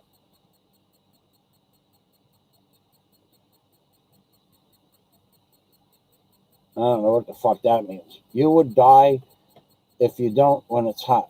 Bachelor lifestyle. You don't know much about me, but I sat in a crane or a piece of heavy equipment most of my life. And in my personal cranes, the motors were 18 or 20 inches away from me, and inside the cabin in the summertime be 150 degrees. So 150 degrees doesn't bother me one fucking bit. So I know that you don't know who I am or what I did, but I could walk. I actually wanted to walk across Death Valley just for the hell of it, because I know that wouldn't bother me. I sat inside heavy equipment my whole life. And Death Valley is 135 degrees and up. It wouldn't fucking faze me in the least. Maybe now it would. I don't know. But when I was 35, 40 years old, I could walk. I could do that Death Valley. It wouldn't be something I'd have to prove. I know I could do it.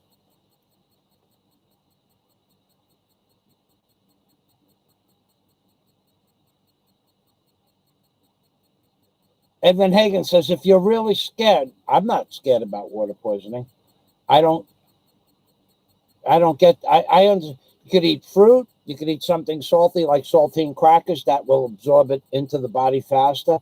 So Edwin Hagen has doctor knowledge. If you're scared about water poisoning, you can just eat something salty or mix it in with Gatorade or something. Okay, thank you.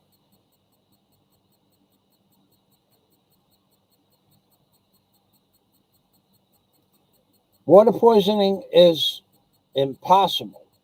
I don't know about that. I heard that it's possible to get it somehow. Distilled water is best. That's all I drink. How often do you need to clean, replace filters in your water distiller?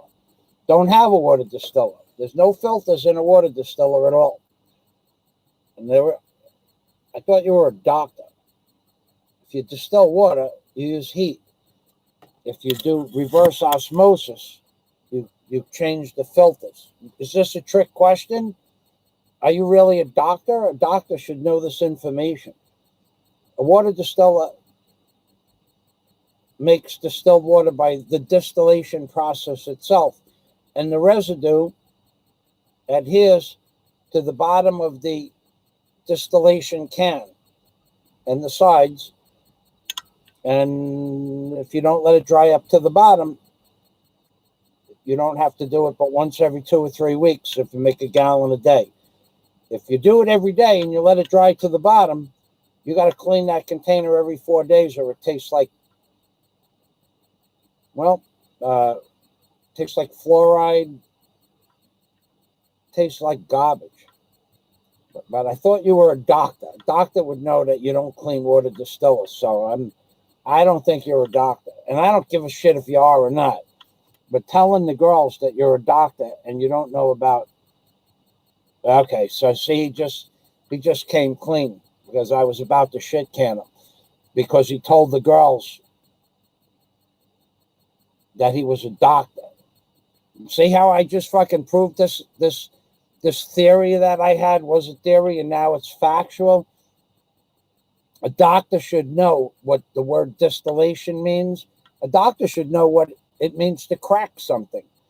A doctor should. So Ed Van Hagen says, ha ha, I'm not actually a doctor. It's a running joke from last time I was here. I'm amazed LaRue actually remembered. She has a great memory. Well, Ed Van Hagen, thank you very much for coming right out with that, because I was about to shit can you, actually. I don't mind people coming on and making a joke like you did, and that's okay. That's fun. But to lie to LaRue or Princess Anne, that's not okay. They're my friends. So now you have just entered into the Fazio Hall of Fame. Ed Van Hagen, we're going to pass up your need to give me money for the next 6 weeks until Christmas. Come Christmas, I expect a flexible flyer sled at a bare minimum so I could go sleigh riding. If I go back to New York or Michigan or Maine and there's snow, if you send me a nice flexible flyer, I'll go back. Sweet Skate Vlogs, you're a great person. Thank you. Just give me a minute. I'm trying to get to see. I hear a voice.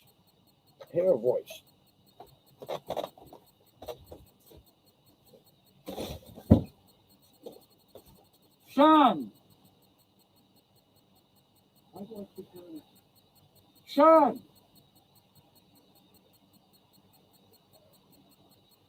Sean there?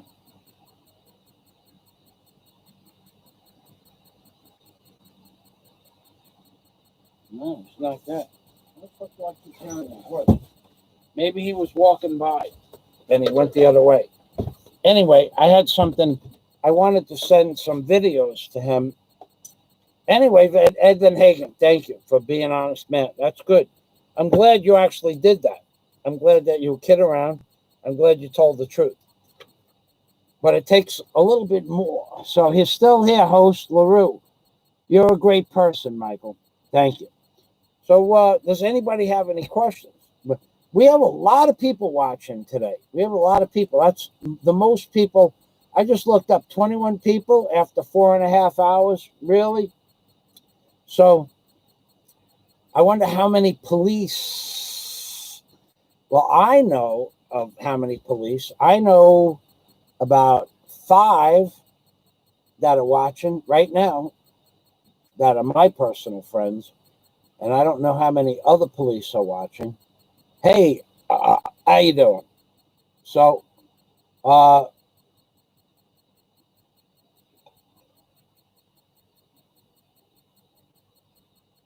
yes, Bachelor. Again, you don't know much about me. Bachelor, do you not see my shirt with the pyramid on it? I was studying the power of the pyramid from probably the age 12. I think I know a little bit about that.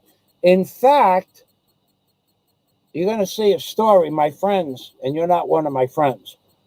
You're not a member of my Patreon community, and you're not a member of my Super Chat community, and I don't talk to you on the phone. So not that you're my enemy, but my friends are going to be receiving a video about Mama Mary, a Mama Mary statue. You'll know what it is when you see it. And the guy who gave it to me, his name was Johnny Caro, the pinstriper from New York, who repainted the hieroglyphics inside the Great Pyramid. And him and I were friends. Oh, God. We were friends from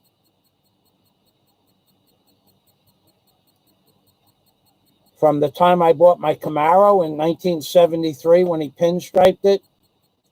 Then he pinstriped my truck. Then we became good friends in the late 70s, very good friends. And him and his wife and his son and daughter, they were just babies. Well, we became friends where we stayed with each other several times a week. We would go out for dinner or have dinner at my house or his house.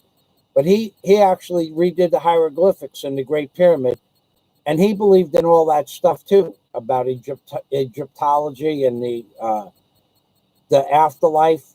John Caro, Caro, Caro. It's very simple. John Caro, pinstriping. He's probably dead by now. John, I can't imagine John still being alive. He was alive in 2013. I saw him in 2013. He was monkeyed up. But he was monkeyed up in 1973, 74, 75, 76, 77. He was monkeyed up in 78, 79, 80, 81, 82. He was monkeyed up in 83, 84, 85, 86. He was monkeyed up in 1987, 88, 89. He was monkeyed up in 1989, 1990, 1991, 1992, 1993. And then I moved to Florida. And when I came back in 96, he was monkeyed up. And when I came back in 1999, he was monkeyed up. And when I came back in 2001, he was monkeyed up. In 2006, he was monkeyed up. And in 2013, he was still monkeyed up. That was the last time I saw him. And when I say monkeyed up, I'm talking about gagged up proper. That man drank a bottle of Jack Daniels every day before dinner. We won't say before lunch, but sometimes before lunch.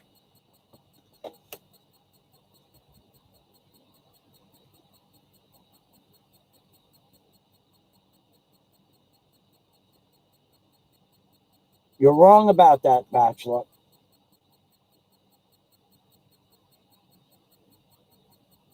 You're wrong about the pyramids not being mentioned. I have probably, it's in my book. That's in my book. The Great Pyramid of Giza is mentioned in one version of one Bible, one time. It's mentioned as the great white stone that shines in the desert. One Bible, one version, one time. And that's the only of the 13, 14, 12, 15 Bibles I read. It's the only mention, and there is correlating words that prove that it's the Great Pyramid. And that's why I mentioned it in my book. But it's just mentioned. And they don't mention the Great Pyramid because the bullshit story that they call the beginning of whatever the fuck that is with Adam and Eve, that's all bullshit. That's all bullshit. The earth is billions and billions of years old. We've had this civilization that we have come and go millions of times, and they're getting ready to do it again. That's Dennis Adams' reoccurring cycle of life. So you're wrong about it not being mentioned, but unless you've read every Bible in history, it's only mentioned one time in one Bible, and it correlates word for word by description of the Great Pyramid, where it is in the region that was called back sometime around the time of Moses, the Great White Stone. And it's in there, but it's very, very, very rare. Okay.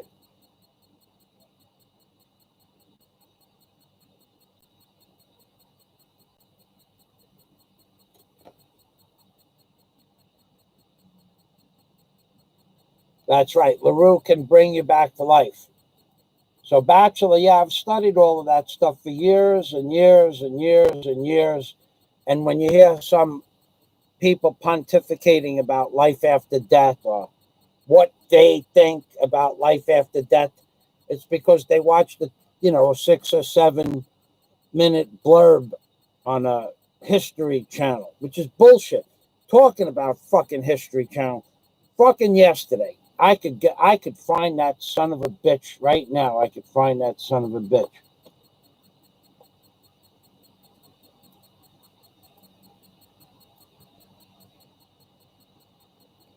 There's a guy out there. Okay, so I don't remember that. I'm gonna show you. I'll show you this fucking. This some douchebag. They could do shit on YouTube. These big channels that we can't do. Some son of a bitch comes on. I watch a video. I have to find it. Some douchebag named Pet Rock. I don't know where it is. Pet Rock. It's before this. This douchebag named Pet Rock. Where is this douchebag? Here he is. I'm never gonna give up. No, that's not it. It's right after that.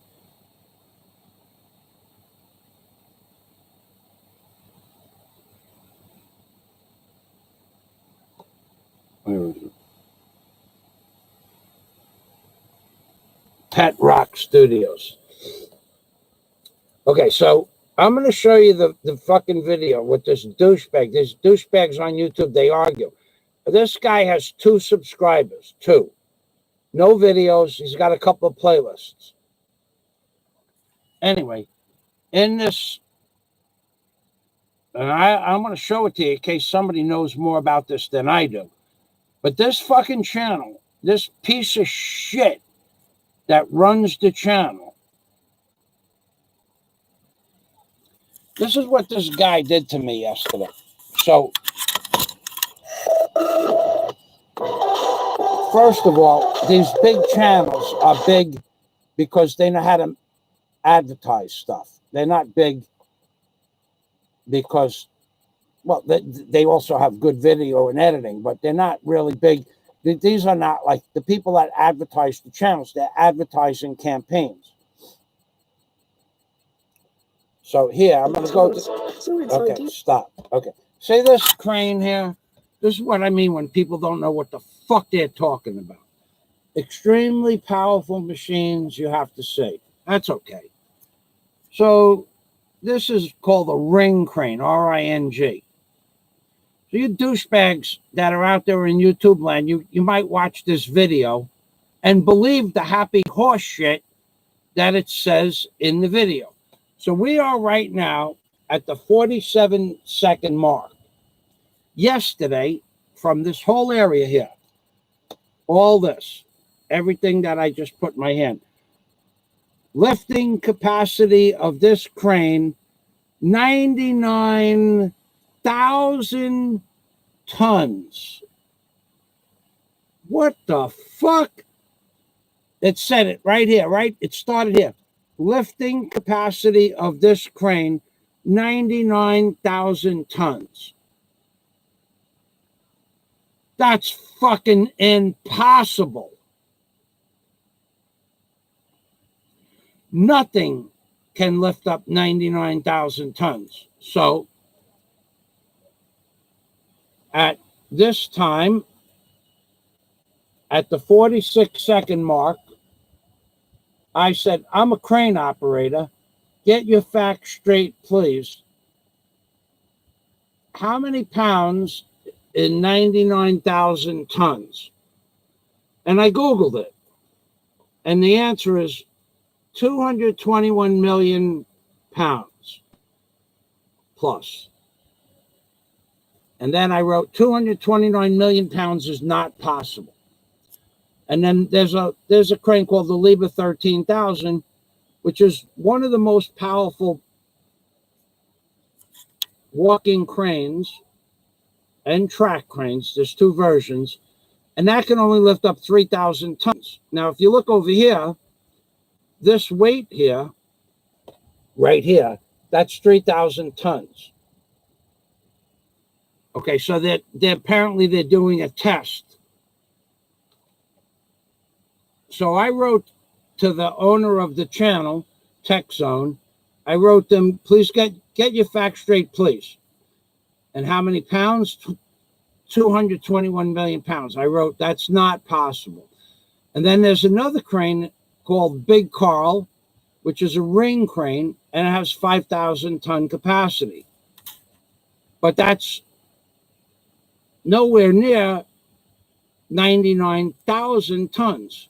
So 5 tons, you'd have to do that times 20. So it's 20 times bigger.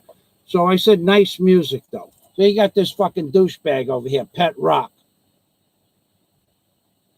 His reply is, he said 2,700 tons, not 99,000. Well, that's bullshit. That's total bullshit. Because if you start this video right here at the 47 mark, he says 99,000 tons. But on the screen, it said 99,000 tons. Now, what he probably meant is there's going to be a version that will lift up 99 tons. That's possible. There are cranes that will lift up 99 tons, but they don't look like this. They don't have booms like this. They have, typically, it's a crane that's on 4 tracks, and it has 4 vertical stanchions, and it lifts from 4 points. But it's, oh, geez. All right, I'll show it to you. It's in case you're interested. Those of you who are interested, okay. Those of you who are not. But it has like 24 parts or 30 parts, which you don't fucking know what that means anyway. But hold on. 24 parts is 24 wires coming from a top sheave, going through a bottom sheave, going back up through a top sheave 24 times across the boom of the crane. World's biggest, world's.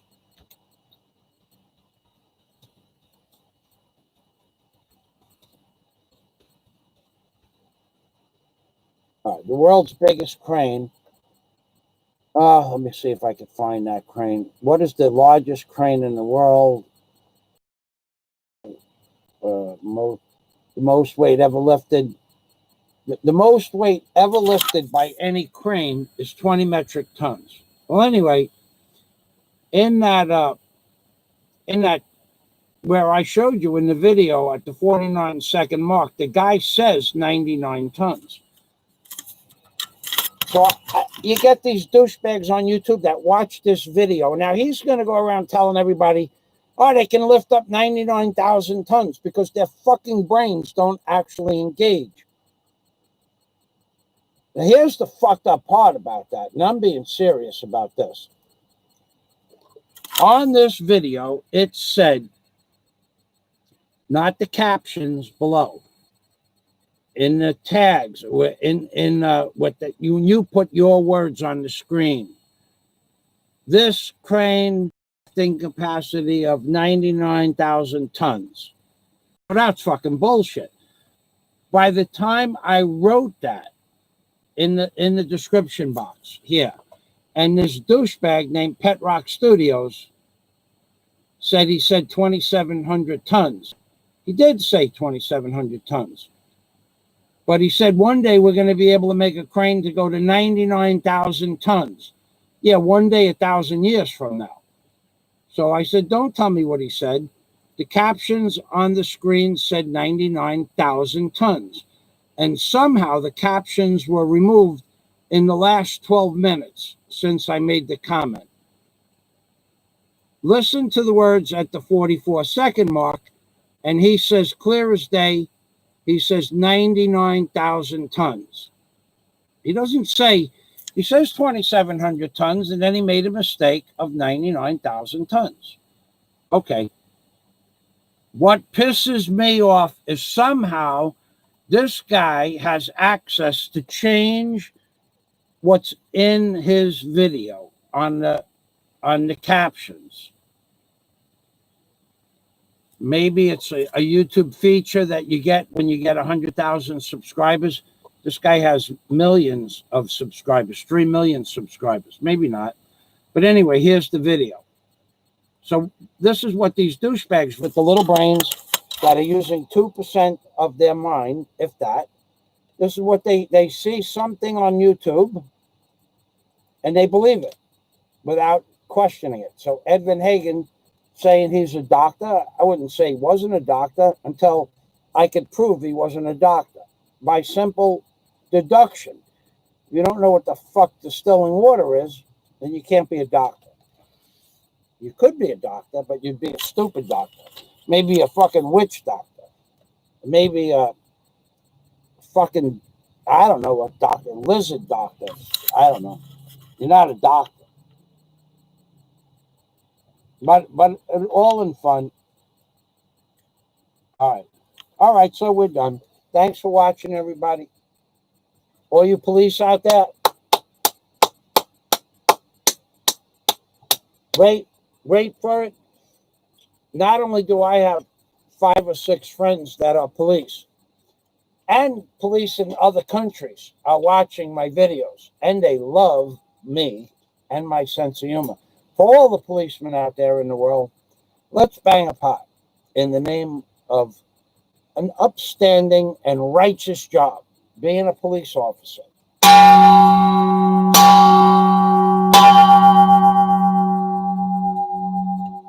You're all out there with good intentions. Thank you for your service too. We love all of you in blue and gray and khaki too. Salamat to all the police and men and women in the armed services and, of course, the Coast Guard.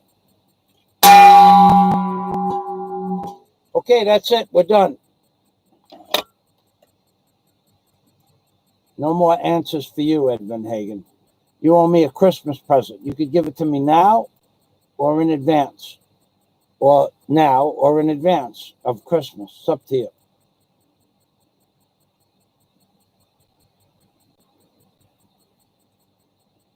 No more knowledge from Van Hagen for today. I'm being Permy, everybody. Thanks for watching. Ed Van Hagen has been cut off from the book of knowledge, the fountain of Fazio, the fucking world's smartest YouTuber. Don't forget it, because I can prove it. I'm being Permy from Michael Fazio in the Philippines, baby. Let's see, was there anything else I wanted to say? Probably.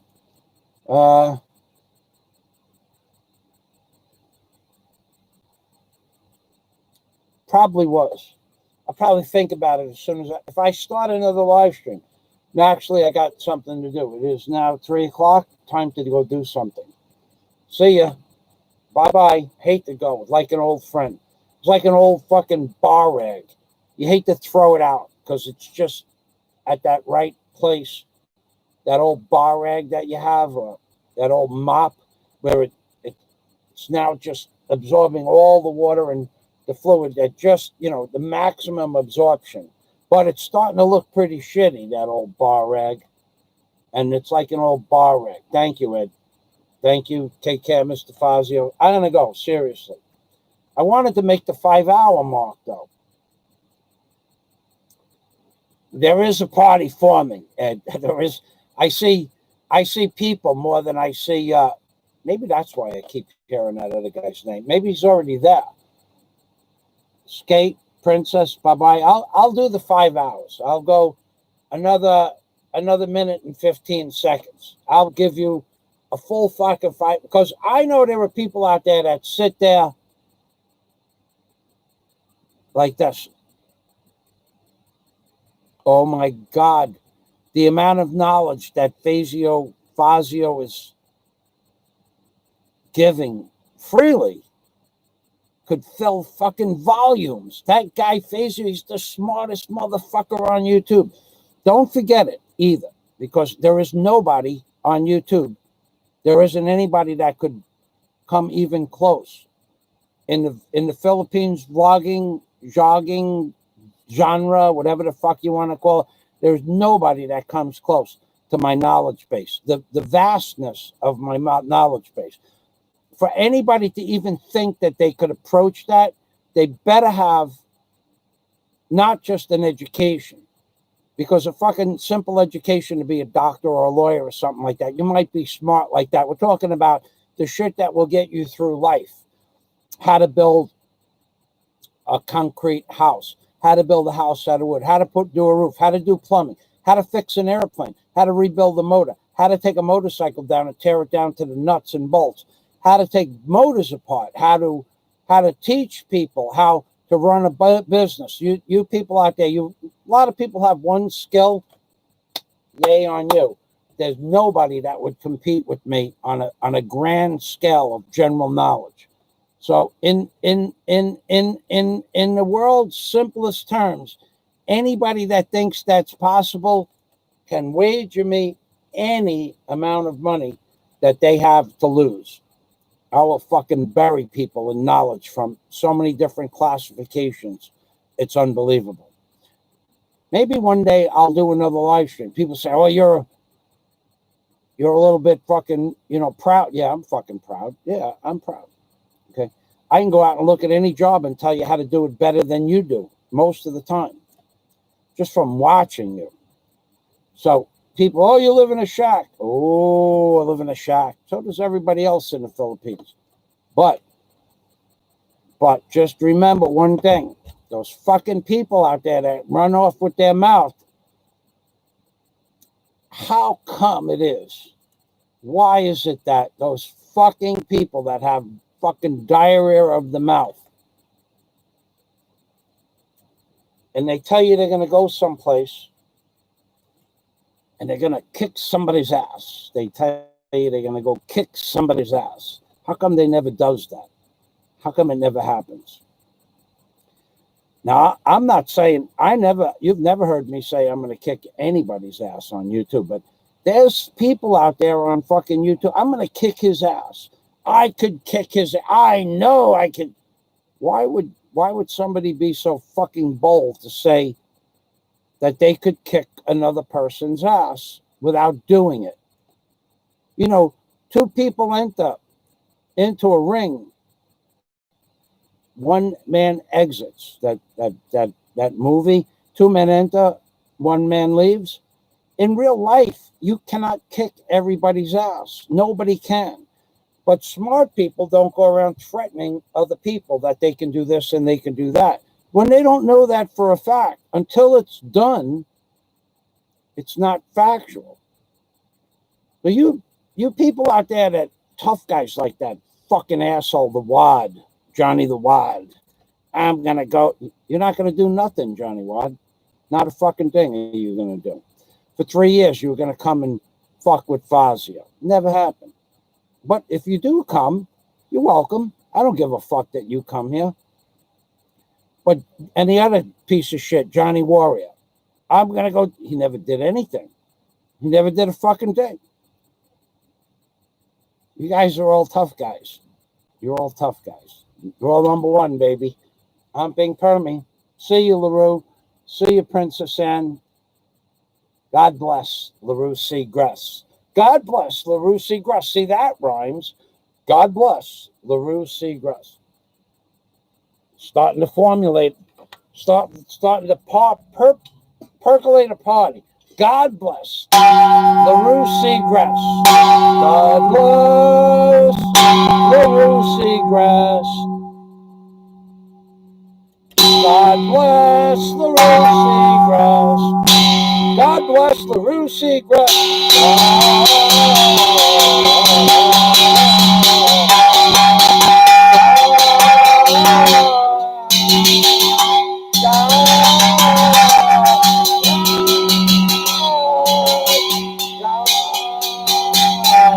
God bless LaRue Seagrass. And everybody else. I'm Bing Permy. Don't go around telling people you could kick their ass. One day, you might have to prove it. That's my my idea on the subject. Don't go, people on YouTube that go around telling other people they're going to kick other people's asses.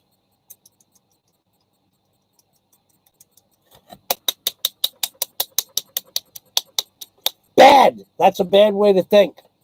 It's a bad way for you to think. It's a bad way to think. It's bad that you think that. It's just bad all the way around. And nobody believes a fucking word of it, by the way. I saw that comment. Thank you, LaRue. It wasn't so bad, but it wasn't something I would post. Okay, gotta go. The car doors are closing. Did you hear that? I'm being Permy from Michael Fazio in the Philippines.